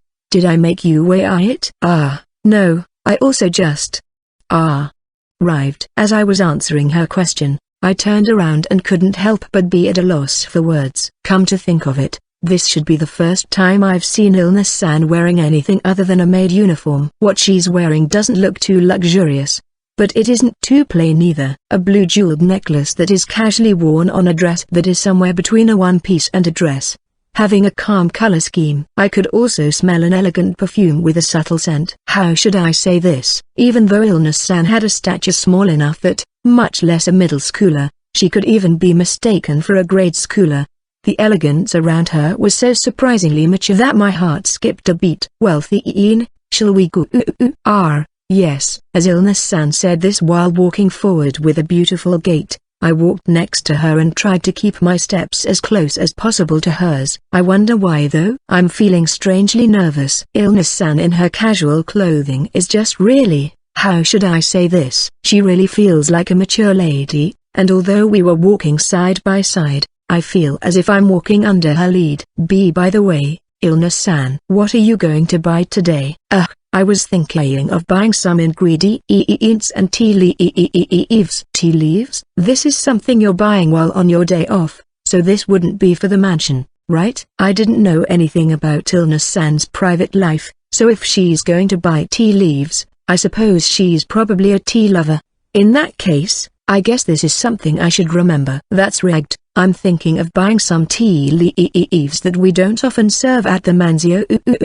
Are those tea leaves rare? No, that isn't really the case. It's just that they might not be suitable for the Albert Ducky. I'm not that familiar with tea, so I don't really understand what Illness-san meant and could only tilt my head. Thereupon, after glancing at me, Illness-san gave me a small smile and explained. My lady is a duchess after all, so the tea leaves should also be high quality. Though I said that the brand name varies somewhat depending on which part of residence it was. Simply put, there are some teas that my lady doesn't like, while there are also some teas that doesn't match the sweets being served at the same time. I see. The tea leaves we're buying today also go well with certain sweets, but they don't go well with cookies, so we don't keep them in the mansion. Now that she mentioned it, I think that certainly makes sense. The head of the mansion is Lilia-san, so the tea leaves should always be prepared according to her taste. Come to think of it,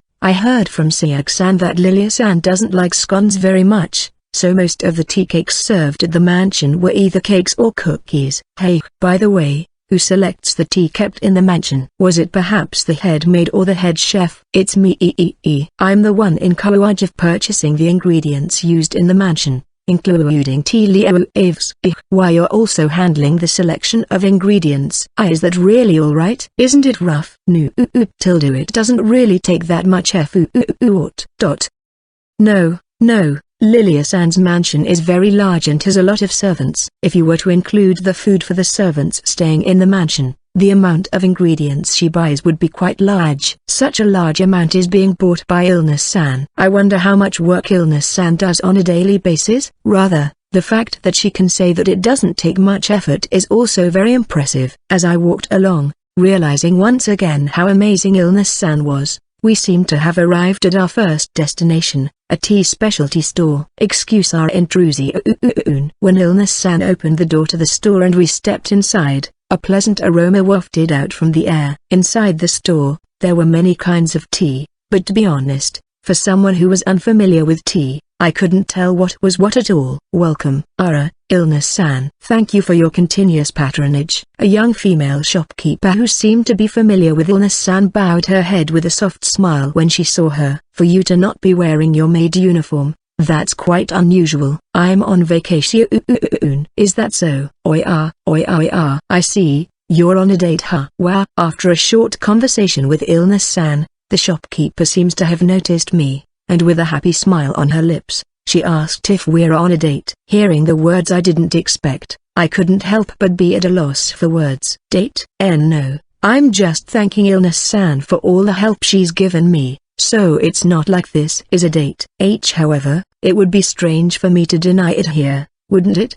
How should I respond here? I just unreasonably asked him to come with me. However, unlike the panicking me, Illness-san neither denied nor affirmed her words, taking a mature and relaxed approach to the situation. How should I say this? I can certainly feel the difference in experience between us. Just like that, she chatted with the shopkeeper for a bit, before she started looking at the tea leaves in the store with me. Illness-san picked up a few tea leaves without hesitation and checked the aroma, occasionally saying stuff like the aroma is a little weak, but I couldn't really tell the difference. Illness-san quickly bought several kinds of tea, and having them placed within a paper bag, she walked out of the store with me. I wasn't able to help out Illness-san at all. No, well, it was obvious that I couldn't help her with choosing tea.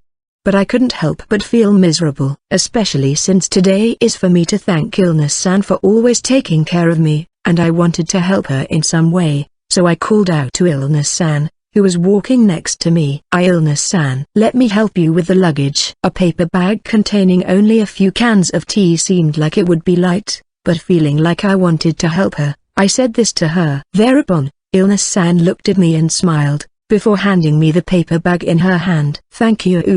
That really oops. How should I say this? I think this part of Illness-san is really great. Illness-san is gentle and warm, a lady enwrapping you in motherliness, but she doesn't pamper you, and was instead superbly raising you up, or rather, it's like she satisfies your fragile self-esteem. Whenever I'm thinking about something that I was to ask or needed help with, it's as if she can read my mind and would be there for me to rely on. I've never tried asking her, but if I were to think of wanting to spoil her, Illness-san will probably let me spoil her to my heart's content. Not only does she kindly take care of me, she also satisfies my self-esteem as a man, and when the time where I want to be spoiled comes, she'll probably accept me with open arms. If a person lives alone with Illness-san, she will probably become someone useless without her in less than a month. That just shows how much of a lady overflowing with charm Illness-san is. In a way, she's totally a useless guy manufacturing machine. It was nice to be able to go out with you like this,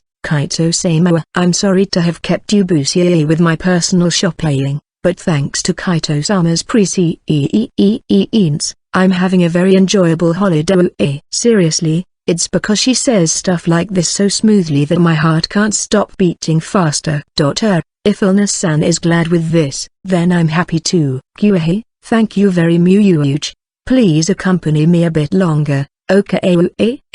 I wonder if I'm really managing to thank her like this. I feel like this situation is going as Illness-san plans though. After that, I went with her to several stores and accompanied her shopping. Illness-san bought several kinds of black tea, ripple fruits, dairy products such as fresh cream and a few other ingredients. What's with this combination? Was she planning to bake a cake later? I suggested that we put the ingredients in the magic box, but since I wanted Illness-san to rely on me, I kept them in my magic box. We then went to several shops, and before we knew it, it was already lunchtime. Perhaps, wouldn't now be a good time to suggest having lunch? Illness-san, it's almost lunchtime. How about we eat somewhere? I suppose. What should we do?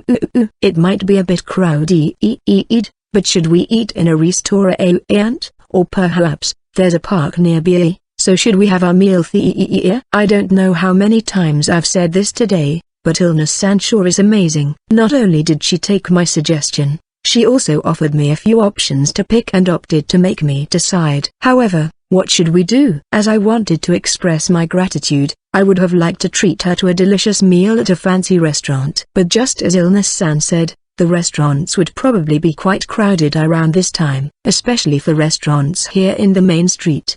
But I remembered that Illness-san said that she didn't like being too conspicuous and places that are boisterous. Shall we go buy something to eat and eat it in the park? Yes, I understood, and I don't really like noisy places, so I'd prefer that. She'd have probably gone along with whichever one I chose. But I'm glad that I chose the option that made Illness-san very happy, and thus, we decided to have a meal at a nearby park, and while listening to what Illness-san likes at the stall, we bought some food and headed for the park. There, we sat down on a rather large bench and laid out the items that we had bought, and even though it couldn't be helped since we bought them randomly, I feel like the quantity of food we bought was rather few for 2 people. Well, I could just eat less, so there's no problem. Kaito-sama, it was rather shabby, but I made some onigiris. If you'd like, please eat the era. Just as I was thinking that our food isn't sufficient for us, with superb timing, she took out a basket of rice balls. All of the food that Illness-san wanted to buy were also suitable for side dishes. Had she anticipated that a development like this would happen? Illness-san, could it be that, along with me saying to eat lunch in the park, everything went just as you anticipated? No, that isn't the case. I just prepared something for Kaito-sama to eat when you get hungry during our shopping. Thank you. No,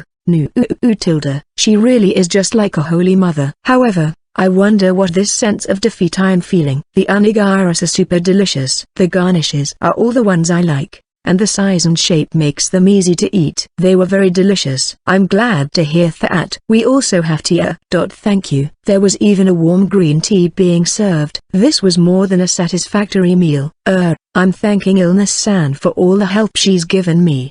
Should be the case, right? Rather than thanking her, it feels like I'm being cared after even more. That aside, Illness-san. So you do have your own magic box, huh? She really did just entrust the luggage with me to raise me up. Kyuhei, please eat your fill. Yes. Illness-san is too tough. After finishing lunch, we went back to the mansion after about an hour of visiting some stores again. I don't feel like I did much to help, but Illness-san thanked me and told me she had fun. Rather than me thanking her, it felt more like the two of us just enjoying shopping together. But I'm glad that Illness-san had fun.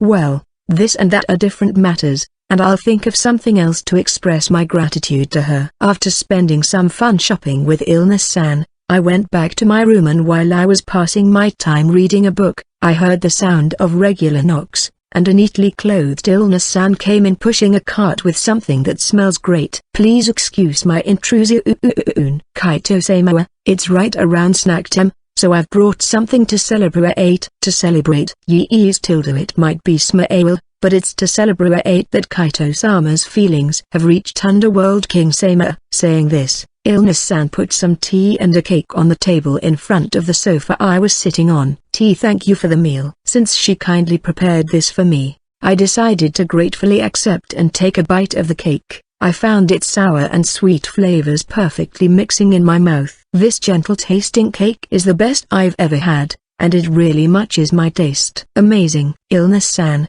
this cake is really delicious. I'm glad you like it. And then, when I reached for the black tea, I found that it had an unusual flavor with unique astringency. This astringent taste enhances the sweetness of the cake though, and when I took a bit of the cake again after drinking tea, I felt like it was even more delicious than before. It was already really delicious, but it could be even more delicious. This cake, it's an apple ripple cake, right? This tea with the unique taste also tastes great. I feel like this is the first time I've eaten a ripple cake for tea time in this mansion. This is also the first time I've drunk tea with such a unique astringency, but it's a tea that goes perfectly well with the cake, made with ingredients Illness-san bought when she went shopping today.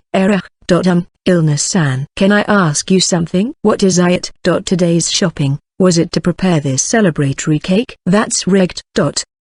What in the world is happening? I wanted to thank Illness-san, but instead of properly thanking her, I ended up with more things to thank her instead. This ended up being a completely fruitless effort. Of course, I'm very glad about how Illness-san felt, and I really had fun with our shopping today. It's just, somehow, I really wish I could just properly express my gratitude to Illness-san. I did already receive your gratitude tilde. When I looked up, feeling as if she had read my mind again, I saw Illness-san looking at me. Unlike her usual unfocused eyes though, she was staring at me with a strong and passionate focus, with a gentle smile on her lips. She isn't wearing her usual peculiar smile, nor was it the smile that often appears on her lips. Just by looking at her current smile, I can feel the warmth in her heart as she smiled gently and beautifully. You had happily told me the outcome of your challenge. Wanting to express gratitude, you thought of me and knew you had told me that the cake I baked is delicious. For me, those were the greatest gift I could ever have. My heart wouldn't be able to accept any more than theirs. Those certainly felt like Illness-san's true thoughts. Seriously, she has a dazzling motherliness, like a holy mother overflowing with deep affection. Your well-being is my happiness. Your smile is the best gift I can receive. Without any hesitation, she said such words to me. And so, I want to thank you for today. Seeing all the superb expressions on your face today makes me really happy. If there's another opportunity, let's go out together. Yes, wealthy I will go back to work. Isn't today your day off? I was indeed on my day off. Only saying those words, Illness-san left. I think I somehow understood what she meant with her words. It isn't that she had the whole day off, but that she had taken the day off until a specific time in order to give me this celebration. Good gracious, it really feels like everything is going as Illness-san plans. However, it doesn't feel unpleasant. Rather, my heart feels really warm and blessed, feeling thankful for the miracle of having met this wonderful person named Illness-san. Well, putting that aside. Seriously, when does Illness-san take a rest? I somehow feel like Lilia-san when she's holding her head in her hands. Lotus Lia Symphonia, the 17th king of Symphonia Kingdom. And as the child of the queen, Dahlia Lia Symphonia, the girl Lilian Lia Symphonia was born into the world. Even though she was born as the long-awaited first child of the queen, who hasn't been blessed with children for a long time and has even been criticized as an infertile woman, Lilian's position was a very delicate one. This was because Lilian was born at a time when Rise Lia Symphonia, the child of a concubine, had just been married and was officially appointed as the next king. The royal castle isn't a single, monolithic system. With Lilian's birth, a force has arisen that insists that Lilian, the daughter of the queen, should be installed as the next king, causing some disturbance in the palace. However, many thought that as a newborn infant, Lilian wasn't a match for Rise, who had been educated for a long time as a member of the royal family, and thus, the calls for Lilian to be the next king gradually became lesser and lesser. If that had been all, it would have been dismissed as a dispute for succession, which is common in the royal family. However, by the time Lilian was 4 years old, there were strong calls to make her king again. Yes, it is ironic in a way, but Lilian Lia Symphonia was a genius. She was no super genius either. She possessed an overwhelming talent that was unparalleled in the history of the human realm. She could read a book and easily understand its contents. She could learn etiquette and dance with ease after being taught once. In fact, by the time she was 5 years old, she was already able to use magic. She had later said that it took her about 3 months to learn magic. It's a speed that couldn't be said as fast for humans. However, in the first place, the premise in this matter is different. No, indeed, it took Lillian 3 months to activate her magic. Self-taught, that is. Yes, at a very young age and with no magical guidance by others. Without being taught by anyone, Lillian became aware of the existence of magic power flowing through her body, and was able to use it by herself, causing others to shudder before her talent. Because of this, the king, Lotus, and the queen, Dahlia, were troubled. Even with her birth, the two were preparing to hand over the throne to Rise, but as Lillian's talent is revealed, the voices in Lillian's faction are growing louder and louder. It might be repetitive to say this, but Lillian is a genius unparalleled in history. She can easily memorize the contents of a book she's read once. Her etiquette is so perfect that she amazed her instructors, and she can easily reproduce movements she had seen once. The calls for Lillian to become the next king, which had been few at first, became so loud that they divided the royal court, and the two were forced to deal with them on a daily basis. However, this was not the only change that took place. Lillian herself was beginning to change as well. In a negative way. In the eyes of the young Lillian, all the people around her were incompetent. The adults around her struggled to do things that she, a child, could do easily, and there were even things that the adults were no match for her. Not having much time with her busy royal parents, and with everyone around her praising her as a genius. Together, these factors have begun to create an arrogance in Lillian's heart that looks down on others. If she had been left as she was, Lillian's character would have had a warped personality. She might have grown up to be an arrogant person, brandishing around her power. Lotus was quick to realize this, and thus, he took in his longtime best friend, the elven mage Reginhard, and his daughter Sieglind as Lillian's friend, to help her heal her loneliness and keep her from forgetting how to care for others. However, it would take some time to move the whole family out of Rigfoshia. He thought that they wouldn't be able to make it in time before the arrogance within Lillian's heart solidly forms. However, there was someone who scolded such a Lillian. Lillian Samoa, Fatsru. What do you think you're doing? Illness? Yes, it was Lillian's personal maid. Illness. After being lightly prodded in the forehead by Illness, Lillian naturally sharply reacted. She wondered why someone like herself is being offended. You can't talk to people like that. I am just stating the facts. Even Illness wouldn't be able to win against me. I am an Amazi. Really? You don't look that amazing to me. Lillian had never been scolded that much. It was no wonder. There were not many people who could scold her, a princess and a rare genius. However, Illness scolded her. With her usual gentle tone, she admonished her. There's nothing amazing in hurting anyone's feelings, you know. Hurting anyone's feelings is something anyone can do. What is truly amazing is to be able to recognize and protect those who are powerless. Lillian Sama certainly might have amazing power. However, if you use that power to hurt someone, then you're just a bad person who can be found unaware. It is only when you use your power properly that you can become a respectable person. But Illness calmly and slowly spoke to Lillian. The use of power, the responsibility of those with great power, and what is necessary when you are eventually in a position to protect others. Lillian is intelligent. It didn't take long for her to realize that Illness' words were correct. But even so, there was a part of her that was not fully convinced. But one word from Illness made her change her mind. If Lillian Samoa becomes a bad adult, I will hate you. I don't want that. At that point, Lillian was not an arrogant person yet. She was just beginning to show signs of arrogance. The fact that she was scolded at that time by the person who had been taking care of her since she became aware of things. The thought of not wanting to be hated by Illness, with whom she had talked to the most, became the impetus that changed her mind. And after that, she gained a kind friend in Sieglind, which helped her to grow up without forgetting to be kind and considerate to others. In the process of growing up as a kind-hearted princess, Lillian was able to improve her relationship with her brother, Rise. As a result, She was able to recognize the importance of family, although she probably didn't expect that Rise would become an extreme siscon. Of course, she was able to do so partly because she was kind-hearted by nature, but more than that, the existence of illness had played a big part in this. By the time Lilian was 14, her talent was known not only throughout the kingdom,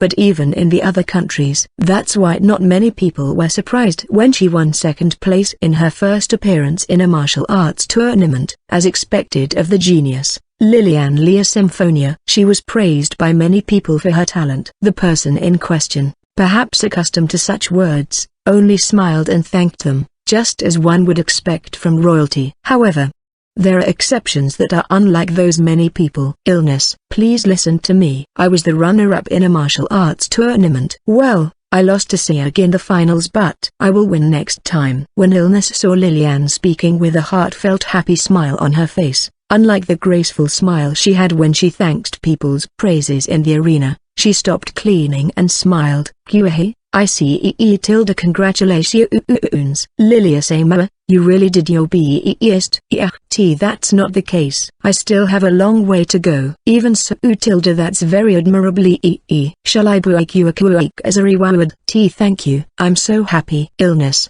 never once called Lilian a genius. She always praised her effort, not her talent. Lilian was very happy receiving her praises. She loved the feeling of being gently patted on the head, and the affection she felt from the cakes Illness bakes for her as a reward. For Lilian, Illness was her other mother. Of course, she loved her own mother too, especially after her brother took over the throne. She was grateful that she came to see her during her busy work schedule, where they would often have tea together. However, her love for Illness was just as much as her mother. She has always loved Illness, who had been by her side since she was a child, scolding her when she made mistakes and praising her when she did her best. That's why, when she had changed her name to Lilia Albert and became the head of a duchy, she desperately bowed and asked Illness to follow her. Please, Illness. I know how to behave as a duchess to a certain extent, but I have no idea how to teach servants or anything like that. Most of the people who said they'd follow me are former knights, and there's no one else who understands what it's like being a maid. Seeing Lilian earnestly begging her, her head low enough that it was almost rubbing on the ground, Illness felt a little troubled.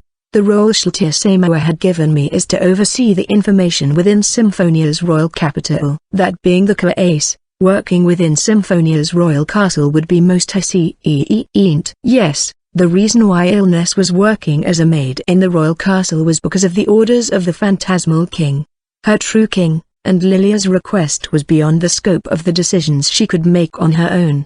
Please, there's no one else I can rely on. I understand what you're saying, but I can't decide right away, so can you give me some time to think about it? Of course. Thank you very much. It's rare for Lilian to be this desperate. This is probably an indication that she really wants Illness to follow her. However, Illness being excellent and wanting her to teach her maids was just a pretense. Lilia was anxious. Her best friend who lost her voice, her position as a duchess, and what lies in the future. Because of these inexplicable anxieties, she wanted Illness, her other mother, by her side. For the time being, I'll report to Shaltir Samoa. I wonder if she gives me permission. I think a replacement spy would need to be arranged, but I can't leave this anxious child alone. It would be great if I receive permission. Illness had never felt the emotion called happiness in her life. But other than such a fact, she is a being with an extremely sensible mind. She also has feelings for Lilia, whom she has taken care of for many years. She wanted to help her if she could, so she asked Shaltir for permission to leave her post in the royal castle. As a result, Shaltir easily granted her permission, and together with Lilia, she went to the Albert Duchy. And since it had led to a fateful encounter for Illness, it was probably a very good choice for her. The office of Albert Duchy. Lilia, who had been working late into the night, stopped at the sound of a knock. When she gave her permission, Illness came in while pushing a cart. My lady, you are still working? Why yes, just a few more. No, there really were just a few more than I needed to handle. Hearing Illness' words, Lilia looked like a child who had been caught playing a prank, looking away and slightly scratching her cheek. Thereupon, Illness settled down the cart, approached Lilia and lightly poking Lilia's forehead with her forefinger. That's no good. Doing your best is fine, but you need to know how to take it easy. Okay. Yes. Lilia obediently nodded to Illness' words, as if she was aware that she had been putting in too much work. After a look of satisfaction on her face, Illness walks towards the cart again and speaks. I've brought some refresh meats and baked cake. Would you like some? Thank you. I'll have some. Yes. Because of her position as the head of a duchy, Lilia has eaten many kinds of cakes at soirees and tea parties, but still, she liked the cakes baked by Illness the best. It's hard to describe, but it is this heartwarming and affectionate taste. For Lilia, this is what she thinks is a mother's cooking. As she ate the cake that Illness had prepared for her with a happy expression on her face, Lilia muttered, Illness, have I become a respectable head? Have I properly protected everyone? Her anxiety leaked out from her quiet murmur. When Illness heard this, her usual peculiar smile appeared from her lips as she gently placed her hand on Lilia's head. It's all right, my lady, pleaded her best. Seeing you become a respectable person makes me very happy. The feeling of being gently stroked on her head, the gentleness that softly enveloped her heart. Looking at Illness' peculiar smile, which had scared her a bit at first, but she had now grew to love, Lilia happily smiled. However, doing your best to which is no good. Okay, you be, but Illness is the one who's doing too much. Even today, you only took about 5 hours off and went back to work. You can rest a little longer, you know. I'm a demon after all, so me doing it is fine. Isn't it all right? I enjoy working like this after all. Geez, saying it that way isn't fair. If you say it like that, I wouldn't be able to force you to rest. In fact, if one looks at the girl named Lilia's life so far, there are many factors that could have distorted her. The conflict with her brother, her overwhelming talent, her parents who are too busy to care about her, the people around her who only see her talent and not herself. One wrong move and she could have been exercising her gift in the wrong way. However, she was blessed by her surroundings. Lilia still does not know that Illness's true identity being Pandemonium. But even if she did, she would certainly be surprised, but it would not change relationship with her. No matter whether she's a Count Rank or an executive of one of the 6 kings. For Lilia, the thought that Illness was her other mother would never fade away. The 6th day of the Earth month. Sitting in a spacious and luxurious horse-drawn carriage, I moved my gaze away from the window and called out to the person in front of me. Why did I get abducted when I should be carefreely eating breakfast now, Kronos-san? I'm sorry about that. It took a lot of work to arrange, so I didn't get to tell you beforehand.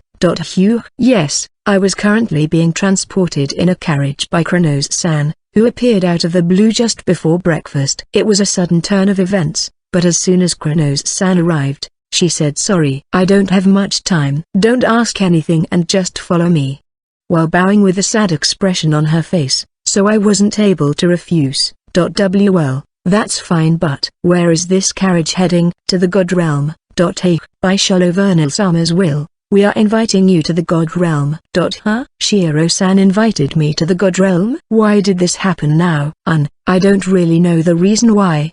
But judging from how tired Kronos-san is, this was probably a sudden decision. I see. I can now understand why. By the way, Kronos-san, why do you look worn out? Shalovernal-sama agreed that we invite you as soon as possible. I've been rushing around to complete various formalities, so I'm sorry about that. When I asked Kronos-san, who looked exhausted, she seemed to be struggling with Shiro-san's absurdness as usual. This person really is too troubled. I mean, the other party is that Shiro-san, you know, she's the kind of airhead that doesn't think that a jab for her would be a combo of uppercuts and a missile launcher for us. However, she just said various formalities. Even when going to the Demon Realm, you would need a permit that would take a week to issue, so the God Realm might not be a place you can just go and visit immediately. Great job. Or rather, I guess you would need lots of procedures to go to the God Realm. It isn't that difficult to get to the lower level. You just need to apply to the temple and get a permit to visit. However, it's the upper level that Mama is going to this time. Lower level, upper level, Fume. You are aware about the shape of the lands of the God Realm, right? Yes. It's in the shape of a circle with an empty center. isn't it? I saw it on the map. I remembered that the God Realm was a donut-shaped land, and was quite small compared to the Demon Realm and God Realm. After hearing my words, Kronos-san nodded once before lightly explaining to me. That's right. It's just that, it might be difficult to see on the map, but the God Realm is divided into 3 areas. 3? Yeah, wait a moment, I'll get a map. Saying that, Kronos-san takes out the same map that Lilia-san showed me before and holds it out to me. Taking it and looking at the map again, which I hadn't really looked at so closely before, I saw that the circular Earth did indeed seem to be 3 overlapping circles of different sizes, and I could see a slight gap in between each circle. First, the outermost land is called the lower level, where the lower-ranked gods, their subordinates, and the priests who serve the temple live. As for that place, humans and demons can freely visit it as long as they have a permit. Fume and the lands within it. The difference in elevation will be hard to see on the map, but there's the second layer of the God Realm, the middle level, which is placed in lands higher when viewed from the lower level. This is mainly the home of higher-ranking gods, and only people, with at least the rank and credibility of a king of the human realm, were allowed to enter here. Apparently, the God Realm is supposed to be like a mountain, and the closer the area was in the middle of the map, the higher the ground is. And then, the middle level is basically inaccessible, unless you're in the same class as kings. What about the remaining upper level then? And in the place closest to the center, there is the lands called the upper level. This is a place that no one but the supreme gods and our subordinates are allowed to enter, and among the humans, you're the second person to visit the lands after the first hero. You should be able to see how abnormal the situation is. I guess that would be because Shiro-san lives there, huh? You are correct, though you're slightly mistaken about something. Shallow Vernal Sama lives on an island in the center of the God Realm, which isn't shown on the map. It's an island floating in the skies called Sanctuary. In that place, even I will not be able to enter without Shallow Vernal Sama's permission. Error. That's weird. I can tell from her tone that it must be an amazing place. A place that even the supreme god, Kronos-san, can't enter without permission, making it literally the hardest place in the world to visit. However, an island floating in the skies? Isn't that the place where I first got my blessing from Shiro-san? That's right. Ah, I knew it. So, why did you have to go through all these troublesome matters? Couldn't you just teleport me just like you did the first time you gave me your blessing? Now that you mention it, you're right. Oi, you there, airhead goddess. You just simply didn't think about it? Kronos-san looked like she would collapse from exhaustion here, you know? Well then, I will now teleport you. Stop right there. Don't let all the work Kronos-san did come to nothing. I will properly visit you there under Kronos-san's lead. So please just wait there. On one condition. And why are you demanding me a condition for that? Oi, why? Are you that free? I haven't completely cleared my doubts, but I know all these questions would just be useless to Shiro-san. For the time being, let me hear what that condition is. I've prepared an onsen, so please take a bath in it together with me. The heck is this person talking about? Onsen? Did she just say onsen? Do onsens exist in the God Realm? I made them exist. Shiro-san, what the heck are you really doing? Are you really that free? Rather, could it be, the reason why I was suddenly abducted this morning was so that you could take a bath in that onsen together with me? Indeed. There are many things I want to say, like Kronos-san being too pitiful. But why did you suddenly come up with such a thing? I helped Kaito-san in that incident with Kuro.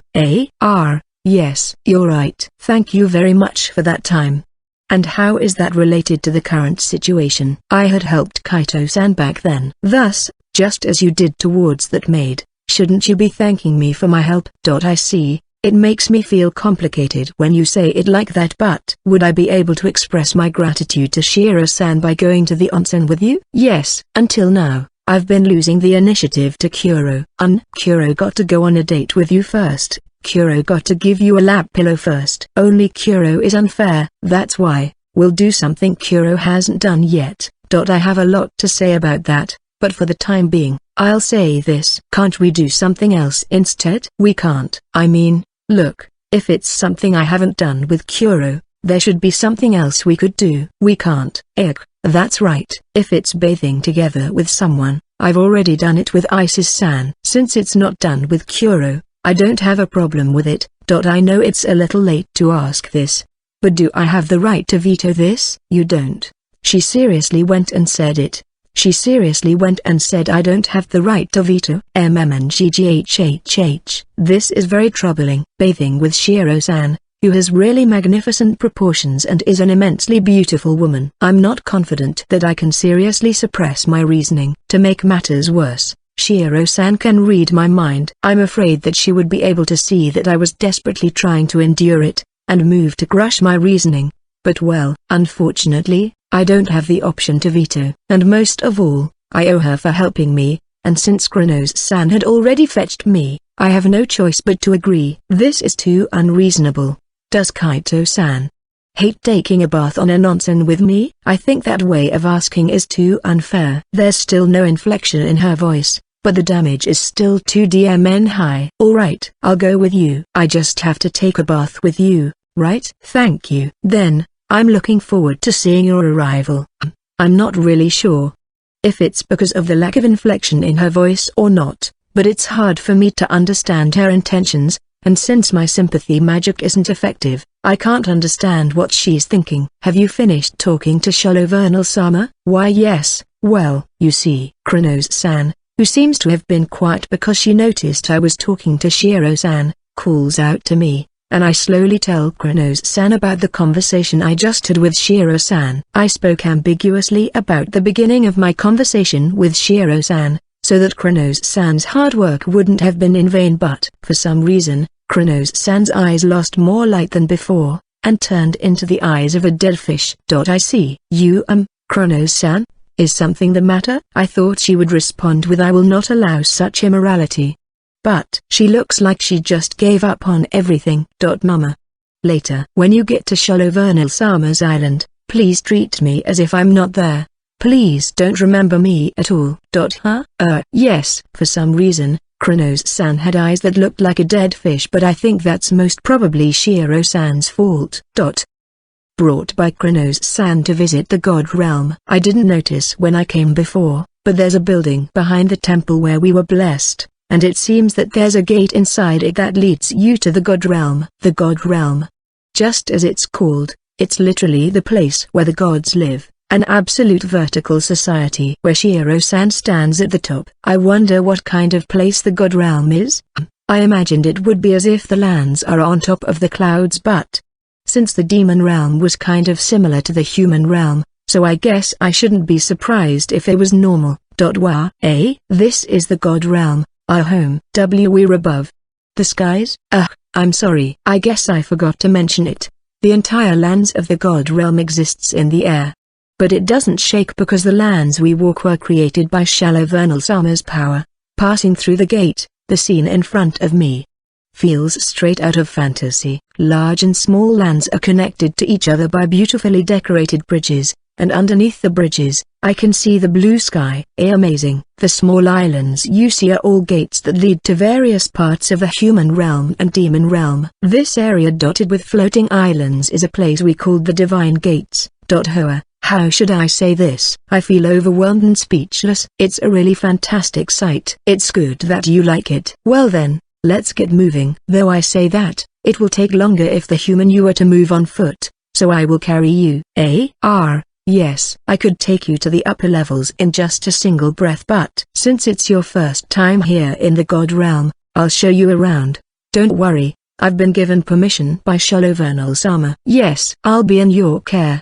Kronos-san nodded and lightly flicked her finger, and after multiple golden rings of magical power floated around my body began floating. Kronos-san's body was also surrounded by the same light, and in the next moment, we began moving at a fairly fast speed. Though I said that, we aren't moving at a speed that makes the landscape quickly pass by our eyes, just a little faster than a car. First of all, this is the lower level I described earlier. Look over there, you can see the land floating in the distance over there, right? That's the middle level. Indeed, with your explanation earlier, I had the impression that the entire God Realm was like a big mountain, but it's actually a smaller circle of earth floating around her. To ascend to the middle level, if you're not a high-ranking god, you can use the gate in the lower level's central city. Well, It's rarely used in the first place. Listening to Kronos-san's explanation as we moved, when I moved my gaze, I certainly saw something like the Earth floating quite high above where we are now. The God realm really is amazing. Just looking at it for a moment, it makes me feel like I'm really in a fantasy world. It isn't just the floating Earth, but there's also the fountains in the sky and the strange trees whose balance is against the laws of physics. Just looking at them really won't make me bored. As I recall, unless you're among the ranks of the kings of various countries. Didn't you say we wouldn't be able to enter? Yeah, to be precise, it's those whose trust from the God realm is above a certain standard. Beside the kings, those who have received the true blessings rather than the provisional blessing may also enter. Provisional blessing? True blessing? What? You don't know about them? Yes. I'm sorry for my lack of knowledge. Another unfamiliar term came up, so I asked. And apparently, seeing Kronos-san's response, it seems to be common knowledge. Seeing me reflexively apologize, Kronos-san's tense expression broken, and kindly smiling, she shook her head. No. Don't worry about it. Thinking about it, it isn't surprising that you, another worlder, wouldn't know about it. I lack consideration. I apologize. No, let me briefly explain. Usually, provisional blessings are the ones that the human nobles receive every year. We also sometimes call them informal blessings. Informal. If I remember correctly, isn't that what you granted to Lilia-san? Hearing the word informal, it reminded me of how Kronos-san said this might be informal when she blessed Lilia-san in front of the temple before. As you have guessed, the one I performed on Lilia is a provisional blessing. These blessings can be simply granted to others, but the effect isn't very strong and lasts only for a year. Therefore, the humans receive their blessings every year. I see. What about the true blessings? As for the true blessings, they're blessings that are done by the God's name. Unlike the provisional blessings, this blessing remains in effect as long as the God who blessed said person lives, and its effects are on a different league. In short, the true blessings are superior to the usual blessings, which normally expire in a year, and are said to be permanent. When she saw me nodding my head in acknowledgement, Kronos-san's expression changed to a serious one as she continued. Granting her true blessing is the greatest act of trust for the gods. That's because the recipient of this blessing is a being blessed by the God who has blessed said person, and they were allowed to speak in the name of the God. Speak in the name of the God. For example, Mama, you have received Shalovernal-sama's true blessing, right? You should have been permitted to use Shalovernal-sama's name at that time. Did she mention that to me? No, I don't think she did. I forgot. I give you permission to speak in my name. You forgot? Isn't that a bit too irresponsible? Well. Shiro-san doesn't seem to have blessed anyone before, so I guess I couldn't blame her, huh? What's the matter? No, I've just been approved. I see. Anyway, being allowed to speak in Shalovernal-sama's name means that you already have her authority. What does in the world does that mean? I don't really know what she meant when she said I could speak in the name of God. But is it that in the name of God? Shout they do in movies? If you make a statement in the name of Shalovernal-sama's name, it's also equivalent to Shalovernal-sama speaking those words herself. The act of disagreeing with that statement, in other words, is seen as an act of pointing their blade to Shalovernal-sama, and is the most foolish act anyone could do in the world. That's not all. If you use Shalovernal-sama's name to give orders, every gods will obey your words. You can say that you have absolute command authority over the gods. The heck is that? That's scary. In short, when someone speaks in the name of God, that means that their statement is equivalent to when the God herself speaks of the same thing. That's especially the case when it comes to Shiro-san, who is undoubtedly the top of the world. You could say that the power of her words is in a whole different league. It's decided then. Let's go seal this tight. Incidentally, it's a serious crime for anyone who hasn't received the true blessing to speak in the name of said God. The God of life would give her judgment to such sinners. I see. Thanks to Kronos-san's explanation, and I can also somewhat understand why the gods don't call each other by name. For the gods, their names are for performing the true blessing, and that would also mean their names hold definite power. To make sure that no one abuses it, they are making sure that their names aren't well known, and the one who supervises this information.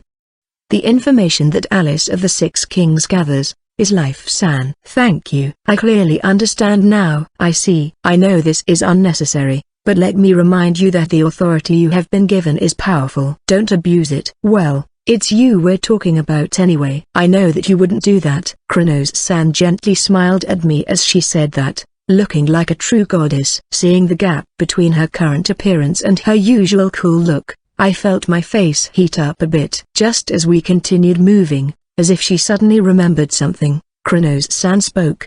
While we're at it, I'd like to thank you again. Mama, I thank you from the bottom of my heart for going on a date with Shalovernal-sama before. Shalovernal-sama seemed to be enjoying herself very much. Seeing her joy makes me more than happy. No, that is. However, what you saw at that time, forget about that. What I saw at that time? After thanking me in regards to my previous date with Shiro-san, she told me to forget about something, but I can't think of what she's talking about right away. Thereupon, Kronos-san looked troubled for some reason, and then, as she averted her gaze, she softly muttered. Like I said, that.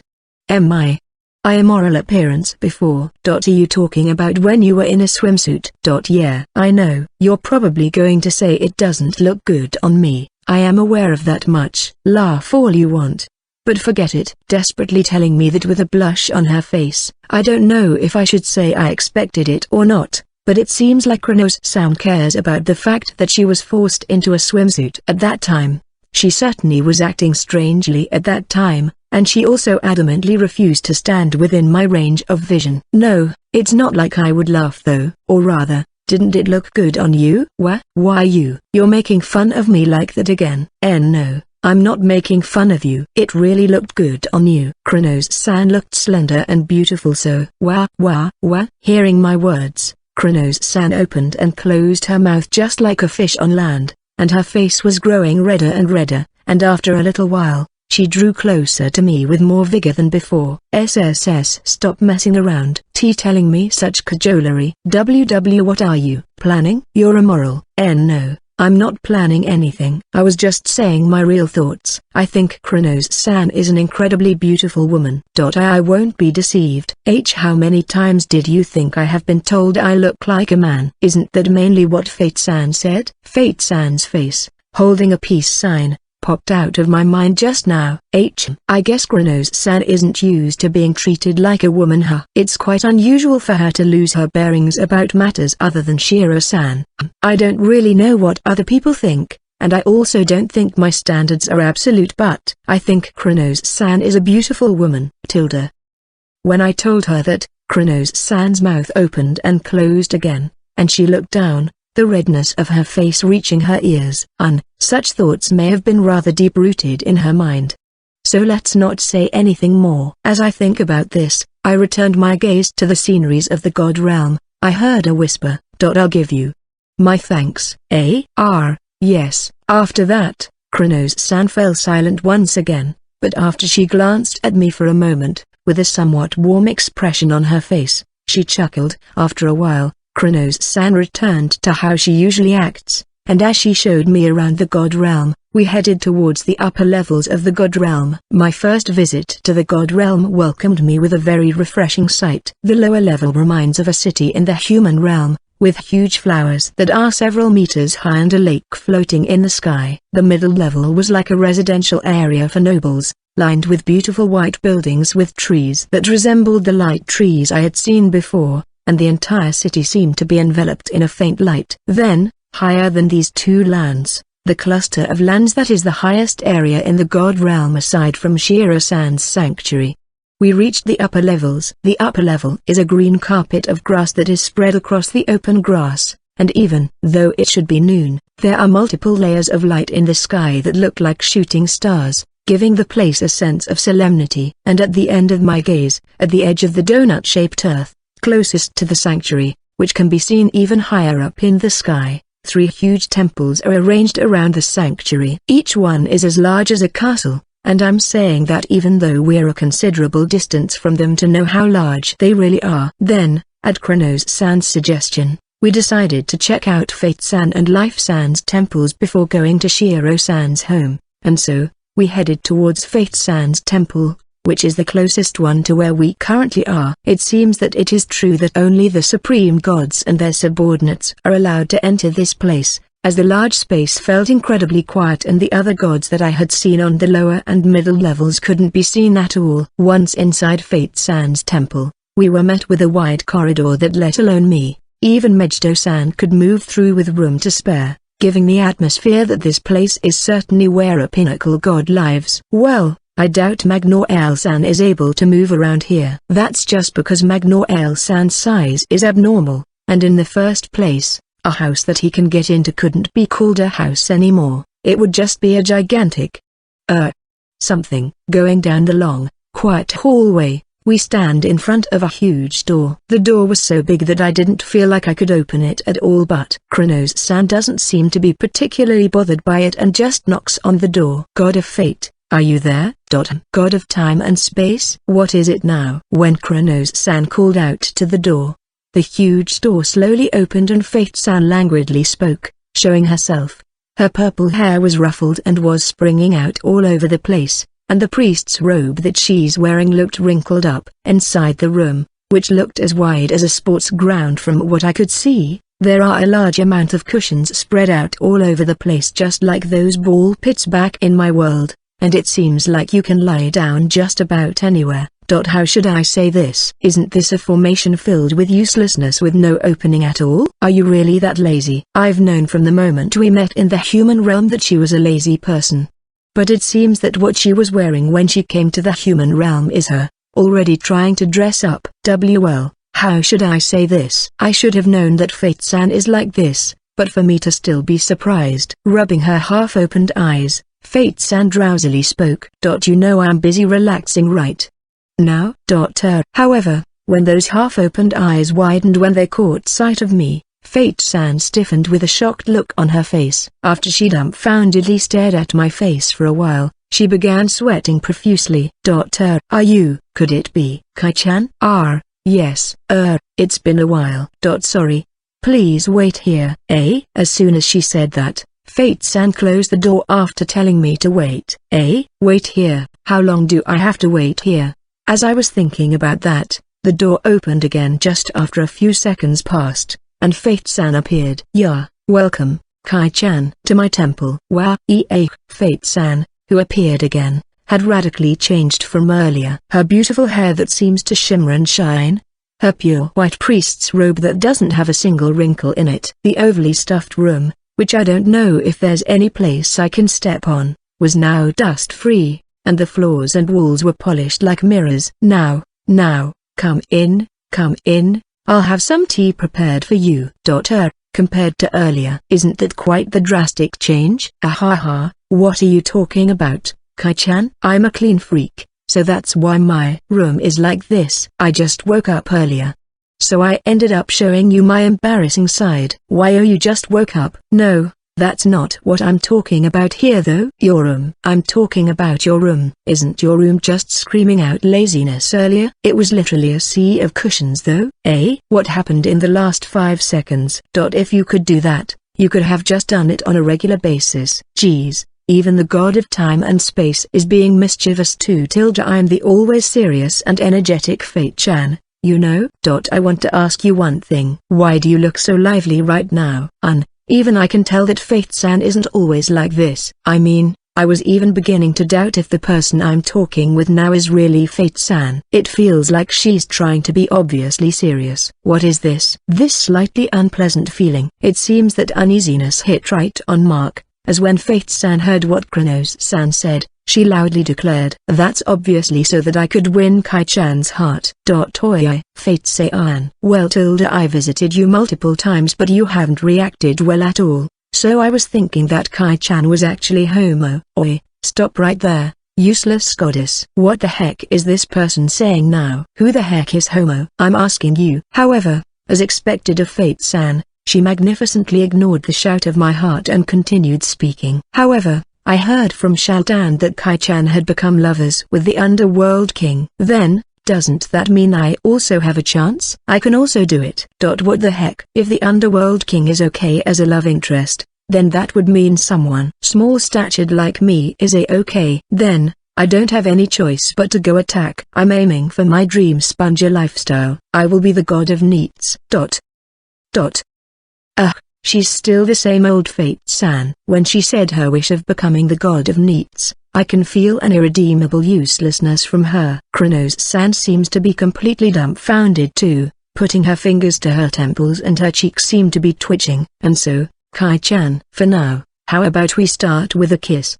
No, even if you say it like you're just going to have beer for now in some izakaya, I refuse. T/N, Fate said Torizu, for now. And Kaito referenced Torizu Nama / I'll have a beer for now. Isn't it fine? It's just a contact with our lips. If you do it now, I'll even let you get the option of feeling my breasts.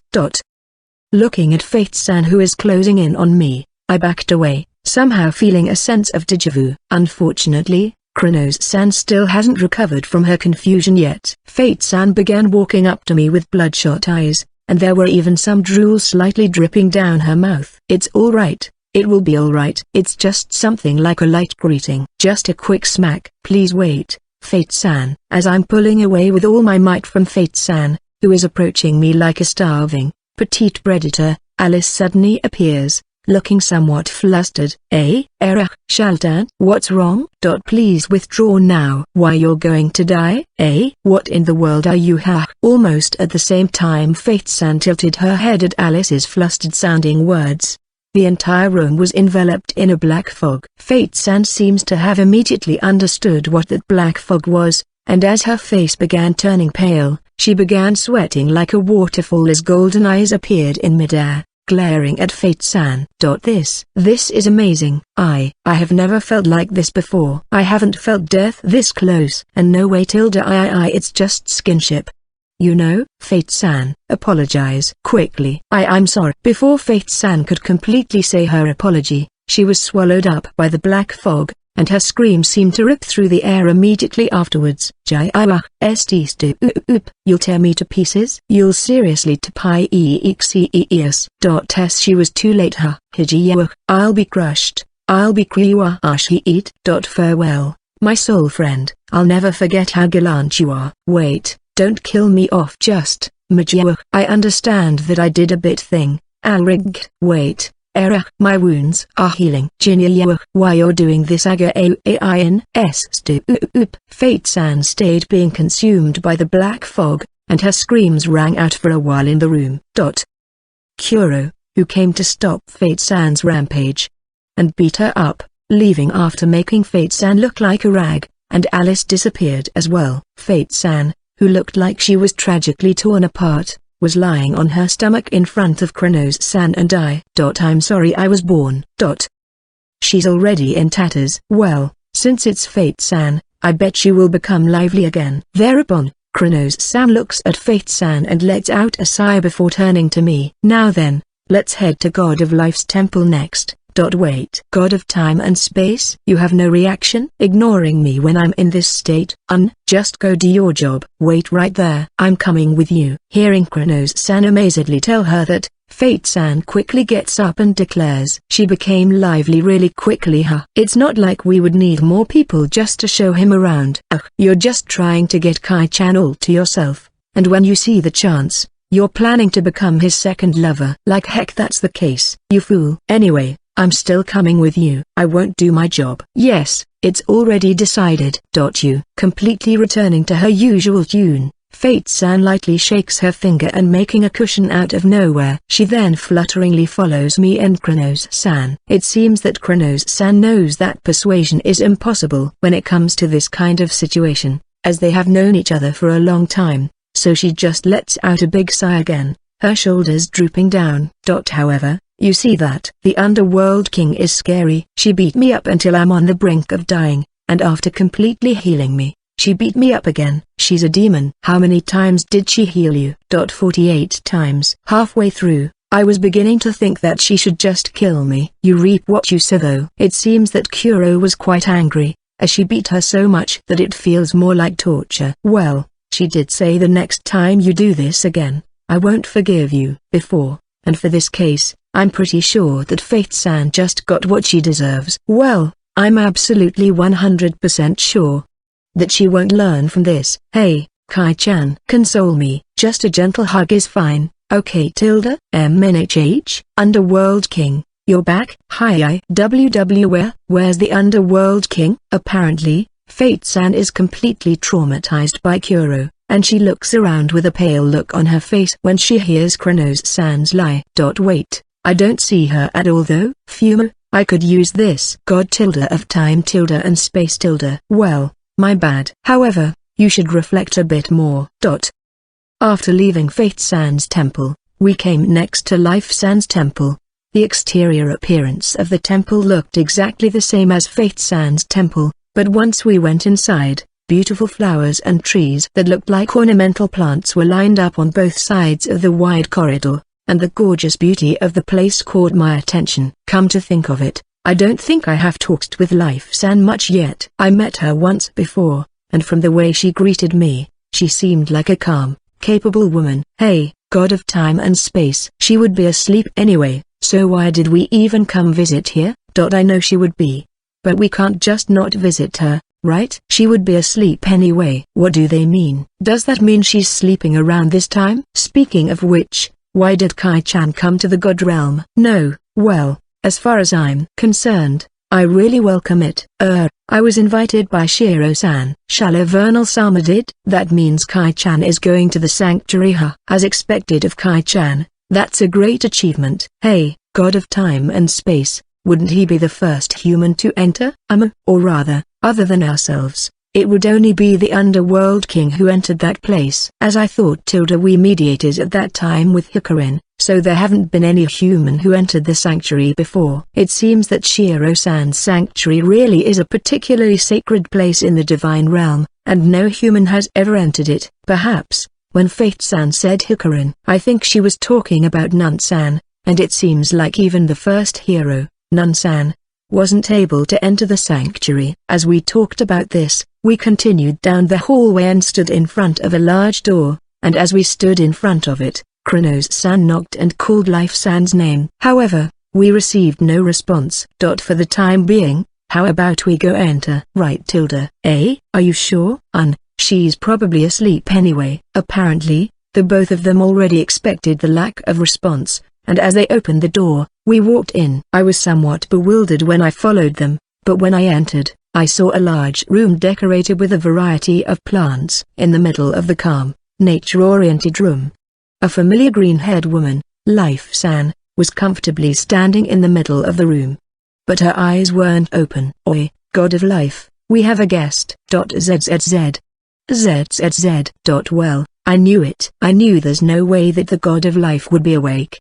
She was sleeping while standing like that? I don't know if I should praise her or not.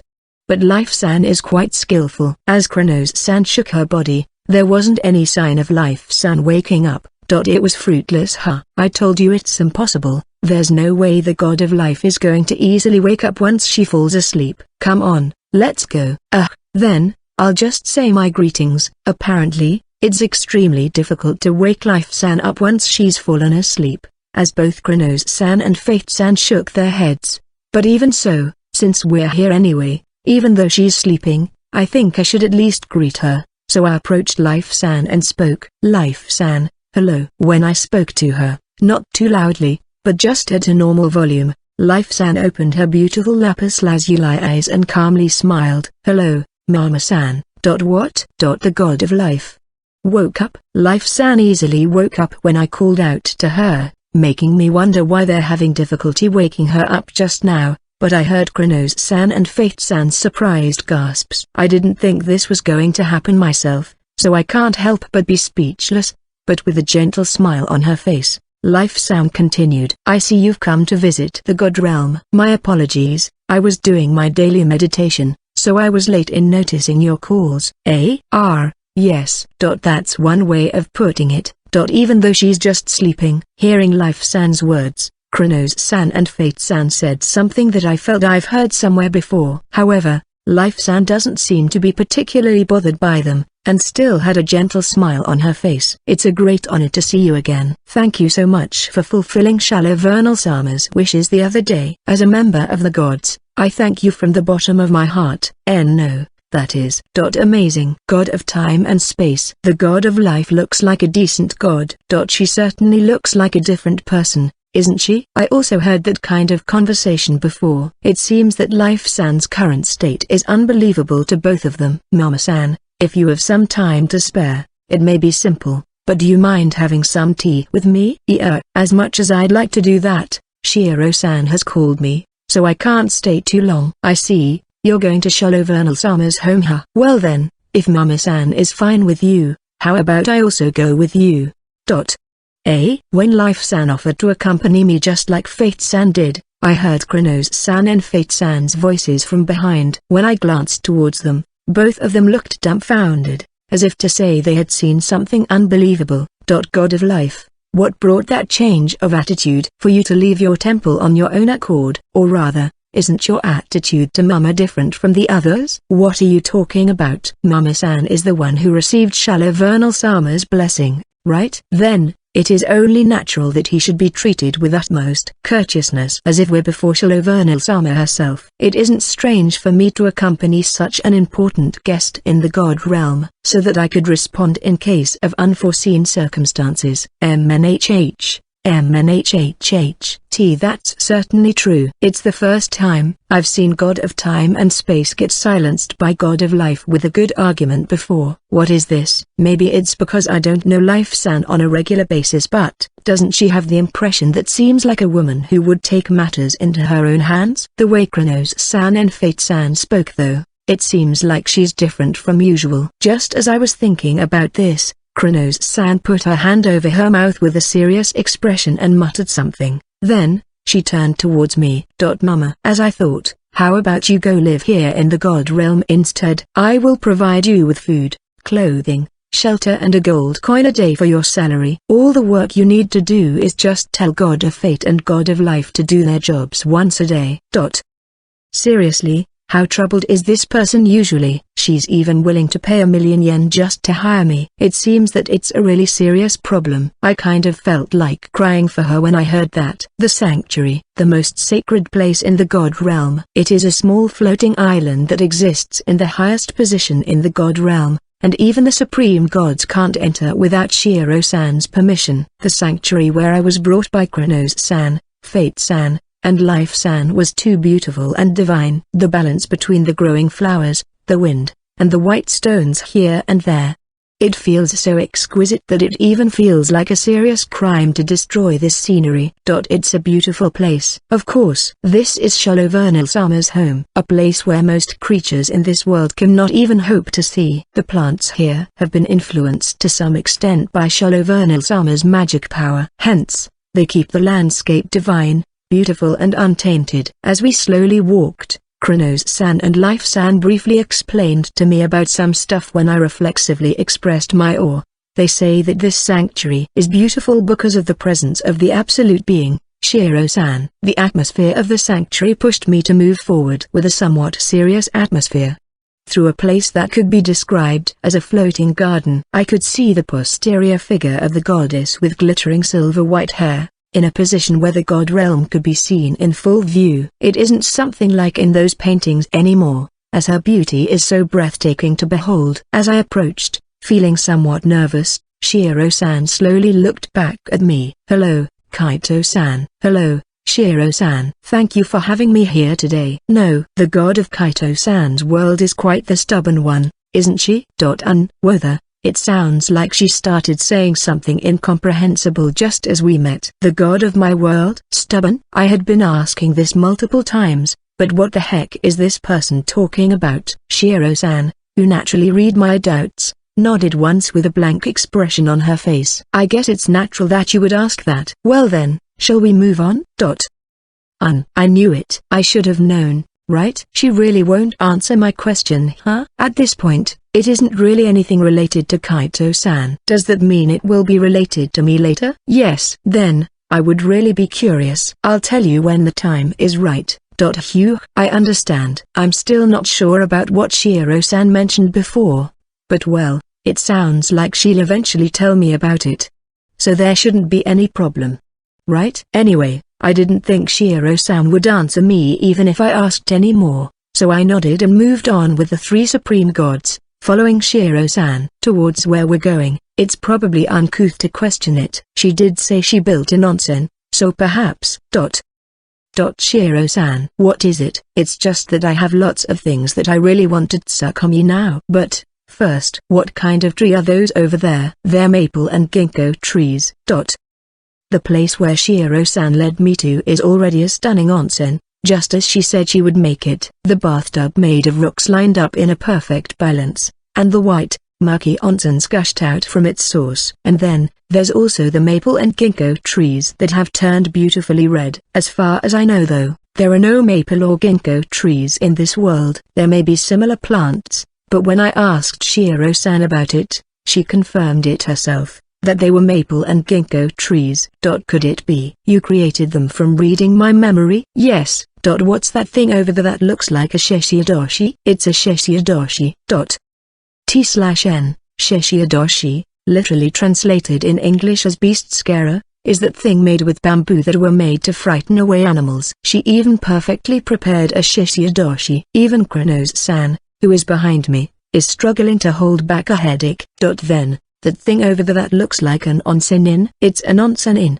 There's also a ping pong table inside. And you created them too? Yes. As I thought, this person's really absurd. Didn't you just completely turn this place to Japan?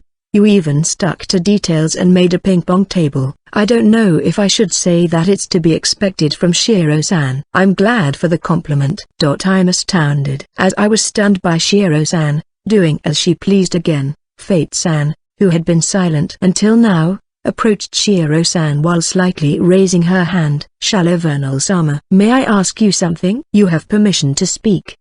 What is Shallow Vernal-sama going to do with this rocky bathtub? I would be grateful if you could share it with me who lacks wisdom. Fate-san really changes in front of Shiro-san and seems to be a completely different person, speaking in a serious, or rather, a really lively manner. When she heard Fate-san's words, she nodded once and spoke to them in her voice that held no intonation. I will be bathing together in it with Kaito-san. The god of time and space will also be joining us. Kronos-san too? I had heard from Shiro-san beforehand that I was going to be bathing with her. And although I completely didn't agree, I had given up on the idea of refusing her. However, it was the first time I had heard that Kronos-san would be joining us. And when I quickly looked back at her, Kronos-san was staring into the void, with an expression that looks like she had given up on everything. Shallow Vernal-sama's will take precedence over everything else. She's too pitiable. Honestly, even with just Shiro-san alone, I'm already expecting to be forced to fight an extreme battle. But if the slender beauty, Kronos-san, were to join us. To be honest, I was filled with thoughts of evading this situation. But if Kronos-san somehow agrees to it, then it would be difficult for me to do that. I see, I understand. Shallow Vernal-sama.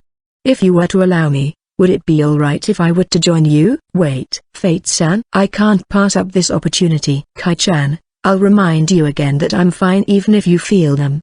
No, that's not what I'm talking about. Fate-san, who was down on one knee in front of Shiro-san, started saying she wants to go in too. Stop that. No. Seriously, you're going to bring my reasoning to danger. Fate-san is also a very cute person, but she's terrifying since she can be forceful sometimes. I allow you to bathe with us. Shiro-san?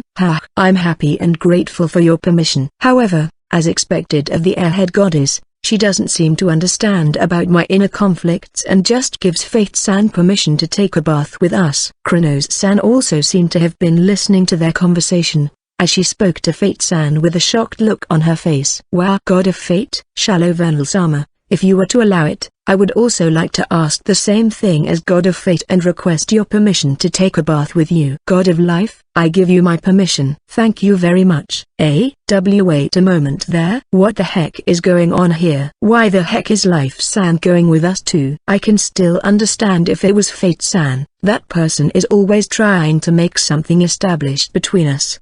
She would even try to reach out her hands at every opportunity she gets, but why is it that even Life-san, God of Fate, God of Life, are you two insane? Do the both of you have no sense of shame?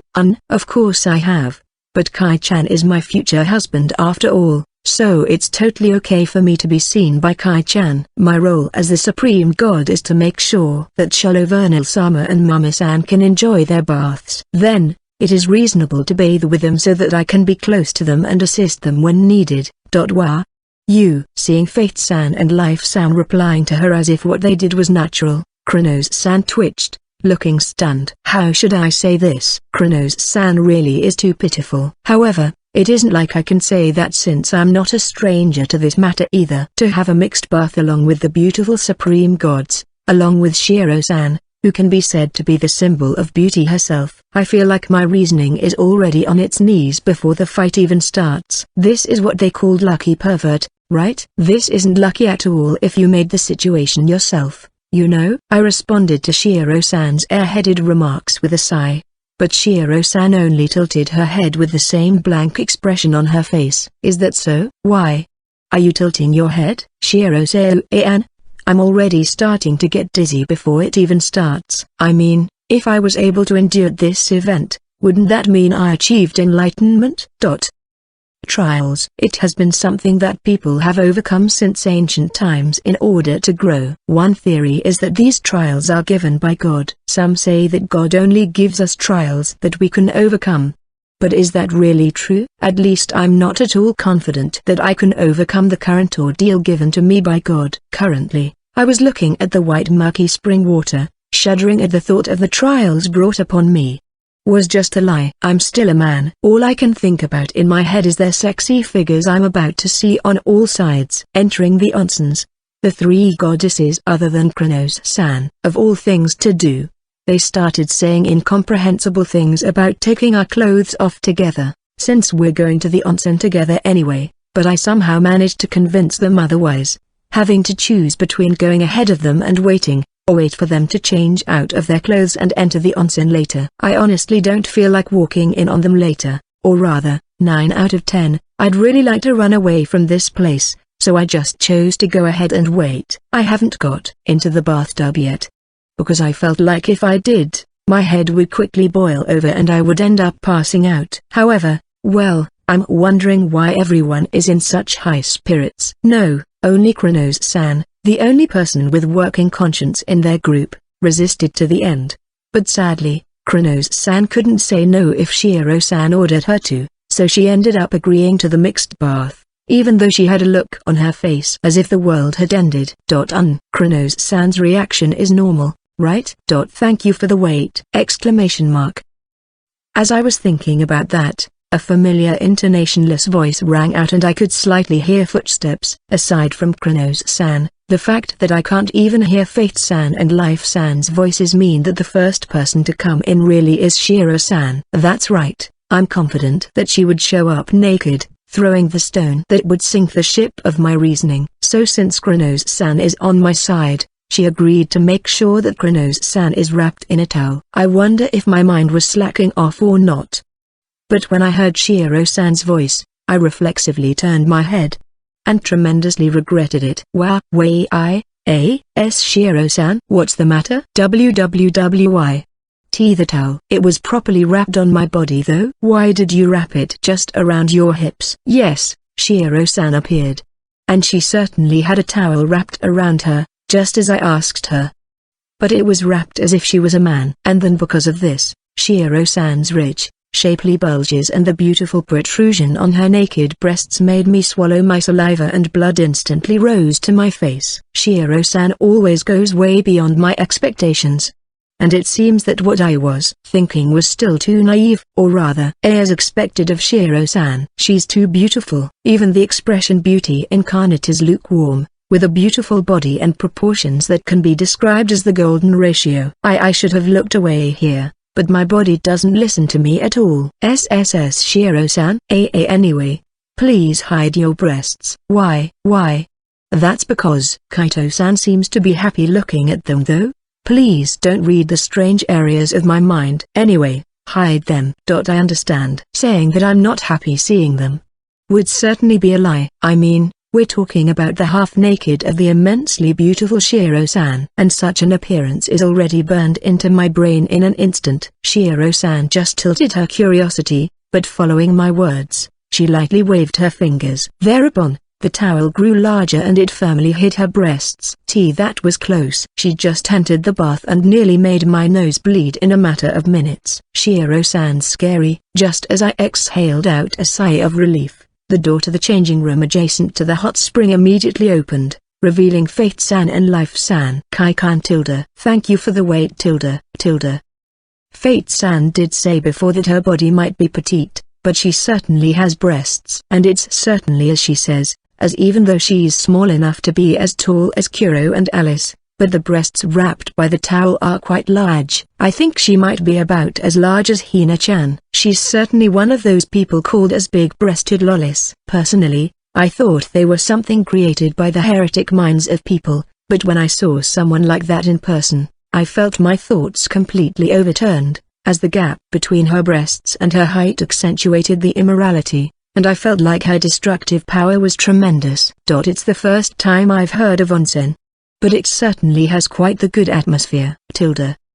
And Life-san is something that is difficult to describe in words, as those things could already be considered as weapons. Along with Lilywood-san's, her breasts may have been the largest I've seen so far, and even though they are hidden behind a towel, it feels as if they were raining their overwhelming presence over the others, bouncing like it's about to spill out as she walked, completely drawing my eyes to her. I'm nearing the end of my rope at this point. I felt like my head was about to overheat. Then, I'll heal you, announcing so with a wave of Shiro-san's finger. The heat in my head, which was about to make me faint, quickly resided, and after I saw the clear appearance of Shiro-san and the others in my eyes, I felt my body heat rise again, and when I felt like I would overheat again, the heat disappeared. But after a while, my face started to get hot again. What is this? What the heck is this? The embarrassment I was feeling doesn't go away at all, but my body is forcibly cooled down when I'm about to reach my limit. Isn't this already torture? She's not even letting me escape by fainting? Yes. Seriously, you're actually not the goddess, but a demon, right? I shudder at the thought that she has the ability to crush every single one of my escape routes. Trying to brace myself for the ensuing trial, experiencing a sense of despair of my means of retreat being completely blocked. But that's when I noticed something. Where's Chronos-san? God of time and space, come over here already. It's disrespectful to keep shallow Vernal-sama waiting. I know. I am coming. When Fate-san called out to Chronos-san, a trembling voice could be heard from the changing room, and as if it was rehearsed, Chronos-san appeared. Different from the other three goddesses, not having to anywhere to get caught up to, and because she was that slender, if she lets go of her hand, it feels like the towel she wrapped her body in will fall off, and perhaps, because she is very tall, her appearance while she's wrapped in her towel looked risky. I feel like I would be able to see it if she walked. Chronos-san was wrapped in a towel with her hands crossed in front of her chest. Her face was already so red that it's as if she would faint from dizziness, and her body was trembling, as if she's a newborn fawn. What is this feeling? I'm feeling very sorry for Chronos-san as she desperately tried enduring her embarrassment, but seeing her makes me feel soothed. It may be partly because the other three are too open, but I couldn't help but feel my heart skip a beat, seeing the embarrassment on her face that should have been a normal reaction in this situation. What? Mama. If you want to laugh, just laugh.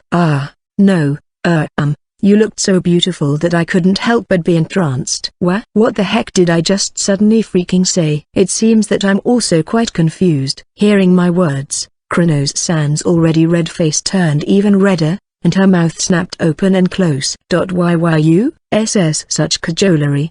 I is shameless. I am sorry. I unconsciously said it. No. My bad. I don't intend to condemn you. I was just not used to hearing such words. God of time and space, you're sneaky. Even though you just came here, you started flirting with Kai-chan. I'm not flirting with him, as Fate-san complained while adorably puffing up her cheeks. Chronos-san frantically shouted, and her voice echoed in the sanctuary where there was no one else but us. While encountering a situation that challenged the limits of my reason right from the start, I entered the onsen with Shiro-san and the others. It seems that there's no falsehood when I heard that the God Realm, being an absolute vertical society, as Chronos-san, Fate-san, and Life-san waited without the slightest movement, before they begin to move a few seconds after Shiro-san has immersed herself in the hot water. I see, being in an onsen feels good, doesn't it? Why yes. While dipping her long hair into the hot water, Shiro-san speaks in a somewhat joyful manner, and I nodded, feeling my nervousness rise even with just those few words. Taking care so that I would avoid looking at her as much as possible as she entered the bath. But even so, just the faintest glimpse on Shiro-san's skin is so beautiful that it takes my eyes away. Thereupon, Shiro-san puts her hand to her chin as if she's slightly thinking about something. Her face is as expressionless as ever though. I'm sure everyone wants to have some time to talk with Kaito-san. I should also make sure he won't feel dizzy. She just started saying frightening things though. Not only did she just make it impossible for me to faint, you won't even let me get dizzy. As I was stunned by what Shiro-san said, she lightly shook her finger and a tray appeared on top of the water. With cups of hot sake. Anyway, something that looks like Japanese sake appeared. God of time and space, God of fate, God of life. I'm sure everyone has their own things they want to talk to Kaito-san about. Therefore, I will give all of you some time. I will allow each of you to talk to Kaito-san one-on-one, in turn, in that area where you can see great scenery. And no, it's not like I. Thank you very much. We're extremely grateful for Sholovernal-sama's kindness. Unworthy it may be of us to such consideration, we are deeply grateful. The reaction of the three of them. Kronos-san is somewhat flustered. Fate-san understandably grabbed on Shiro-san's words, while Life-san nonchalantly followed Shiro-san's considerations. Also, did they just completely ignore my opinion? Is it already decided that I'm going to talk to each of them, one after another? Yes. Yep, I knew it. I should have known it, but I guess this kind of protests wouldn't work to Shiro-san. Anyway, it was decided that I would talk to the three supreme gods. And lastly, to Shiro-san, one by one.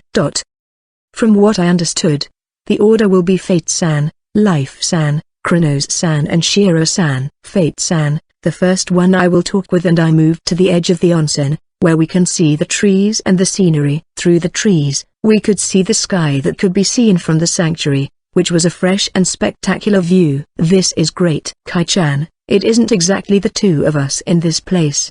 But I guess it's just the two of us at this moment. I guess so. By the way, like I said before, I'm okay if you feel them, you know? How about a couple of squeezes just to check out how great they are? I'll pass. TSK. Seriously, Fate-san's vigorousness is really bad for my heart. Or rather, could you not try making your breast speak out of the waters? I know you're doing that on purpose, so could you just stop? Thereupon, Fate-san comes quite close to me, holding the tray with a bottle of hot sake in her hand. Here, Kai-chan, I'll pour some to you. Thank you. Pouring sake into the sake cup, I thanked Fate-san before drinking it. It's my first time drinking Japanese sake, but the sharp taste feels pleasant and refreshing to the throat. Looking at me as I drank the sake, Fate-san somewhat looked like she's having fun and slowly spoke. Seriously, Kai-chan, you're so cold.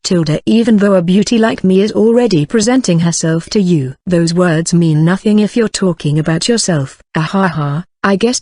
Speaking of which, I've been meaning to ask you for a while now.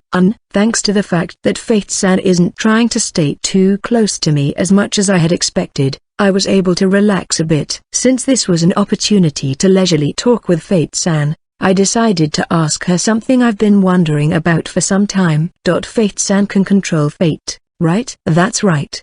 Does that mean, if it's what I think it means, most things in this world can be moved the way Fate-san wanted them to be? I guess you could describe it like that. Other than Sholovernal-sama, I'm the most powerful god in the god realm. Ahun.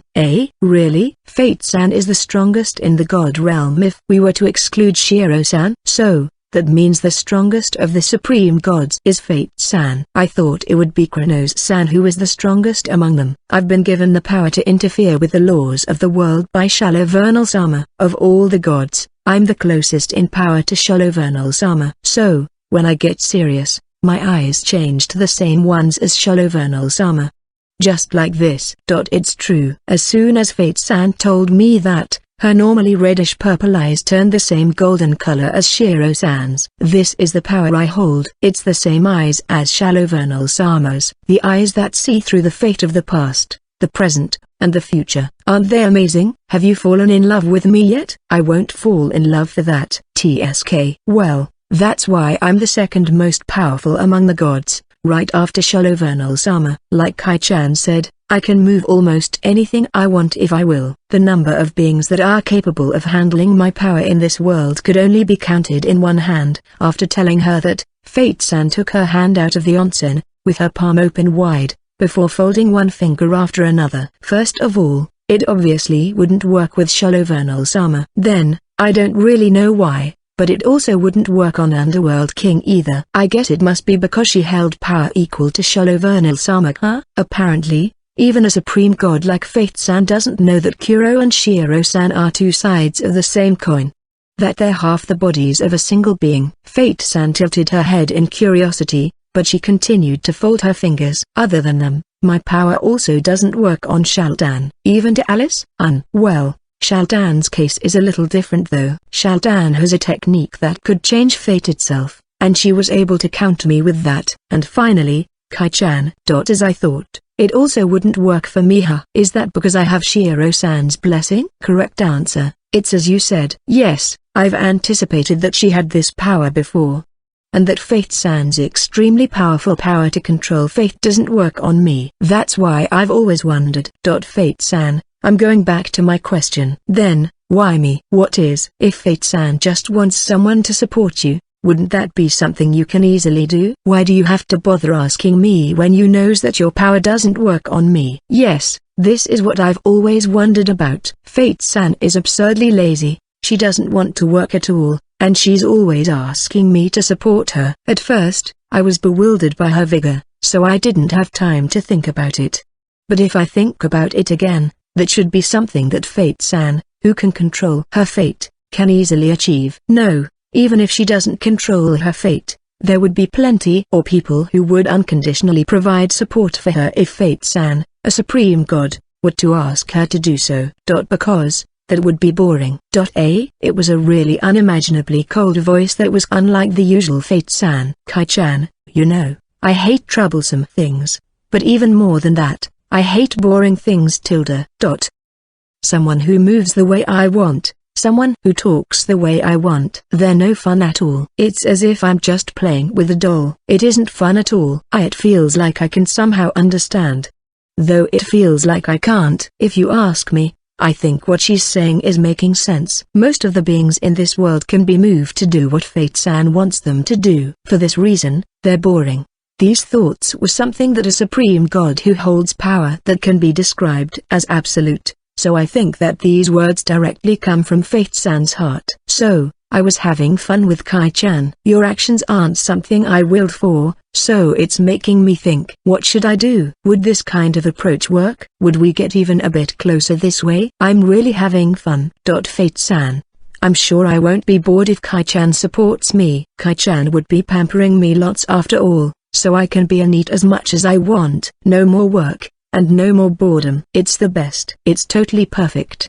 All those went to nothing. Area. It certainly is true that she wants to be with someone that isn't boring, but it seems that her useless goal of wanting to become a NEET is also true. Hearing Fate-san's words as she spoke like a fool, a smile mysteriously appeared on my lips. Seeing my smile, a big smile appeared on Fate-san's face, and as if she's really having fun, she declared, well, be prepared. I may find things troublesome, but I'm single-minded and persistent, you know. I'll never give up on Kai-chan. That's quite the frightening words you said there. Ahaha. Well, lately, it's been a bit. Really just a bit. I'm beginning to think that if it's for Kai-chan, I'd be willing to work a little bit. It's nothing. Come on, let's go drink. And when you're finally drunk, reach your hands on my body. It seems like I don't get drunk though. What did you say? Thanks to talking to the usually aloof Fate-san, I think I've learned a little more about her. She's still finding things troublesome and was quite the vigorous one with her advances as usual. But I'm starting to think that they're also part of Fate-san's charm. After talking with Fate-san and drinking for a while, Life-san moved in next to me, swapping places with Fate-san. The overwhelming presence of Life-san's prided breasts pushing the onsen water away was terrific, and even though I won't get drunk, I was still tipsy, so her curves were awfully vivid in my eyes. Thinking about it, this is the first time I'm having a leisurely conversation with Mama-san, isn't it? Yes, TT, that's right. Calmly speaking to me, Life-san poured me a cup of sake with spontaneous movements. Life-san, who is best described as an adult woman, coupled with us being in an onsen right now, makes me feel like she's someone who would hug you with her understanding embrace. Come to think of it, Mama-san, I heard that you're on good terms with that Deathbringer. Deathbringer? Hearing the words Deathbringer, she said with a somewhat sharp tone, I couldn't immediately think of who she was referring to. I'm talking about Death King Isis-san. Speaking of which, Kronos-san told me not too long ago that Life-san and Isis-san don't get along. As if to affirm that idea, Life-san, still holding that sharp tone, continued speaking. It must have been hard for you, Mama-san. I'm sure you must be having a hard time being liked by such a selfish, hard-headed, self-absorbed fool like her. You have my sympathies. To begin with, she's always been, Life-san. Yes. What is this different kind of heat that is gathering in my head that was unlike earlier? Yes. This is anger. Isis-san is a very kind person. That's why she has been suffering and grieving in loneliness, making sure that her magic power of death doesn't cause fear to others all these years. She cares about others far more than she does about herself. Such a gentle, lovely woman. Isis-san was such a person, and that's why I can say with all of my heart that I love her. Life-san, what you think about Isis-san? That's your own thoughts, so I won't say anything about it. However, would you please not say that in front of me? Why is that? It's because I won't allow it. You speaking ill of Isis-san. No matter how powerful you are, no matter what happened between you and Isis-san in the past, if you say bad things about my beloved Isis-san, I'm going to be the one you're standing against. It might be a rude thing to say to a supreme god, someone who is one of the pinnacles of the world. However, this isn't something I would compromise on. I'm not going to tolerate someone who speaks ill of Isis-san. Someone important to me. Filled with definite anger, I stared at Life-san as she stared back at me. And for some reason, Life-san let out a gentle smile. At that moment I saw that smile. A thought that I think is close to certainty flashed through my mind. Life-san. What is it? Could it be you're trying to test me? I wonder, is that how it is? Hearing my words, Life-san had a somewhat happy smile on her face, and then, slowly bowed her head towards me. However, I certainly did say something about your friend. My apologies. Could it be Life-san is actually close to Isis-san? Fufafu, I wonder, what do you think? However, from the letter Isis sent me, she seemed to be very happy to have met you. I had just fallen into her trap. I was completely dancing on the palm of her hand. If I think about it on the premise that Isis-san and Life-san are good friends, then, without a doubt, the exchange just now was a test to see if I was the right person to entrust Isis-san with. As I scratch my head thinking like that, Life-san removes her gaze from me and softly speaks. I am the god of life, while Isis is the king clad in death. It's kind of difficult to show my subordinates that we're actually getting along. It would be something that is rather troublesome. Then, as I thought, because of my position as a supreme god, I couldn't visit her often even though she was lonely. And that's why I'm grateful to Mama-san. No, that means they act like they don't get along because of their reputation, but they are actually close enough to exchange letters.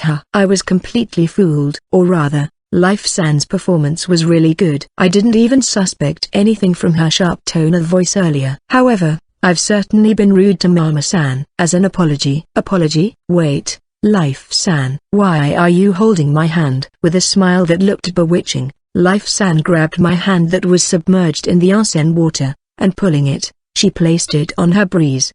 Wait. Wow. What? Since you seem to be interested in them some time ago. Here. Please do as you please. Wow. The twin hills that are so big that my hand is buried within them, and yet, they're surprisingly soft. The fingers touching them sank into them as if they were being sucked in, and yet, they held a certain elasticity, pushing my fingers away. Or rather, She really found out that I was looking at her breasts? No, I mean, it can't be helped. When they're that big, I can't help but look at them. And they're even this soft. Gulp. What's the matter? You can do as you please with them, you know? This is bad. This is freaking bad. Isn't this seriously bad? The fact that it happened so suddenly left me mentally unprepared, and facing someone with a size that was completely unknown to me. My mind became so numb that it felt like I was charmed, and my fingers feel like they are going to move regardless of my will. Desperately trying to hold on in this situation where my hand is pressed up on her breasts, I felt my reasoning already in a precarious state. Even if I were to rub them right here, it should be completely alright, right? The thoughts screaming at me to endure it slowly fades, and the idea that I've done well enough, enduring all these times, and that it's okay for me to be at ease with such a situation pops out of my mind. With that, my reasoning broken after a few seconds. However, God hasn't abandoned me yet. What the heck are you doing? God of life, shame on you, to do that in a place like this! Exclamation mark. Hearing her sharp voice, my hand was pulled away from Life San's chest and Kronos San stood between me and Life San. She saved me back there. But what is this disappointment I'm feeling now? What's the matter, God of time and space? What's the matter, your head? What the heck do you think you're doing? Deepening our friendship? Stop messing around. You're making him feel your baby breasts. Since the one touching them is Mama-san, I don't really mind, you know. Shut up. Think of the time and place. Kronos-san, who is the only person with conscience in this place, furiously protests to Life-san. Then, she somehow manages to convince Life-san to return to her original position. As expected of Kronos-san, she's seriously my savior. That's why. These thoughts of her looking so cute when her face is as red as a boiled octopus, let's stop thinking about that. I guess we should go back to drinking, huh? With that, Life-san poured me alcohol again, and then, whispered next to my ear. As I said earlier, I consider you, the one blessed by Shalovernal-sama, to be a being above me. That's why, you obviously have the privilege to do as you please with my body. If you want to continue, you can always come to my temple. With a voice so sweet as if it's the voice of an angel, she whispered to me as if it's the devil itself that is trying to tempt me. I don't know if I should say that this person is bewitching or not, but along with Archlesia Empire's Chris-san, she might be one of the most terrifying people in this world. After talking with Fate-san and Life-san, I'm going to talk to Kronos-san alone next. I wonder what this inexplicable sense of security I'm feeling. Just knowing that she won't be doing any seductive things like Fate-san and Life-san gives me a peace of mind incomparable to the others. Slowly, really slowly, that I'm wondering if she's trying to take up the time. Kronos-san walked towards me with her head in a low position. Kronos-san is very tall, about 180 centimeters, and if she were to sit down normally, her head would be in a reasonably high position. But as I mentioned earlier, her head was quite in a low position. That's because Kronos-san had deeply immersed herself in the water, that let alone her shoulders, even her neck was submerged. It seems that she's really embarrassed. Mama. Don't look here. Absolutely don't look at me. I understand. I'm not looking. Why is this happening to me? Somehow. I'm sorry. No, I'm sorry. I'm not blaming you for this. I'm about half the reason why Kronos-san is currently enduring shame, so I apologized, but Kronos-san is a really kind person, and quickly stopped me from doing that. Incidentally, if you don't know by now, half of it is Shiro-san's fault. I can't see Kronos-san now, but she's probably flushed red and flustered right now. I think it was because of the gap between how she acts in situations like this and how she normally acts that I feel like she's very cute, but I'll keep my mouth shut because she'll definitely get angry if I say that. Honestly speaking, I've never been in the bath with a man like this before. Therefore, I don't know what I should do in situations like this. I know. I can clearly see that. The fact that she hasn't experienced something like this before, I can easily understand that from her reaction earlier. To begin with, what good can it even do to you to take a bath with me? Why aren't you talking? No, I'll also be honest. I'm also bewildered and confused in this situation. But I'm also happy, bathing together with a beautiful woman like Kronos-san. I'm still a healthy young man, And while I'm embarrassed and nervous, I'm also happy to be bathing together with these beautiful women. To put it in another way, it's more like a situation where you have the finest bait dangling in front of you to eat, but you can't take a bite even if you want to. Well, it certainly is quite difficult. But hearing my words, Kronos-san sounded astonished, but after staying silent for a while, I heard her softly mutter, "Hey, are you serious?" "About what?" "I'm talking about when you've been repeatedly saying that I'm beautiful, that I'm lovely." "Why, you aren't just making fun of me, you're telling the truth, right?" "I don't think my personality is that bad to make fun of you using such words." "I meant everything I said to Kronos-san. I think Kronos-san is a really beautiful and lovely woman." Is that so?" Should I say my thanks here?" I don't know." What is this? I'm starting to get absurdly embarrassed now though. I don't know if Kronos-san is being different from usual or not, but she's strangely feminine now and it's making me very aware of what I'm doing right now. It might have been a great idea that I had my face turned away from her. I would be too embarrassed to speak properly if I saw her face in this state. I don't know if it could be described as bittersweet or not, but a silence passed between Kronos-san and I, and after a few moments, Kronos-san slowly spoke. "Hey, Mama, this might be a good opportunity. Let me tell you what I really had in mind." "Really had in mind?" "Yeah, I think you're a frightening person." The words that she quietly said were something I hadn't expected to hear. She's frightened of me? Kronos-san, the supreme god who governs time, and one of the strongest beings in the world, is afraid of me? Why? As if to answer the question that came into my head, Kronos-san continued to quietly speak, but in a somewhat solemn voice. "You've only been in this world for only a few months. And yet, you've changed something that hadn't changed in hundreds, thousands, tens of thousands of years, and you've changed it so easily. You are bringing change into this world. This is an undeniable fact. In the past, there have been people who have brought about great changes in the world. The first hero is one among such people." Kronos-san talked about the first hero. Nun-san. Nun-san is a being who brought about a very big change in this world, and is a hero that is still talked about today. The being who broke down the walls between the three realms, talked about by the whole world. To be honest, I think it's a bit of a stretch to even compare me to her. However, the way Kronos-san speaks, it's as if she feels I'm on par with Nun-san, or even more than that. Still, it took her 10 years to achieve that. I'm not saying that you're superior just because you brought the change faster than her, but still, Mama, you're bringing a greater change to this world far faster than the first hero.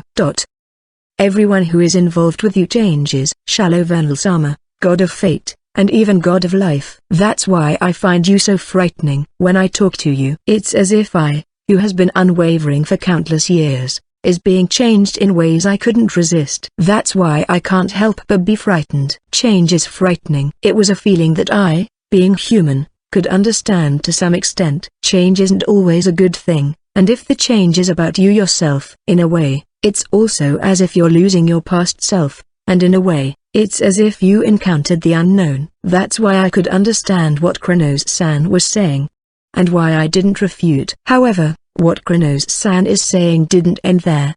And with a voice that sounds as if she's saying that with a wry smile, she continued. But at the same time, I find you likable. None of the changes you bring about are bad. Whether it's the changes to Shalovan-sama, god of fate or god of life, I feel like the god realm is being changed for the better. So, while I'm afraid of the changes that are coming, I'm also looking forward to the incoming changes. Kronos-san. Hey, Mama. I'm feeling afraid about how you're going to change this world.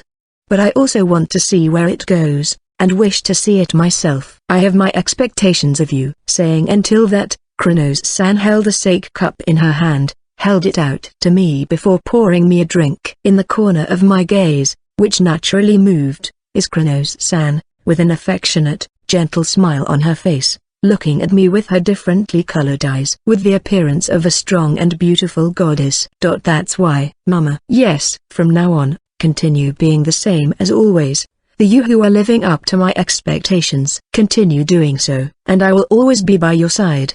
I'm not that great of a person, and the things I can do are really trivial.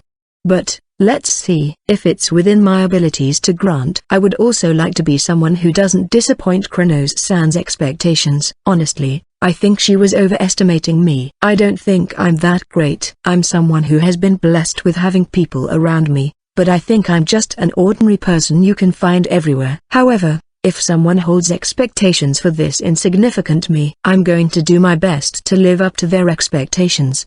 You're a warm-hearted person. I think I can understand why everyone like you so much. Yeah, thank you, Fufafu. Mama, can you pour some for me too?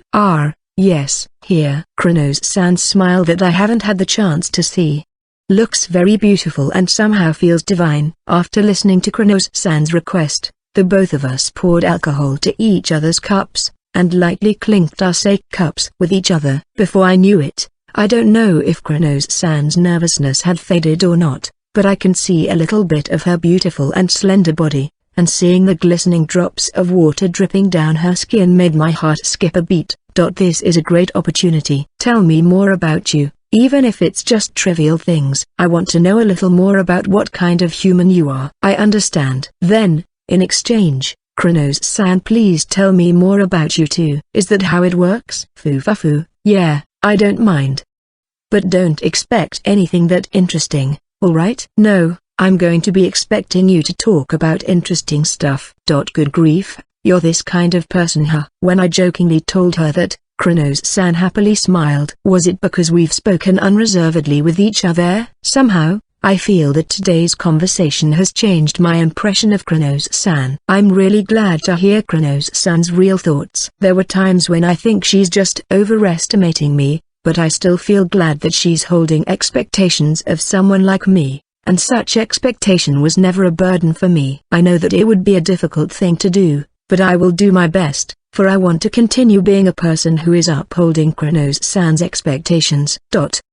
After I finished talking with the three supreme gods, the next step is finally to talk to Shiro-san. And since the next one is the unpredictable Shiro-san, I began bracing myself for her to do something outrageous again. However, when she moved to stand next to me, she remained silent as she poured alcohol into my cup, before staring at the scenery swaying in the wind. Shiro-san, feeling that she's acting somewhat out of the ordinary, I tilted my head and called Shiro-san's name, to which Shiro-san slowly turned her head in my direction. Her beautiful golden eyes quietly gazed at me, and her silver white hair, shimmering in the onsen water, accentuates her divinity. This is a good opportunity. I said before that I wouldn't talk about it until the time was right, but I think we should talk a bit. About what? About that wish you told me back then. Shiro-san's words that she said without any inflection told me about something I asked her to do before. It's about what I'm going to do after the year one spent in this world. After the Festival of Heroes ends. I had already decided what I wanted to do myself, but it wasn't something I could accomplish on my own. That's why I asked Shiro-san that wish. At that time, I remembered Shiro-san said that she promises to help me, and that we would talk about the details later. In other words, what we're going to talk about now will be about that. I don't mind fulfilling your wish. However, it takes lots of effort to fulfill your wish. Do you understand that? Yes. It's true that what I asked Shiro-san to do was, in a way, unreasonable and selfish. That's why I was prepared that there would be some kind of conditions to fulfill it. Quietly nodding, I waited for Shiro-san's next words. Therefore, I will give you one condition in fulfilling your wish. Yes, these conditions that Shiro-san presented, I wonder what they are. At least, I can tell from the atmosphere that it's not just something like a date. That's why I felt some anxiety sprout within my mind, but Shiro-san lightly moved her hand there. Understanding that she was encouraging me to drink my alcohol, I gulped down the sake in my cup, and as Shiro-san poured me more, she spoke. In Kaito-san's world, there's something called RPG. Right? RPG? Are you talking about the game? Yes. Why did she suddenly mention that? I've liked games before, and I certainly have done a whole lot of RPGs, but why mention that in this situation? When I ask her back while tilting my head, without any change in her expression, Shiro-san continues, in these RPGs, there's a being called the last boss, acting as the final ordeal you need to overcome, right? Why yeah, that's generally what they are. Well then, I'll let you know about this now. After announcing that much, Shiro-san, looking at me with eyes that I couldn't read any emotion at all, told me the shocking words. From your arrival to this world, until the Festival of Heroes ends. If you take that as one story, then, I'm the last boss for you.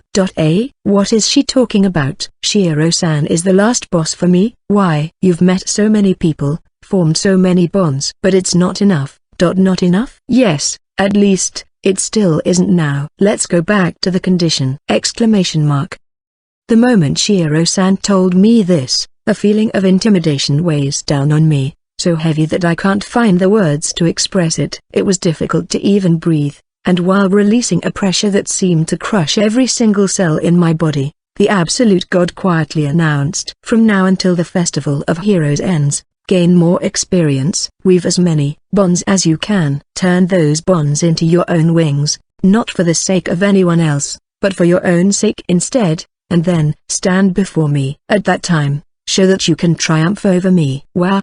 This is the condition I offer to you. Win against Shiro-san? Me? Against an authentic god who is said to be the most powerful in this world and holds nearly omnipotent abilities? No matter how I think about it, that's impossible. Does that mean my wish won't come true? As I'm thinking like that, Shiro-san reads my thoughts and quietly speaks. Don't worry. I'm not going to offer you a condition that you can't achieve. I'm not asking you to fight me. Then, what in the world are you? After the Festival of Heroes ends, I will put you through an ordeal. You must overcome it. What if I can't overcome it? An ordeal that Shiro-san, the creator god, would impose on me. Honestly, I can't even imagine what it's like. So, those words reflexively slipped out of my mouth. In that case, the choices you will have in front of you would be the same as the rest of the other worlders. However, if you have survived my ordeal, even if it means crossing blades with the god of your world, I will grant you your wish. I don't know why Shiro-san gave me such a condition. However, I think this is something important for Shiro-san. That's probably why the atmosphere around us sounds solemn and serious. If you wish for more than that, you need to prepare for that. Show me your true worth. Yes. If you show me your true worth, I will ask you to marry me. Yes. Error. That's weird. Was the atmosphere so tense earlier that it made my ears go crazy? I thought I just heard a word that was completely out of place there. Shiro-san? What did you just say? If you overcome my ordeal, I will ask you to marry me. It really is strange. I kinda feel like I heard something that sounded like she was going to ask me for marriage. Was I just confessed to? Why? I have feelings for you. Yes. However, all these things are new to me, so I don't know what to do next.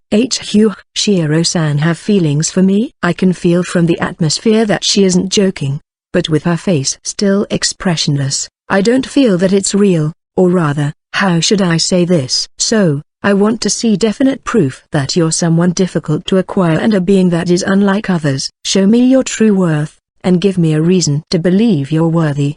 Can I ask one thing? Yes. I'm sorry if I'm just misunderstanding it. However, could it be that those stuff about condition is just something to break the ice? It's just an excuse. She just easily declared it, without any hesitation. She just said that the condition was just an excuse, and with that, I'm looking forward to being with you. Yes. Please wait a moment there. That means, SSS Shiro-san, likes me? Yes. I have feelings for you. Is that so? Thank you very much. Shiro-san told me so matter-of-factly that for some reason, I'm the one getting more embarrassed here. However, the fact that Shiro-san likes me, to be honest, I've never even thought about that. How should I say this? I really feel like Shiro-san is someone above the clouds, someone unreachable by my human hands. So, thinking of her that way before is no, I suppose I can't say I've never thought of her that way. However, what do I think about Shiro-san? To be honest, I was completely caught off guard that my mind still wasn't able to keep up with what's happening. Your reply isn't required for now. I still don't know if my feelings for you are strong enough for me to take you priority over everything else. So, I will ask you after you finish the ordeal. I understand. I have plenty of time to think about it. However, that makes me more and more curious about what the ordeal is. In a way, That's an act of trying to get the hand of the absolute god, Shiro-san. I guess it would be something really outrageous. So, since the Festival of Heroes is still occurring, just like before, let's deepen our friendship. Yes. Well then, let's get on with it. Wait a moment, Shiro-san. Why are you holding my hand? Just like what you did with the god of life, we will be deepening our friendship. No, that was the wrong way of deepening friendship. Hey, don't bring my hand to your breasts. Wait. The words Shiro-san told me were a shock to me. In particular, I was really surprised to hear Shiro-san declare that she has feelings for me. However, the other party is still the same Shiro-san. It was completely unexpected for me, but it really seems that, for me it seems like the last boss would be Shiro-san. After the visit to the God Realm, which ended up being a fierce battle with my reasoning, I wanted to cool my head, flushing red from embarrassment, so I decided to walk home. As I walked down the road towards Lilia-san's mansion, which was beginning to get dimmer as night falls, I saw a familiar figure at the end of the road. Her short, platinum hair, which is longer in her side locks, reflects my image in her silver eyes, which doesn't hold any quivering at all. A woman stands as if a portrait of her was placed right at the end of the road. Ain-san, I've been waiting for you. Kaito-sama. When I called out to her, a little confused, Ain-san gracefully curtsied and gave a beautiful bow. Why is Ain-san in this place? She said she was waiting, so I guess she must have some sort of business with me. Seeing me tilting my head, with her usual coolness, Ain-san spoke. I should have visited earlier, but I was hesitating. No, to be precise, I'm still hesitating at this moment. Hesitating? Yes, as Kaito-sama may have conjectured already, I'm not very good at expressing my emotions. I certainly always had the impression that Ain-san is a cool woman who is very good at her job, but to my knowledge, I haven't seen her expression and her tone of voice change much. However, what did she mean when she mentioned she's hesitating? She mentioned how she was supposed to have visited earlier, so I guess that's related to me. Seeing me tilting my head, Ain-san quietly continued speaking. I was hesitating as to which way I could show you the gratitude within my heart. It's not enough to say 100 words, nor would it be enough even after 1,000 actions. I have no way of expressing the emotions I have in my heart right now.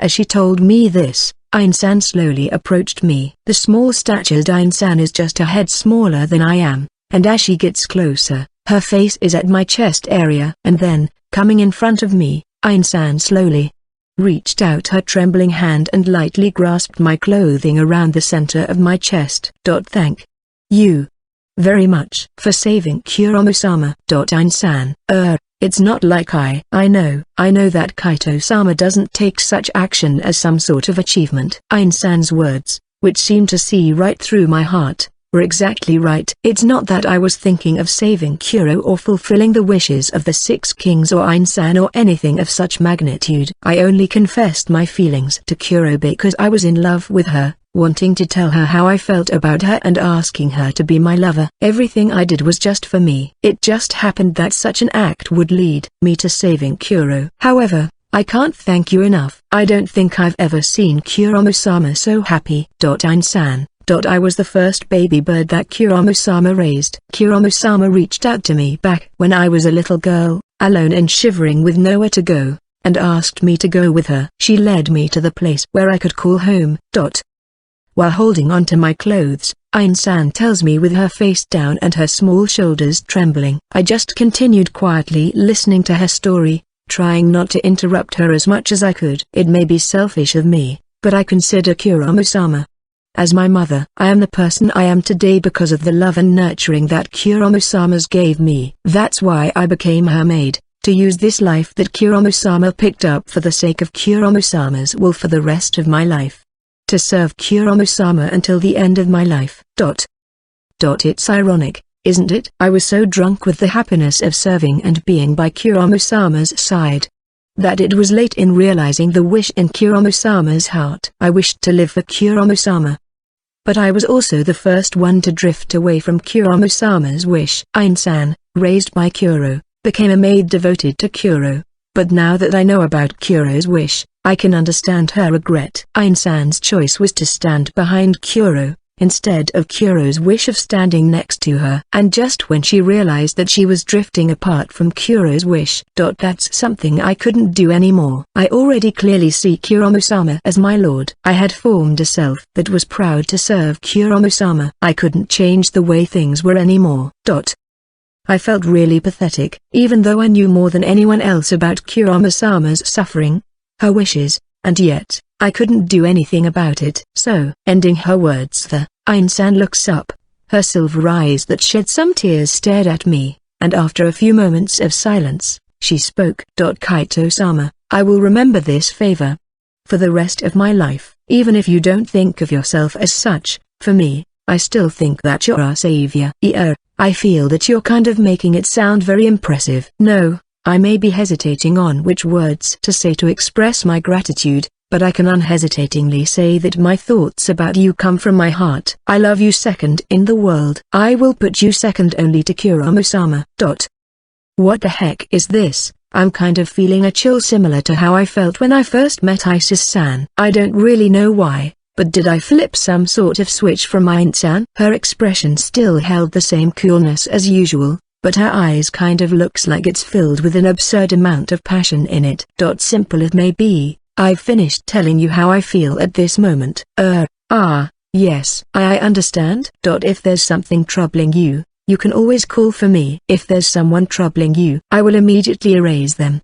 Why yes. She started saying some absurdly disturbing stuff. I don't know if what she's saying is just a joke or not, but I'm afraid of thinking that Ain-san is really going to mercilessly erase someone with just my words. Well, it's not like I have any enemies, so maybe it should be alright, I guess. Removing her grip on my clothes and giving me a deep, respectful bow, Ain-san looked at me again. Kaito-sama, I've heard that you like ripple pie, is that true?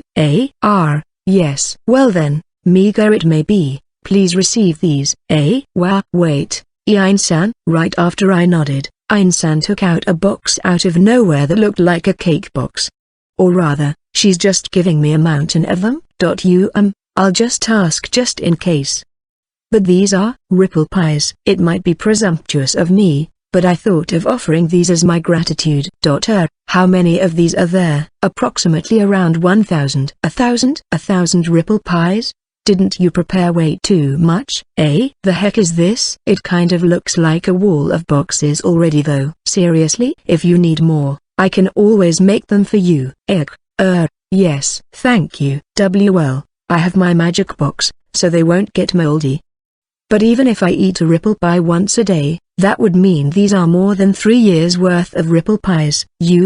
Ain-san. Do you know what moderation means? But of course. Compromise. Moderation. It's an indulgence that I, as a maid, must eliminate. Okay. This woman is totally hopeless. In a different way from Shiro-san, I also can't talk to this person at all. As the dumbfounded me silently put away the ripple pie into my magic box, Ain-san politely thanked me before leaving. Yep, I feel like I'm caught up in something once again. Well, as expected of Kaito-san, I never expected that you would also catch Ain-san into your basket. Hey, Alice. Ain-san was just joking, right? No, not at all. Ain-san basically doesn't bend on anything that she decides for herself. If she's saying she's going to prioritize Kaito-san as second in the world, that's really what she's going to do. In a way, you can say she's a certain type of yandere. You catch my drift? If she sees someone as Kaito-san's enemy, without any hesitation or compassion, she will erase them immediately. The heck is that? That's scary. Hearing Alice's words,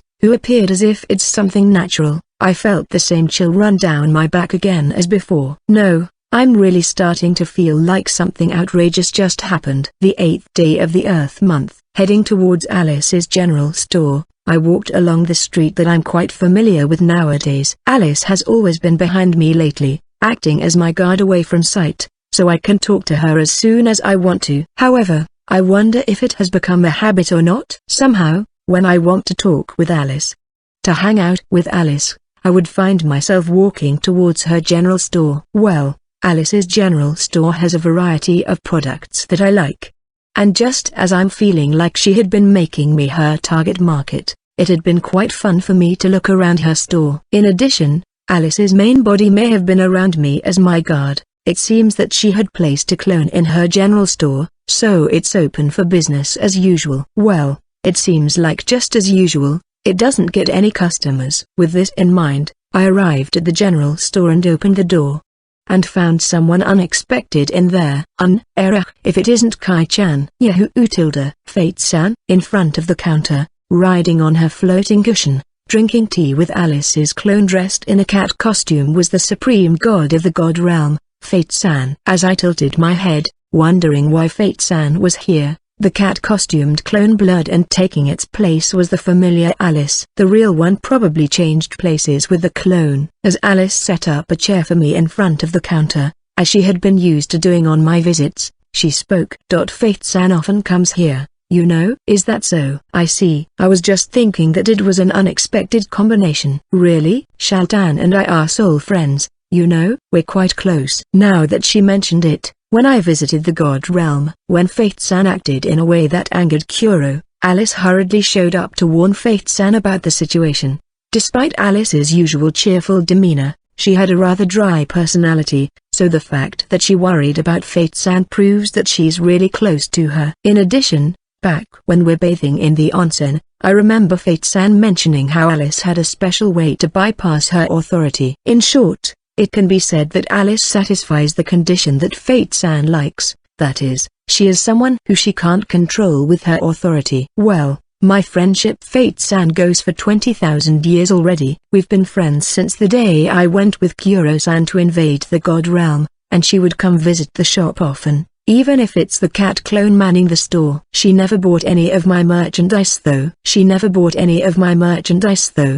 Within my mind, I've shopped here more than 1,000 times though. You buying my stuff in your mind doesn't make sales, you know. But, I properly help you out, Shaltan. I even lent you the temple of one of my subordinates before. It's quite unusual that Alice is the one doing that, Sakami. And there, I feel like something Fate-san said something I just couldn't overlook. Could she be talking about what Kronos-san told me before? About how Alice took the form of a god and gave blessings to people. I was wondering how she slipped in.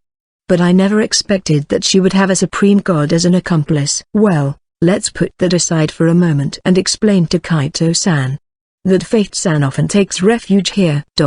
She takes refuge here? Yes, my store is a little special, and I've made it so that it can't be detected by search magic. Yes, Shaltan's recognition inhibition magic is the best in the world, so even God of Space and Time can't find me here. Just as usual, Kronos-san was feeling troubled. I'll tell Kronos-san where to find this general store next time. Yep, let's do that. Well, as expected, she would definitely find this place if she used Fate-san and Life-san's authority at the same time. That can't be helped. Magic and authority basically don't have the same power. Well, I'm sure that when it comes down to it, Shaltan would be able to deceive her way out of it. Speaking of which, I don't really know much about them.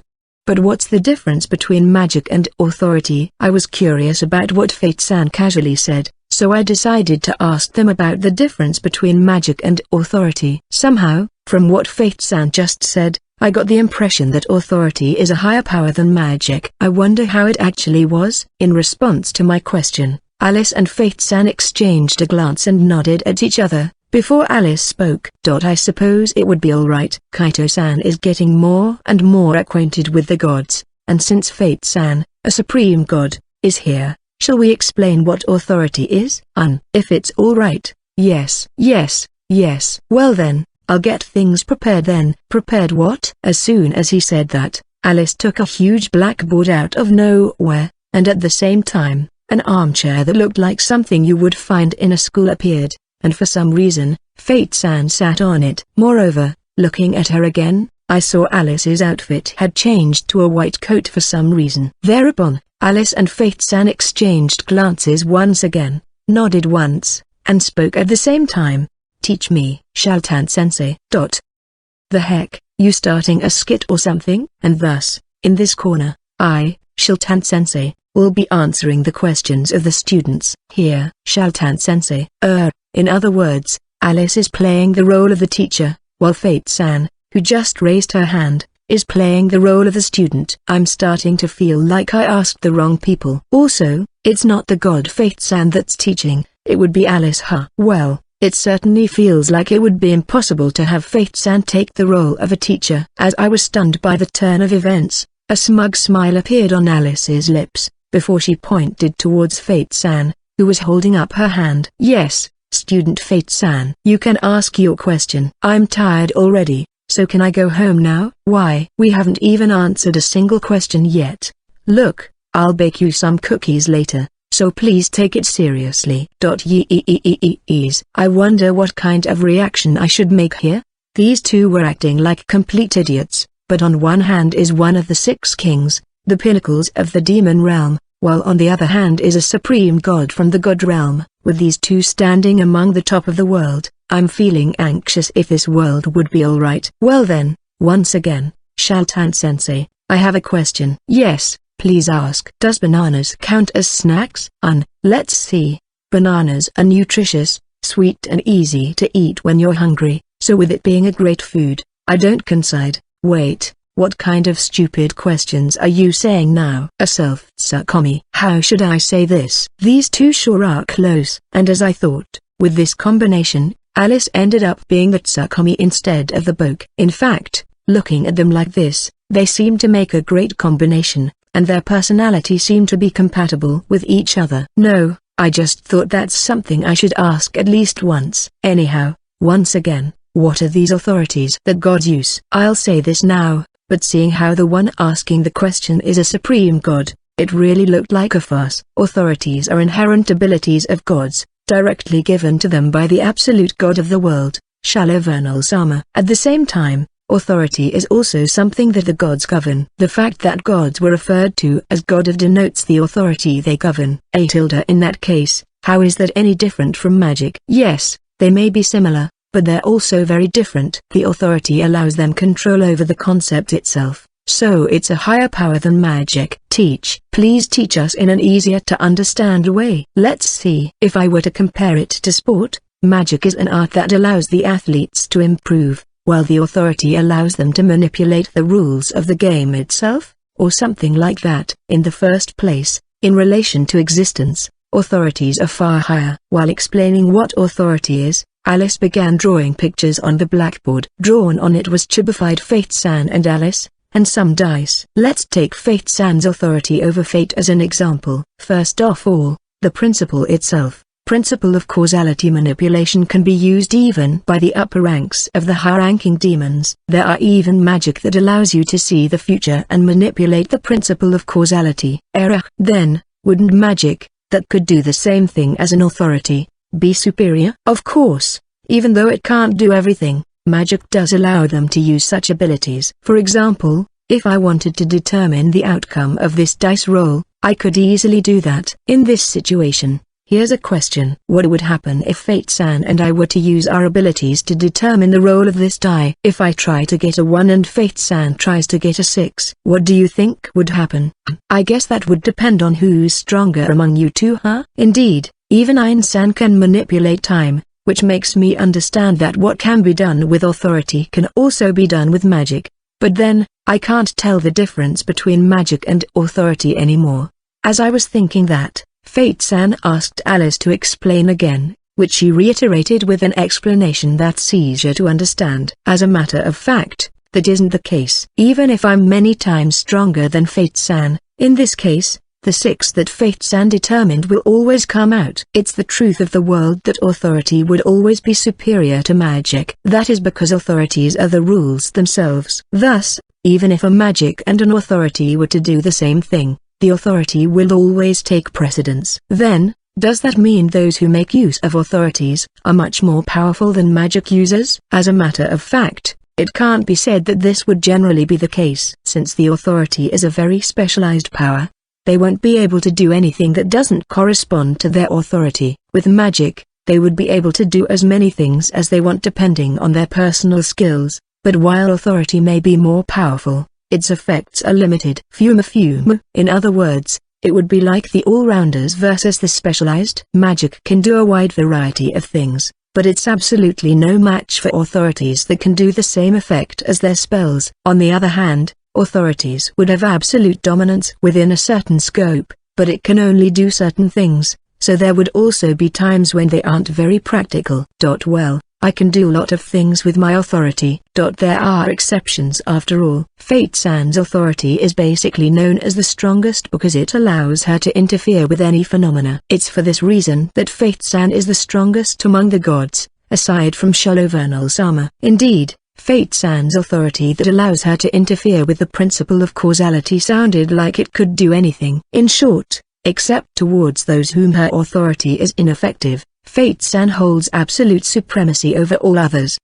I don't need to think about this again. She had an incredible cheat. In contrast to that, Kronos-san's authority of time has a very powerful effect, but it probably only allows her to do a limited number of things. By the way, one more thing. Why are authorities superior to magic in the first place? It's simple. The authorities are reproductions of Shalovernal-sama's power itself. Shalovernal-sama is the god of the world, the highest power in the world. I see, Shiro-san certainly was the god who created this world. In other words, it would make sense that Shiro-san's power is the absolute rules of this world and the most powerful. In other words, I am the rules. I kinda feel like the meaning of those words were different from what I had in mind. Shiro-san spoke into my mind as if it's a matter of course. Her voice was as inflectionless as usual, and her expression probably hadn't changed. But I kinda feel like I'm hearing her smugness from here. No, you don't really have to say it out. Well, anyhow, I could tell that Shiro-san was amazing. You can praise me more, you know. Praises make me happy. Let's just leave that for another time. Leaving the conversation with Shiro-san at an appropriate time, I turned my gaze back to Alice and Fate-san. I see. I understand now. Thank you, Shaltan-sensei. No. Do you have other questions? Yes. How can I win over Kai-chan? Oi, with that serious expression on your face incomparable to earlier. The heck are you asking, Supreme God? Let's see. Even though he looks like this, Kaito-san is kind of a pushover. I don't recommend forcing yourself on him though, because Kuro-san will definitely appear and stop you. Putting it in another way, forceful ways are effective as long as they aren't those that would make Kuro-san intervene. Perhaps, even if you force him out to a date, he'll just go along with it. Fume. The route Fate-san uses, clinging to him and acting spoiled around him, seems to be very effective. In fact, I think that if you keep your requests a little more moderate, he will pamper you quite a bit. Kaito-san is a softie after all. You're supposed to be one of the 6 kings, right? The heck are you coaching there? Also, doesn't that really sound like you're telling her really effective means? Indeed, if for example, Fate-san isn't asking me stuff like marry her or adopt her, and was instead asking me to go shopping with her, or hang out with her, I feel like I might really just agree. Well, fortunately, Fate-san is probably not going to do it. She won't, right? I mean, it's Fate-san we're talking about here. Even if she's taking notes over there, she's probably going to think that it's too troublesome when she's about to execute it, so it will be back to the usual routine. Moreover, I estimated that Kaito-san's preferred situation was Kai-chan's preference. I wonder why? I kinda feel like the situation is turning ominous. If things keep going like this, much less my privacy, even the fetishes I myself don't know would be exposed to the public. I need to stop them. But putting aside Alice, I wonder if I can stop Fate-san. It's not like Kuro would just come at the right time. I'll teach you some magical words. Magical words? Help me, Shiro-san. Just say these words and everything will be solved. You help me, Shiro-san. Hijau. The moment I muttered that, above Alice and Fate-san's heads, a Piko hammer appeared, and swung down on their heads. And then, just as I heard the cute little poink sound, the 2 of the most powerful beings in the world were, for some reason, rolling around with their hands in their hands. Wait, Kaito-san. I can already guess what happened. But you do realize that hammer really hurts, right? Of all the people to ask, it had to be her? Seriously, can you please not do that? She doesn't know what moderation is. Not only does it penetrate all of my magic defenses, it also inflicts pain directly to my sense of pain. You know, I'm sorry, Shallow Vernal Sama. Everything is because of my depravity. I'm really sorry. PP, please forgive me. No, I'm really sorry. Wait, Fate-san, please calm down. I'm sorry. Its effect was more frightening than I expected. Alice was writhing in pain upon receiving the strong attack of Shiro-san, someone who doesn't know moderation. However, the damage to Fate-san was more serious than that. It seems like the fact that a god, Fate-san, has been scolded by Shiro-san was an even more serious incident than I thought. After stumbling around in pain, she got down on her knees, half-grazed, and banged her head on the floor repeatedly, and just like a broken recorder, she repeatedly apologized. The magic words I had uttered in an attempt to request for help had an unexpectedly powerful effect. After I had tried helping out Fate-san, who had suffered great mental damage, I had to ask Shiro-san to come out, which somehow ended up needing more effort than I had thought. This is the moment when I vowed never to use these dangerous magical words again. The 10th day of the Earth month. I finished my daily routine of brushing bell, and while staring up at the clear, cloudless blue sky, I was thinking about what I should do now. It's a nice day, so how about I go shopping? However, I don't really have anything I want to buy now. Kuro and Isis-san have been busy lately for some reason, so I don't feel comfortable bothering them. Well, it wouldn't be a bad idea to wander around aimlessly every once in a while. Just as that thought popped into my head though, a familiar voice rang out. Kaito-kun-san, Kaito-kun-san. Raz-san. When I looked back in the direction of where I heard the voice, a 30 centimeters pink blonde-haired fairy Raz-san arrived from the gate, looking flustered and calling me in her own unique way. It's been quite a long time since I've known Raz-san, but is she really still calling me Kaito-kun-san? No, this may be impossible to fix now, so let's just give up. Kaito-kun-san. Raz needs your help. My help? What are you talking about? It's about the only parfait couple. Please collaborate with me. About what? Is that some kind of secret, boss? No. Let's calm down here and think about it again. She may have just said that in the wrong order. Only parfait couple. Only couple parfait. Couples only parfait? Yes, that's what I'm talking about. Please, Kaito-kun-san, please collaborate with me. No, I'm sorry. Even if I know what those words mean, please explain to me the situation. Let's see. Here it is. Even though I arrived at the words couples only parfait, I didn't understand why Raz-san wanted me to help her with that, so I asked her back, and out of nowhere, she pulled out a flyer. I received a flyer about the same height as Raz-san and looked it over. Written in there was our newest special fruit parfait, for couples only, in large letters, and there's a map of the area around the central street of the Symphonia Kingdom.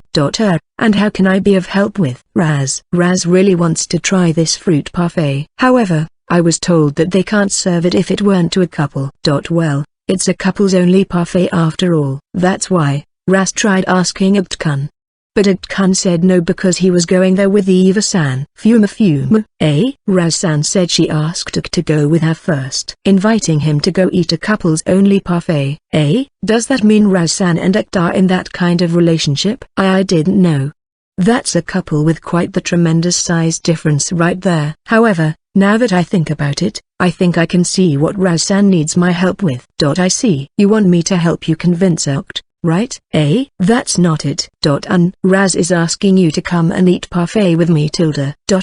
Looking at Raz-san, who said that with a big smile, I completely stiffened. What on earth is Raz-san saying? Just because Akt turned her down, she's asking me to go and eat couples-only parfait. Is she insinuating something, or perhaps, is it because she was feeling jealous of Eva? I didn't think that people in this world are prone to that kind of jealousy, but I guess it really differs for each person. However, it certainly isn't hard to understand Raz-san's feelings when her lover refused to come with her to eat the couples-only parfait that she really wanted to eat. However, I think it would be too cruel to act if I go in his stead. No, Raz-san, you shouldn't be too hasty with your decisions. About what? No. What I mean is that you shouldn't let your momentary emotions sway your decisions. Wouldn't it be pitiful if Raz-san and I go out to eat together? Why? I tried persuading her, but Raz-san just tilted her head, as if she was wondering what was going on. What I'm trying to say is that, if Raz-san and I go together in this, People will think that we're a couple, you know. But Raz and Kaito-kun-san are a couple, you know. Yes, that's why. Yes, sorry, can you repeat that? Geez, I said, Raz and Kaito-kun-san are a couple, so it's okay. That's a shocking revelation. Apparently, Raz-san and I were a couple. When did that happen? I have no idea. Did I get drunk before? No, I have Shiro-san's blessing, so I shouldn't get drunk. Did something happen that only I don't remember? No, as expected, I've never seen such a small-statured Raz-san as a target of affection.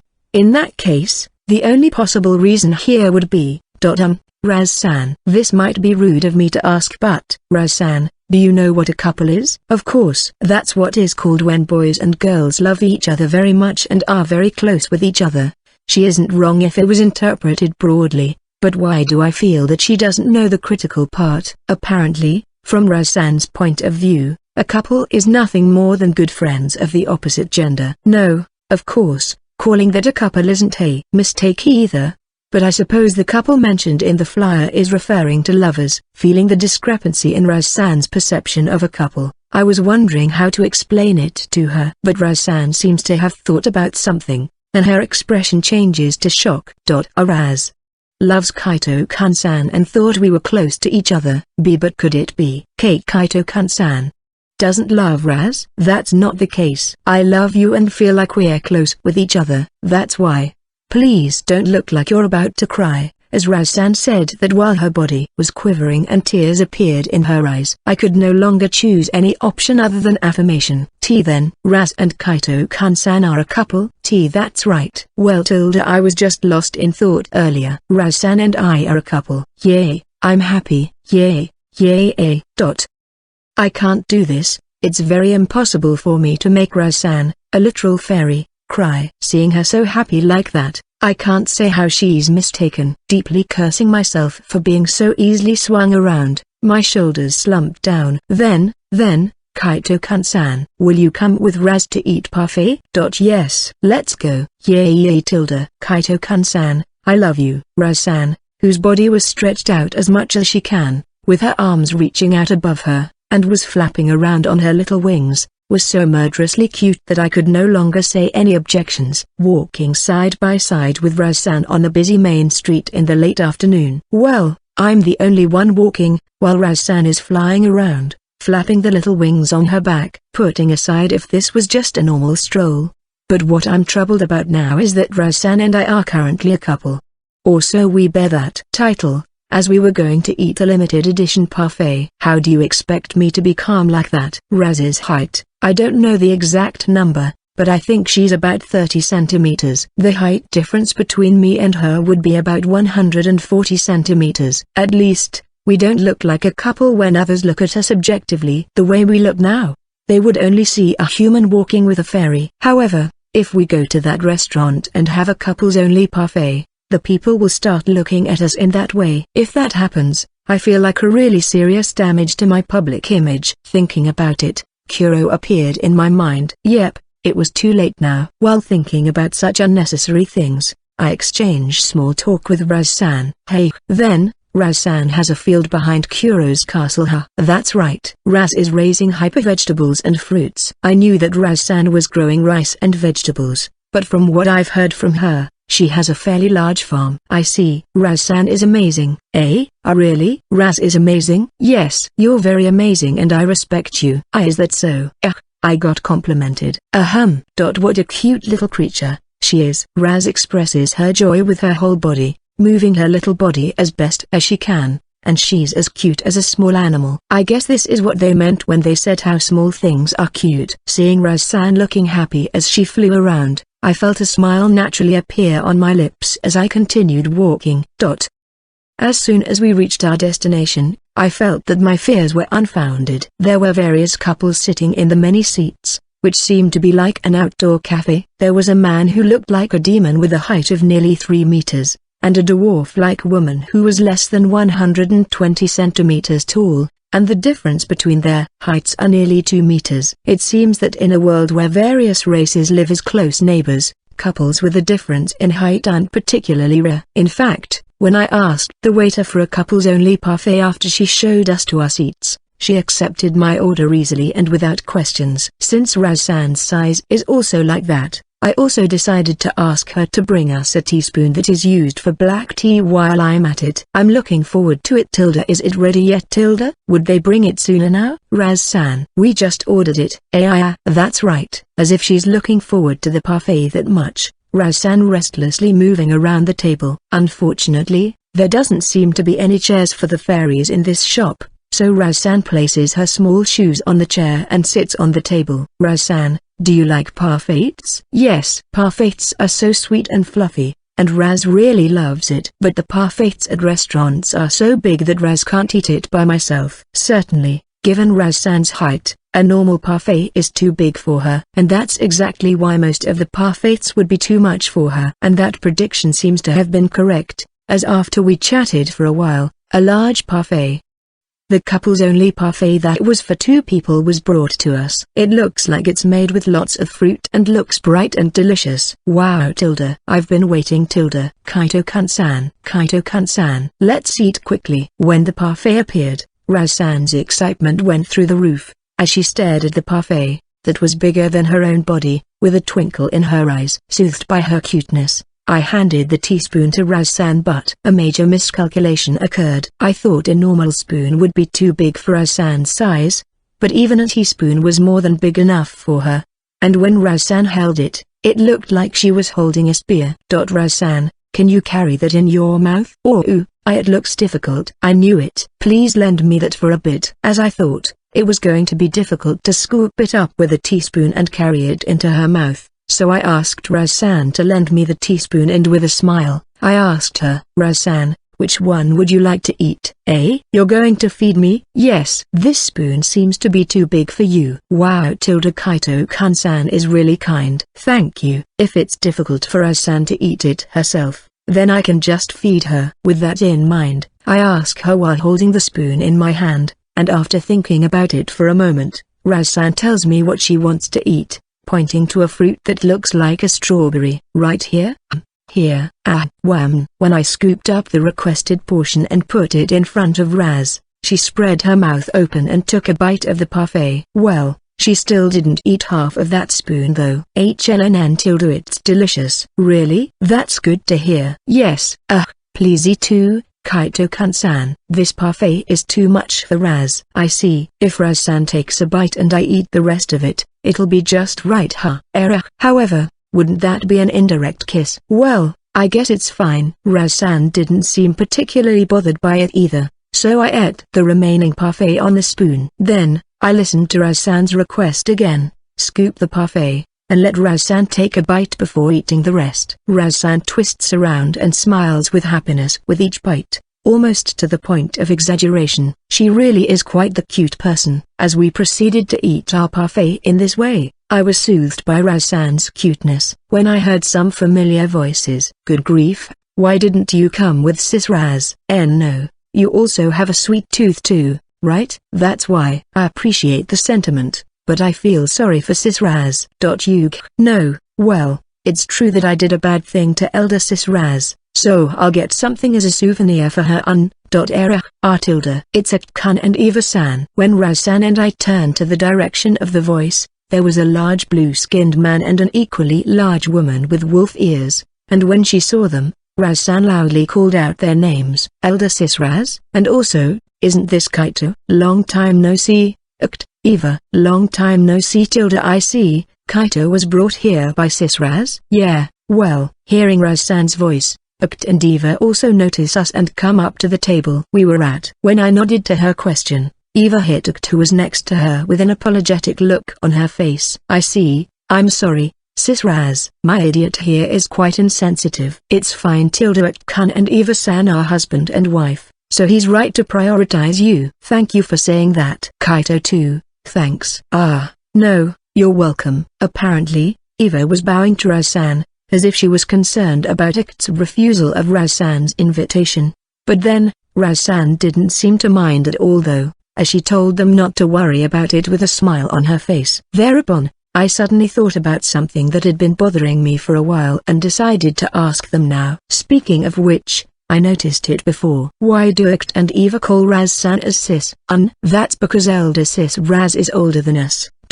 There's also because sis Raz is many times stronger than us. They say that people aren't always what they seem, and I don't know if it really is as they say or not, but for the small and lovable Raz-san to actually be a great fairy who has lived for a considerable amount of years, and her power makes her the greatest among the fairies. When Raz-san and I went to eat the couples-only parfait, we happened to meet Act and Eva at a restaurant. However, I thought it would be intruding on them if we were to sit together, so after a quick chat, we decided to eat at different seats. Compared to Raz-san and I, who were already halfway through our meal, Act and Eva had just made their order, and since we didn't want to make them feel uncomfortable, after we finished eating, we called out to them before leaving the restaurant. Although Raz-san's objective was accomplished by eating the parfait, I decided to go around the city with her to digest our meals. I've eaten too much. Raz-san, are you alright? You weren't flying straight. My body feels too heavy for me to fly. Apparently, Raz-san had eaten quite a bit, as she looked quite exhausted and was fluttering around in the air. Well, considering Raz-san's size, I guess she had eaten too much. Let's be clear with something though. I have eaten way more than her. No matter how much Raz-san eats, it would be a fifth of the whole, or at best, a quarter of it, and the rest of the parfait.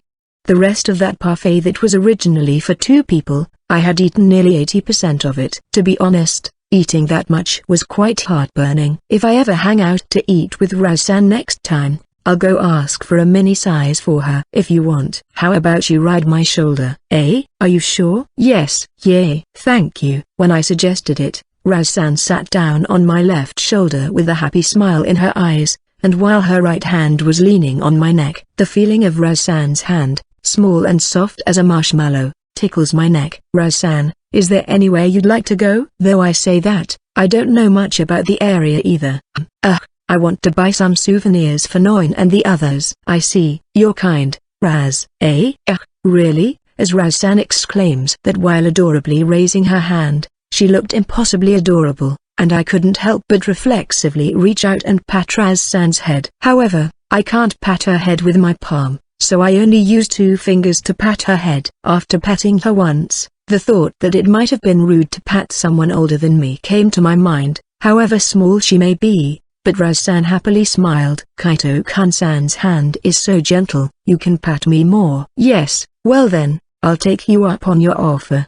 Apparently, Raz-san seems to like it, and she adorably demands more patting, so I patted her head again, feeling soothed as if I was patting a cute, small animal. After patting Raz-san for a while, I put my hand away, and Raz-san looks at me with a charming smile on her face.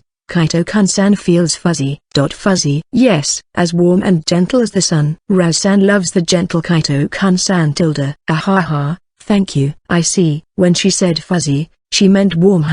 That's quite the cute way of describing someone. Seeing Raz-san with a happy smile on her face, I naturally smiled too, and we walked down the street, happily chatting with each other.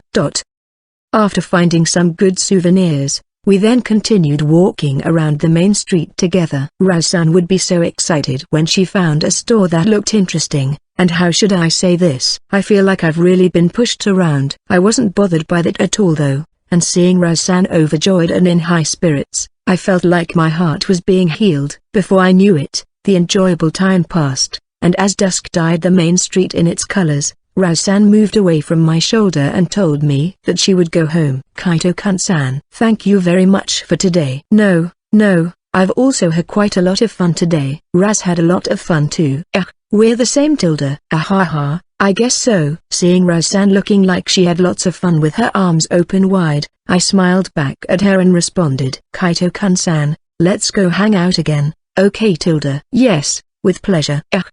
That's right. Kaito-kun-san, let me give my thanks. Thanks? After looking as if she thought of a great idea, Raz-san began twirling around my face. As I tilted my head, wondering what's going on, Raz-san spun around my body before coming close. Stretching out her little body as best as she could, she kissed me on my cheek. Wait, Raz-san, what are you? Did you know? Being kissed by a fairy will make you happy.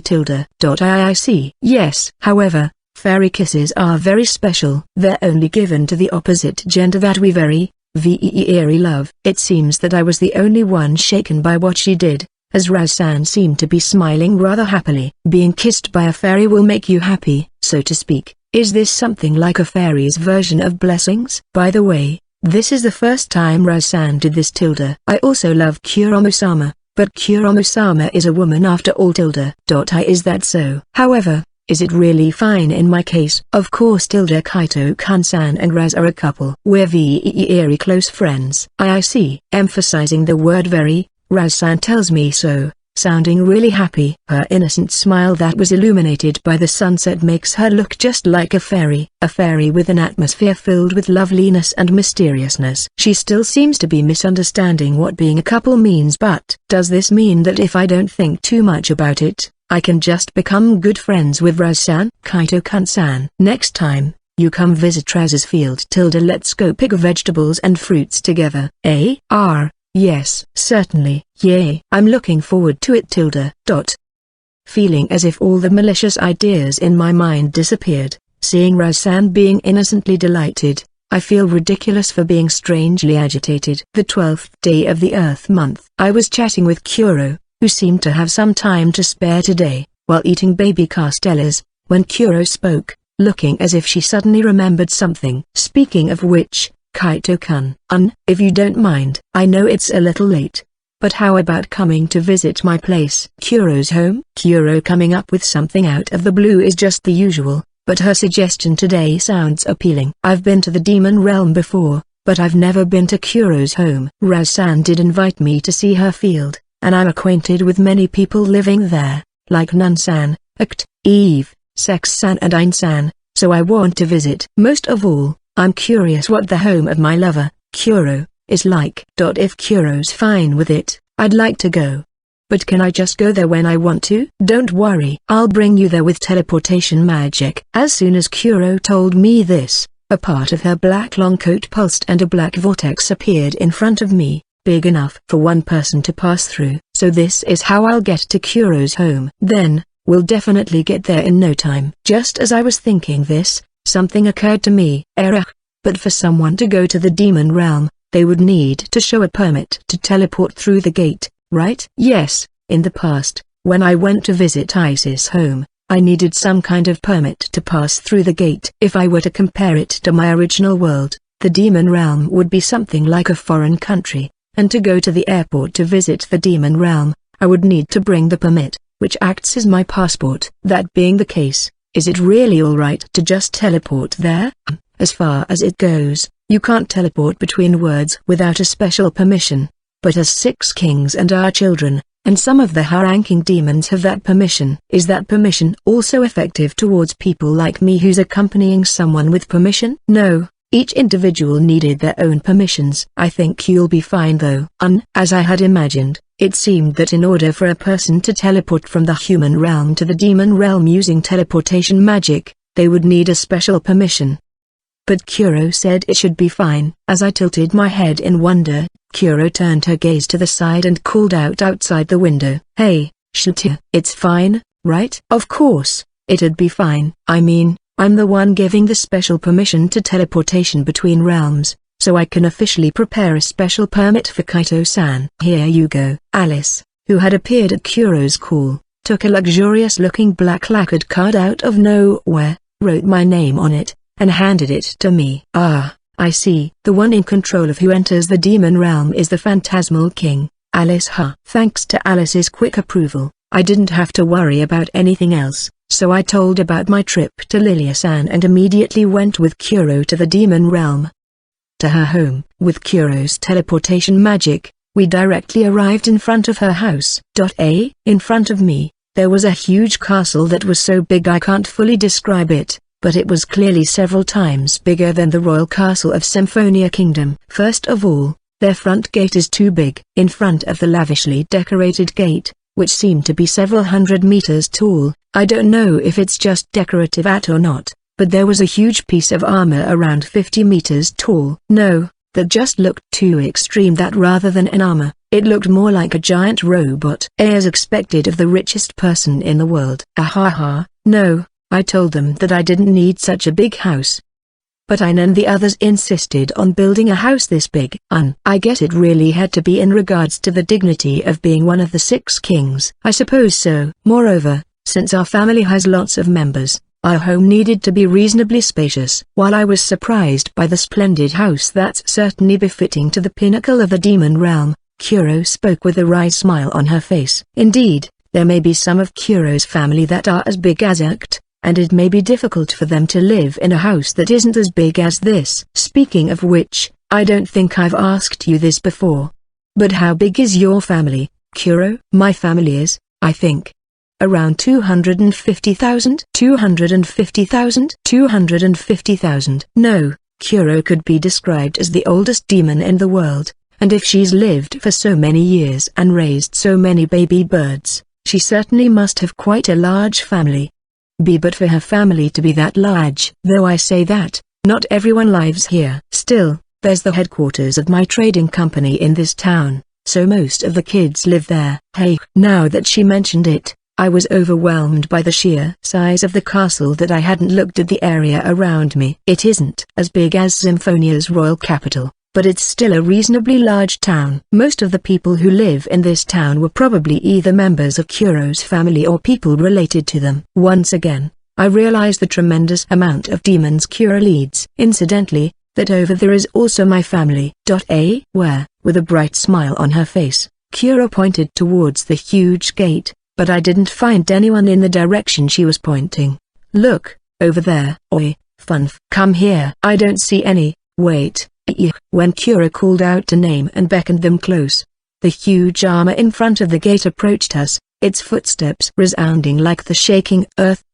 Seriously? That giant armor isn't just an art decoration? When the giant armor, Funf-san, arrived in front of Kuro and me, with a fluid motion, she dropped down on one knee and lightly bowed her head. This should be the first time you met each other, right, Funf? This child is Kaito-kun. My, lover. Nice to meet you. I'm Mama Kaito. It's humongous. This armor is humongous. This armor seriously looked like a gigantic robot. Anyhow, it's humongous. Other than Magnoel-san, I think this armor would be the largest being I've ever seen in this world. Are they a giant, or some kind of race like that? Anyhow, it looked intimidating. As I greeted it with such thoughts in mind, the giant front of me suddenly lit up and disintegrated into pieces. It's also nice to meet you. I've heard a lot about you from Sisine and the others. I'm the gatekeeper of Kuromusama's castle. Funf. When the light cleared up, there appeared a girl dressed in a bodysuit that clung to her skin. She's a slender and short-statured girl,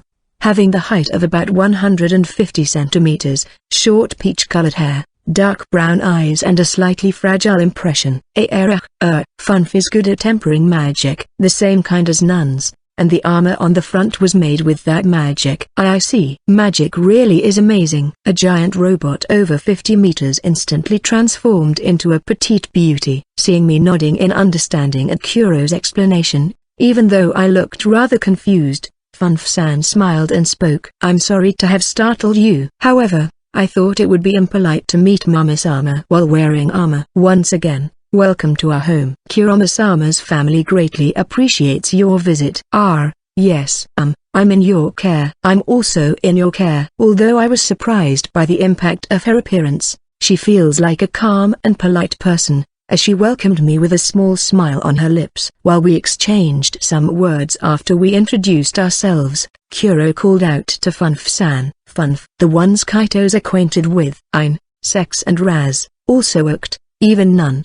Do you know where they are? Sisine is probably doing the chores as usual. Sex would be at the trading company. Ect and Eve apparently went to assist in the mining of magic crystals. Around this time, Razelia should be in her field, while Nun is probably in her room. I see, thanks. Now that I've come to visit, I'd like to greet those I'm acquainted with. It's a shame that Sex-san, Ect and Eve weren't here, but it seems that Ain-san, Raz-san and Nun-san were here. Kuro also seemed to know that I would want to meet everyone I knew, and after confirming that, she turned towards me and asked, Kaito-kun, what do you think? Should we go visit Raz's field first, or perhaps, let's go visit Nun's room?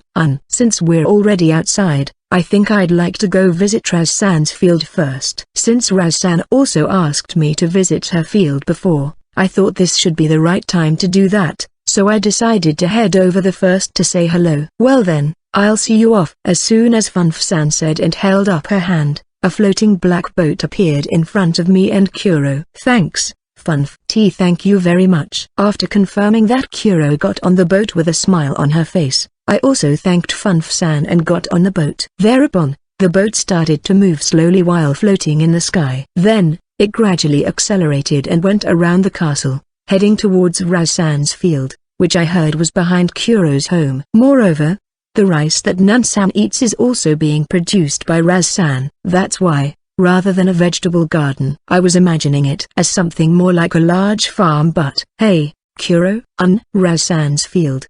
Which is it? All of it is Raz's field, you know. The scene in front of me now isn't even close to the level of a big farm or something like that. I don't know how many hectares there are just from looking at it. But what I do know is that Raz-san's field takes up a tremendous amount of space. It's hard to explain, but it was an overwhelming sight, like a small village with fields and rice paddies as far as the eye can see. Raz-san has been managing all of these by herself. Contrary to her appearance, Raz-san is also a tremendous person. While I was feeling astounded by the huge field, a familiar voice rang out and a small shadow flew towards me. Kaito-kun-san. It's Kaito-kun-san. Hello, Raz-san. Yes. Hello, Kaito-kun-san. You've come to visit us? Yes, Kuro invited me. So I thought I'd take the opportunity to see the field Raz-san mentioned before. Raz-san welcomed us with a big smile on her face, moving her tiny wings energetically. She really is as cute and soothing to talk to as ever. I see. Kaito-kun-san coming makes Raz really happy. I'm also glad that you're happy. I'd like to check out the field Raz-san's really proud of. When Raz-san heard my words, she expressed her joy by moving her small body with all her might. Coupled with her small body, she's really cute. Yes. But it's a bit regrettable. Nun was helping out earlier. You crossed paths. I see. However, don't worry. We're going to visit Nun afterwards. When Raz-san muttered that, looking rather disappointed, Kuro told Raz-san that we were planning to visit Nun-san's place as well, to which Raz-san's expression immediately brightened up to a smile. That's great then. Nun also wants to meet Kaito-kun-san. That's right. Kaito-kun-san. Since you've come all the way here, you should try some of the vegetables San has grown. Is that alright? If Raz-san's alright with it, then most certainly. I was grateful for Raz-san's generosity in offering me some of the vegetables she had grown, but the words she spoke immediately afterwards froze me in my tracks. Yes. Then, wait for a bit. Kaito-kun-san, do you have a vegetable San you hate? None. Kaito-kun, don't you look rather pale? I'm alright. Hearing Raz-san's question reminded me of a certain ingredient, which I really hate. That fiend called bell pepper is also classified as vegetable. Yes, I know it sounds pathetic, but I really hate bell peppers. Bell peppers are the only thing that I'm really hoping will go extinct from the bottom of my heart. I've often heard that when you grow up, your taste buds change and you can eat things you don't like, but I've always hated bell peppers since I was a child. However, I still have some pride, and if possible, I don't want others to know about it. Fortunately, bell peppers aren't vegetables you can just pluck out and eat as it is. So it shouldn't be possible for it to be brought out here. Rather, I'm begging you, please don't come out. As I was shouting in my heart, praying just for bell peppers to not come out, Raz-san returned shortly after. Here, Kaito-kun-san. Freshly picked tomatoes San. I've cleaned them with cleaning magic, so you can eat them straight. Raz's tomatoes San are very tasty. Thank you very much. I have no problem eating tomatoes. Rather, I can even say this is my favorite. Raising a fist up within my heart, I accept the ripe tomatoes from Raz-san. Yeah, seeing you that happy also makes Raz happy. Kaito-kun-san likes tomato San. While rejoicing in the good fortune of having my petty pride protected, I took a bite on the tomato I received, which tasted really great. How should I say this? I used to think tomatoes were sour, but Raz-san's tomato is so sweet and rich that one would think it's a fruit. In addition, the tomato was very fresh and chewy, making me wonder what in the world were those tomatoes I had been eating. It's very delicious. I've never had such a sweet and delicious tomato before.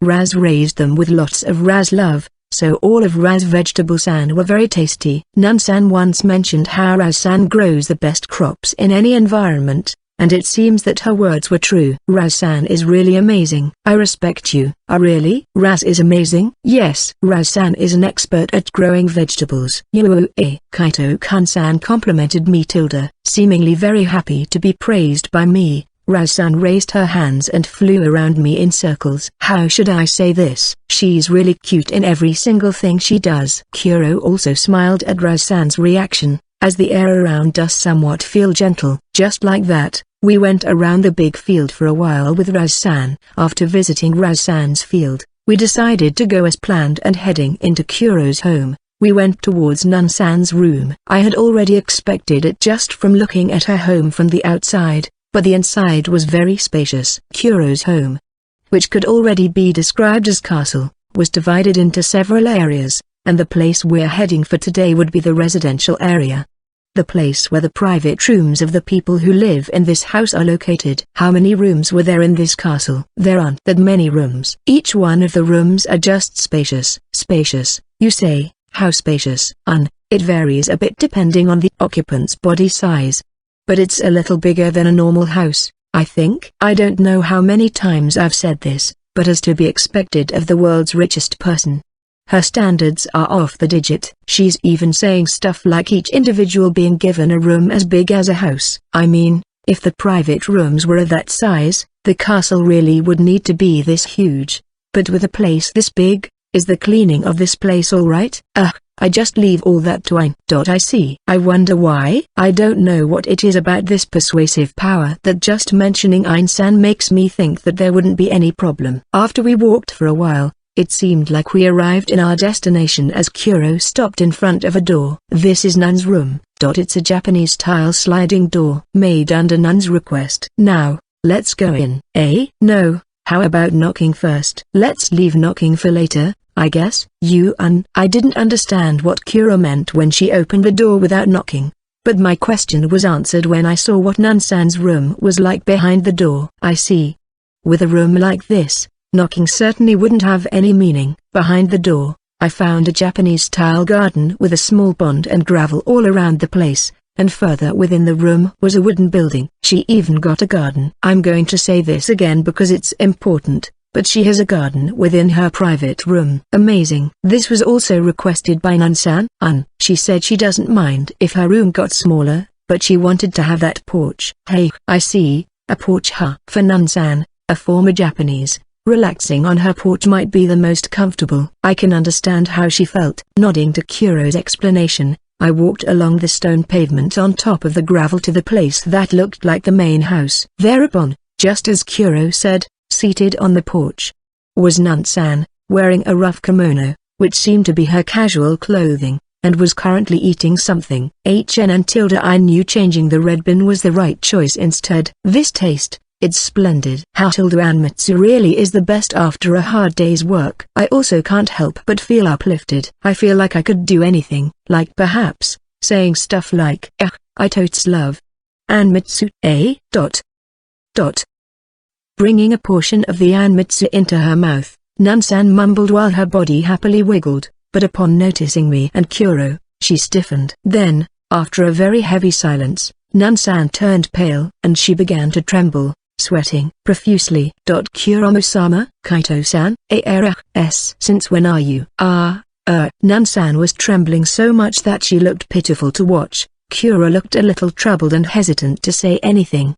From that time you said changing the red bin was the right choice. It's not that I'm trying to help Kuro who's having a hard time saying it. It's just that the silence is too heavy for me to bear, so I told her, to which the blood drained from Nun-san's face. After a few moments of silence with her face turning from blue to white, Nun-san crouched down with her hands covering her face. Please just kill me already. Nun, get a hold of yourself. It's all right. Everyone has times when they get excited. Right, Kaito-kun? She's right. No, rather, what happened just now wasn't even close to a blunder. As Nun-san is on the verge of breaking down in shame, Kuro and I are doing our best to make her feel better. In fact, from my point of view, I thought I got to see a cute side of Nun-san. But it seems that she is so embarrassed that she wants to die. Indeed, Nun-san is usually like a Yamato Nadeshiko, a prim and proper lady. But she had already seen such pathetic appearances before, like that time when she got excited over tofu, or that time back in the Sacred Tree Festival. No, let's forget about that for now. I should just do everything I can to encourage Nun-san. After a while of trying to support her with Kuro, Nun-san somehow managed to get back on her feet. She then welcomed Kuro and me, and we were currently having tea in the living room of the wooden building. This living room also has a tatami mat flooring in a pure Japanese style, a style which is very typical of Nun-san. I see, you've been to Rao-sama's field, huh? Have you been to Akut-sama and Eva-sama's room? Ah, no. Sex is in the usual place, but it seems that Akut and Eve were apparently helping out in the mining for the magic tool trading company's magic crystals. We had a quick chat about today's events over a cup of gently tasting Japanese tea. Speaking of which, Kuro, I just got curious. But do many of your family work for the Sidage Magic Trading Company? I can't say everyone doing business works there, but many of them help out. As for the ones that Kaito-kun knows, Sex is the acting chairman, while Akut and Eve mine for the magic crystals used for magic tools. Hey, then, what about Nun-san? Ein-san, of course, is a maid. Rao-san works in her field, while Sex, Akut and Eve work in the magic tools trade. So, what does Nun-san usually do? When I asked such a meager question. Something kinda feels wrong with the atmosphere now. Was this a topic I shouldn't have asked about? None is. I don't have a regular job. This is bad, I totally stepped on a landmine. What should I do? The mood feels really heavy. I should say something. Look, Kaito-kun. Nun is the first hero. Her face is widely known and she can't just do her job in her armor. I see. It would certainly be a big deal if they found out Nun-san's true identity, so it'd be hard for her to work even if she tried. But if she doesn't have a source of income, wouldn't she have trouble in her daily life? Why the heck am I persisting through this topic? Moreover, why am I pressing this topic on Nun-san? This is bad, I totally blundered. Perhaps I'm also about to blow my fuse. When Nun-san heard my words, she looked as if she was about to faint. But even so, she still honestly answered my question. Through my allowance. Our family receives an allowance of 1 gold coin from Kuromo-sama at the beginning of each month. As for luxuries, I don't have such things. So even when I don't work, I now regret asking this question from the bottom of my heart. There are some things in this world that are not to be known. How should I say this? The hero for everyone in this world, the first hero, had unexpectedly become a NEET. Rather, Kuro's family. They're being treated very well. Food and shelter guaranteed at the highest level, and a monthly allowance of 1,000,000 yen from Kuro. How should I say this? This is an environment Fate-san would be envious with. But, you see, Nun sometimes accompanies me as my guard, and she works very well. Seeing Nun-san getting depressed again, Kuro hurriedly tried to support her. I don't feel like her acting as Kuro's guard had any meaning, but of course, in this situation, I don't think I can say something like that. That's right. Besides, you're also helping Rao-san with her field too, right? You've got a proper job there then. Yes, it's not that she doesn't want to work, it was just that her willingness to work is only hindered by the fact that she's too famous. One can't call her a NEET, nor can anyone call her pathetic. Trying to support her with such thoughts in mind, a new visitor arrived right at that moment. Nun tilde. Rao-sama? Now. Seeing Rao-san appear in their room with a bright smile on her face, Nun-san became flustered for some reason. Thank you for helping me out in the field today. Here, your reward.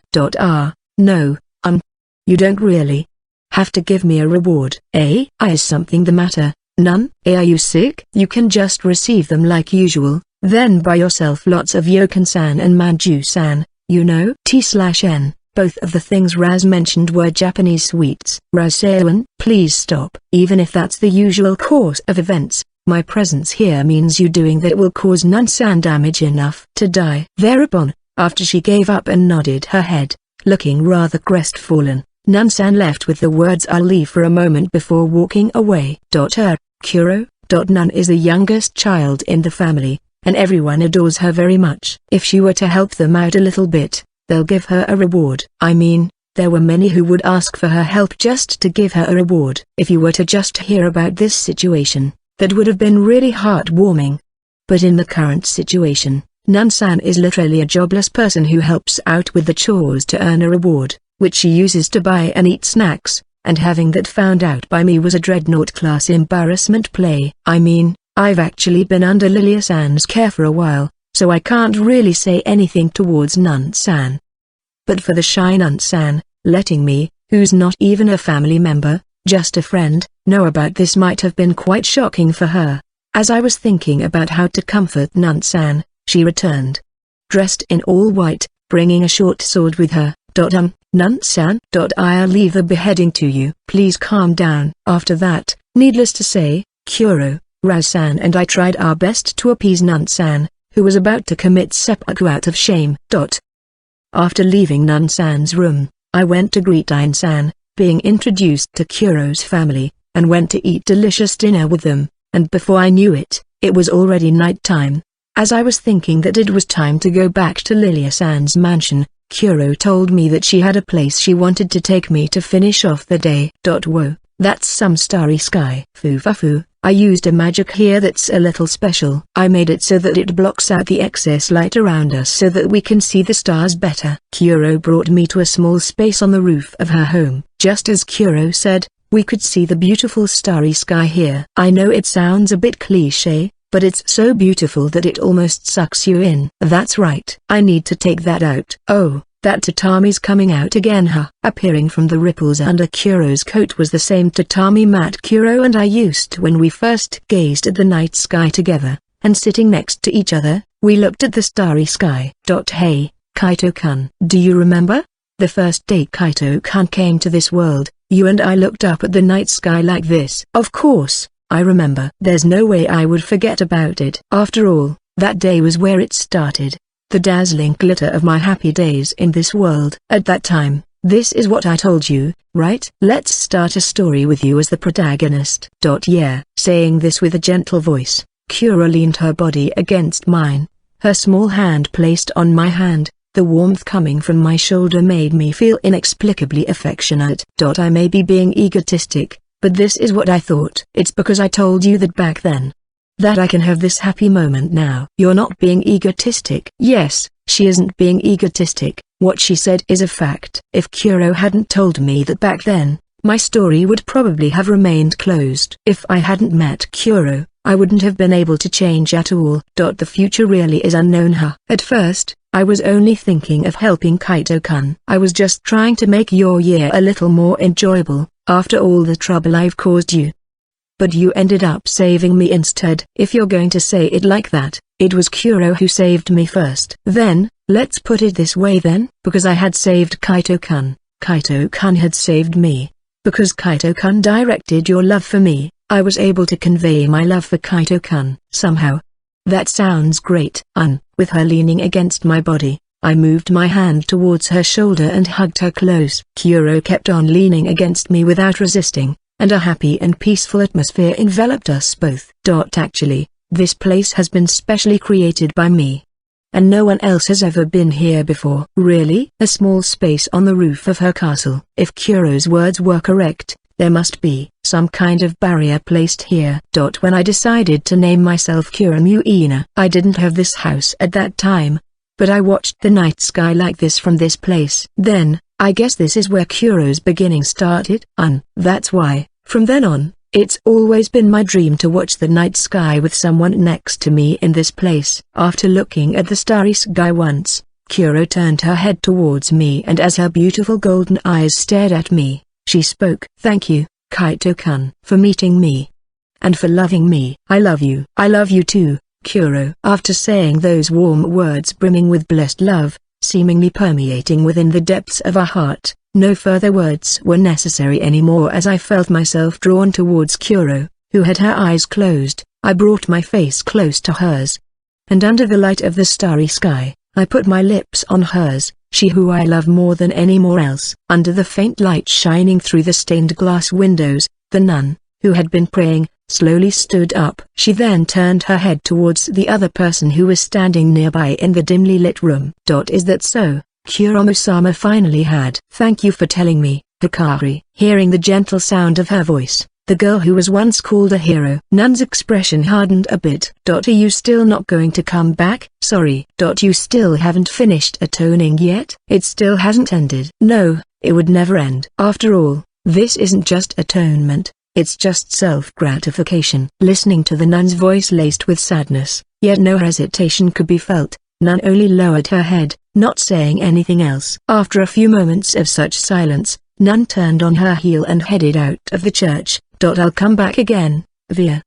See you later, Hikari. Just as Nun said that while leaving the church without looking back, the nun, Via, nodded with a thin smile on her face. Then, after looking over the back of the hero with whom she had once crossed blades with, Via turned her attention to the large amount of crosses that were pasted all over the walls of the church. Mama Kaito-kunha. He accomplished something I'm unable to do. The otherworlder who saved Kuramo-sama's heart. I wonder why? I'm feeling rather frustrated. As she thought of the person important to her whom she can't see now, the girl who was once called the Demon Lord muttered to no one. But more than that, I'd like to meet him at least once. I wonder what kind of child he was. If it's someone Kuramo-sama likes, he must be very kind. After muttering that much, Via shook her head, as if to shake off the doubts she had in mind, and once again kneeled down in a prayer. The person she wanted to meet, he was a being that had accomplished the feat of saving Kuramo-ina, something that Via couldn't accomplish even after she had become the Demon Lord. He who has accomplished it, she who made a mistake and failed. In a sense, it may be inevitable that the two of them will eventually meet. Volume 6. And for picking up the 6th volume of I Was Caught Up in a Hero Summoning, but that world is at peace. Thank you very much. This time, the relationship between Kuro and Kaito, the main heroine of the story, developed. This volume holds one of the biggest climaxes for the whole series. As some of you might have guessed from their names, or rather, the abbreviated versions of their names, Kuro and Shiro are very closely related to each other, and these two are very important key figures for Kaito. The black of the beginning that marked the beginning of Kaito's story, Kuramo-ina. The white of the end who professed herself the last boss of Kaito's story, Shallow Vernal. I'm not going to talk about spoiler stuff here, but each of them has a role to play in the future. If I were to touch upon something in the story, I guess it would be the revisions. I made a lot of revisions for this volume, and I'm going to mention some parts that are clearly different from the web novel. First of all, there's Illness, who appeared in Volume 4, but she's actually a character whose existence was only faintly mentioned in the web novel, and didn't appear until much later. And then, there's Funf, who appeared in this volume. She still hasn't even met Kaito in the web novel. I've personally been thinking a lot about her setting and I think she'd be a pretty good character, so I wanted to release her on the web novel as soon as possible. But I haven't had a chance to do so yet. That's why, since I'm already making revisions for the light novel, I decided to introduce Funf early. I'm planning to have a fair amount of appearances in the next volume and the ones beyond that, and I think her character design will probably appear in Volume 7, so I hope you're looking forward to it. And as many of you may have noticed, many of Kuro's family had names related to numbers, starting with the German number 1, Ein, followed by 4, Via, 5, Funf, 6, Sex, 8, Ukt, and 9, Nun. Incidentally, Razelia is named after one of the 7 treasures, Lapis Lazuli, so she is number 7 of Kuro's family. The number 2 and 3 of Kuro's family were already prepared, so please wait for them to appear. Well, the one who had number 3 had actually been introduced already. In the same way, Lilia's family is based after flowers, though I can't say that not all of them really are named after one, but well, this is just a small inside info. Well, I'm seriously running out of things to write about in the afterword, and I'm struggling a lot with this right now. The afterword section would probably be the most difficult part to write in each volume. Now then, thank you very much for reading this far. The next volume, Volume 7, will probably focus on Isis. Of course, there will be a lot of revisions from what was written in the web novel, and there will also be a story about Funf who didn't appear in the web novel, so I hope that those who read the web novel will also enjoy it. I'm looking forward to talking to you again in Volume 7's afterward. Tao Dai. In the waiting room, which has become a completely dedicated room for her, the embodiment of the concept of seriousness, Sirius Senpai was reading the 6th volume of I Was Caught Up in a Hero Summoning, but that world is at peace. On the small table in front of her, there were 2 flags, one with an O and one with an X, and Sirius Senpai was looking at the flags with a distressed expression on her face. The lovey-dovey revision was a minus point for the Sirius of the serious me. But serious parts had also been added. I'm not sure if I should give it the O because it has a certain amount of seriousness, or an X because it still has a large percentage of lovey-dovey-ness. I'm troubled. It doesn't really matter what kind of judgment Sirius Senpai makes, since it isn't like your judgment would change the future, so can't you just judge it as you want? Main story characters should shut up. Oh my, I wonder what you're talking about. I'm just an Alice-chan fan, you know. Can you at least try to hide it a little better? The stuffed cat who has become accustomed to being the contrast with Sirius Senpai, the self-proclaimed Alice-chan fan, just like usual, started saying things that agitated Sirius Senpai. Speaking of which, Ulnus is your subordinate, right? Huh? She's Alice's subordinate, right? Right. She's one of Alice-chan's subordinates and one of the executives of the Phantasmal King Corps, the 10 Demons. Incidentally, Pandora, who came out in Volume 5 of the series, is the leader of the 10 Demons. In response to S stance that she isn't Alice, Sirius Senpai heavily sighed before she continued. Well, being called 10 Demons, that means there are still 8 more unknown members, right? What kind of people were they? Let's see. There are 3 other members whose loyalty is bugged besides Pandora. And then, there's that incredibly poor moth, a masochistic bird, a snake who's always crying and whining, SHD, awkward tsundere of a succubus, and a thin-skinned hikikomori. That makes 8, right? Isn't there anyone decent among your Alice's command? There are a few. Incidentally, Pandemonium is the most decent among the 10 Demons, and needless to say, Pandora is the craziest one. How should I say this? Even you have your own troubles, huh? After hearing about the last remaining members of the 10 Demons that spoke of that were just too strange, having characteristics that doesn't make one think of them as decent people at the very least, Sirius Senpai gave her a slightly sympathetic look. Seriously, I wonder why are the people gathering around Alice-chan those that had a screw loose in their heads? Don't you know that birds of the same feather flock together? If it had ended there, their conversation would have been warm and friendly. However, it was unknown if she had misspoke or not, but Sirius Senpai acted stupid. Ha ha ha, you sure say some very interesting things, Senpai. No, that it was just a figure of speech. Wait, what the heck is that in your hand? Isn't that what you used to make cakes? That thing you used to squeeze out fresh cream? No, you see, there's a lot of seriousness in this volume, and I thought there might be a lack of sweetness in this volume. That's why you're that loose-lipped now, don't you think? Don't worry, I'll properly discipline you. One can't see her facial expression behind her costume, but feeling her bright voice, the dark aura around her, and the several tools held, Sirius Senpai retreated, her face scrunching up in fear. But she can't get out of this room. Please don't worry. Of course, this isn't just a normal fresh cream. It's a fresh cream that I blended especially for you, with a dramatic increase in sweetness. I made a mistake. I'll apologize. That's why, take that sweet thing. By the way, what I'm holding in my hand is a joke item that holds your mouth open so you can't close it. Stop. No. Sirius Senpai is really fond of spicy food and hates sweet food. The cost of her verbal slip was a sweet retaliation, and today, the sounds of Sirius Senpai echoed in the waiting room.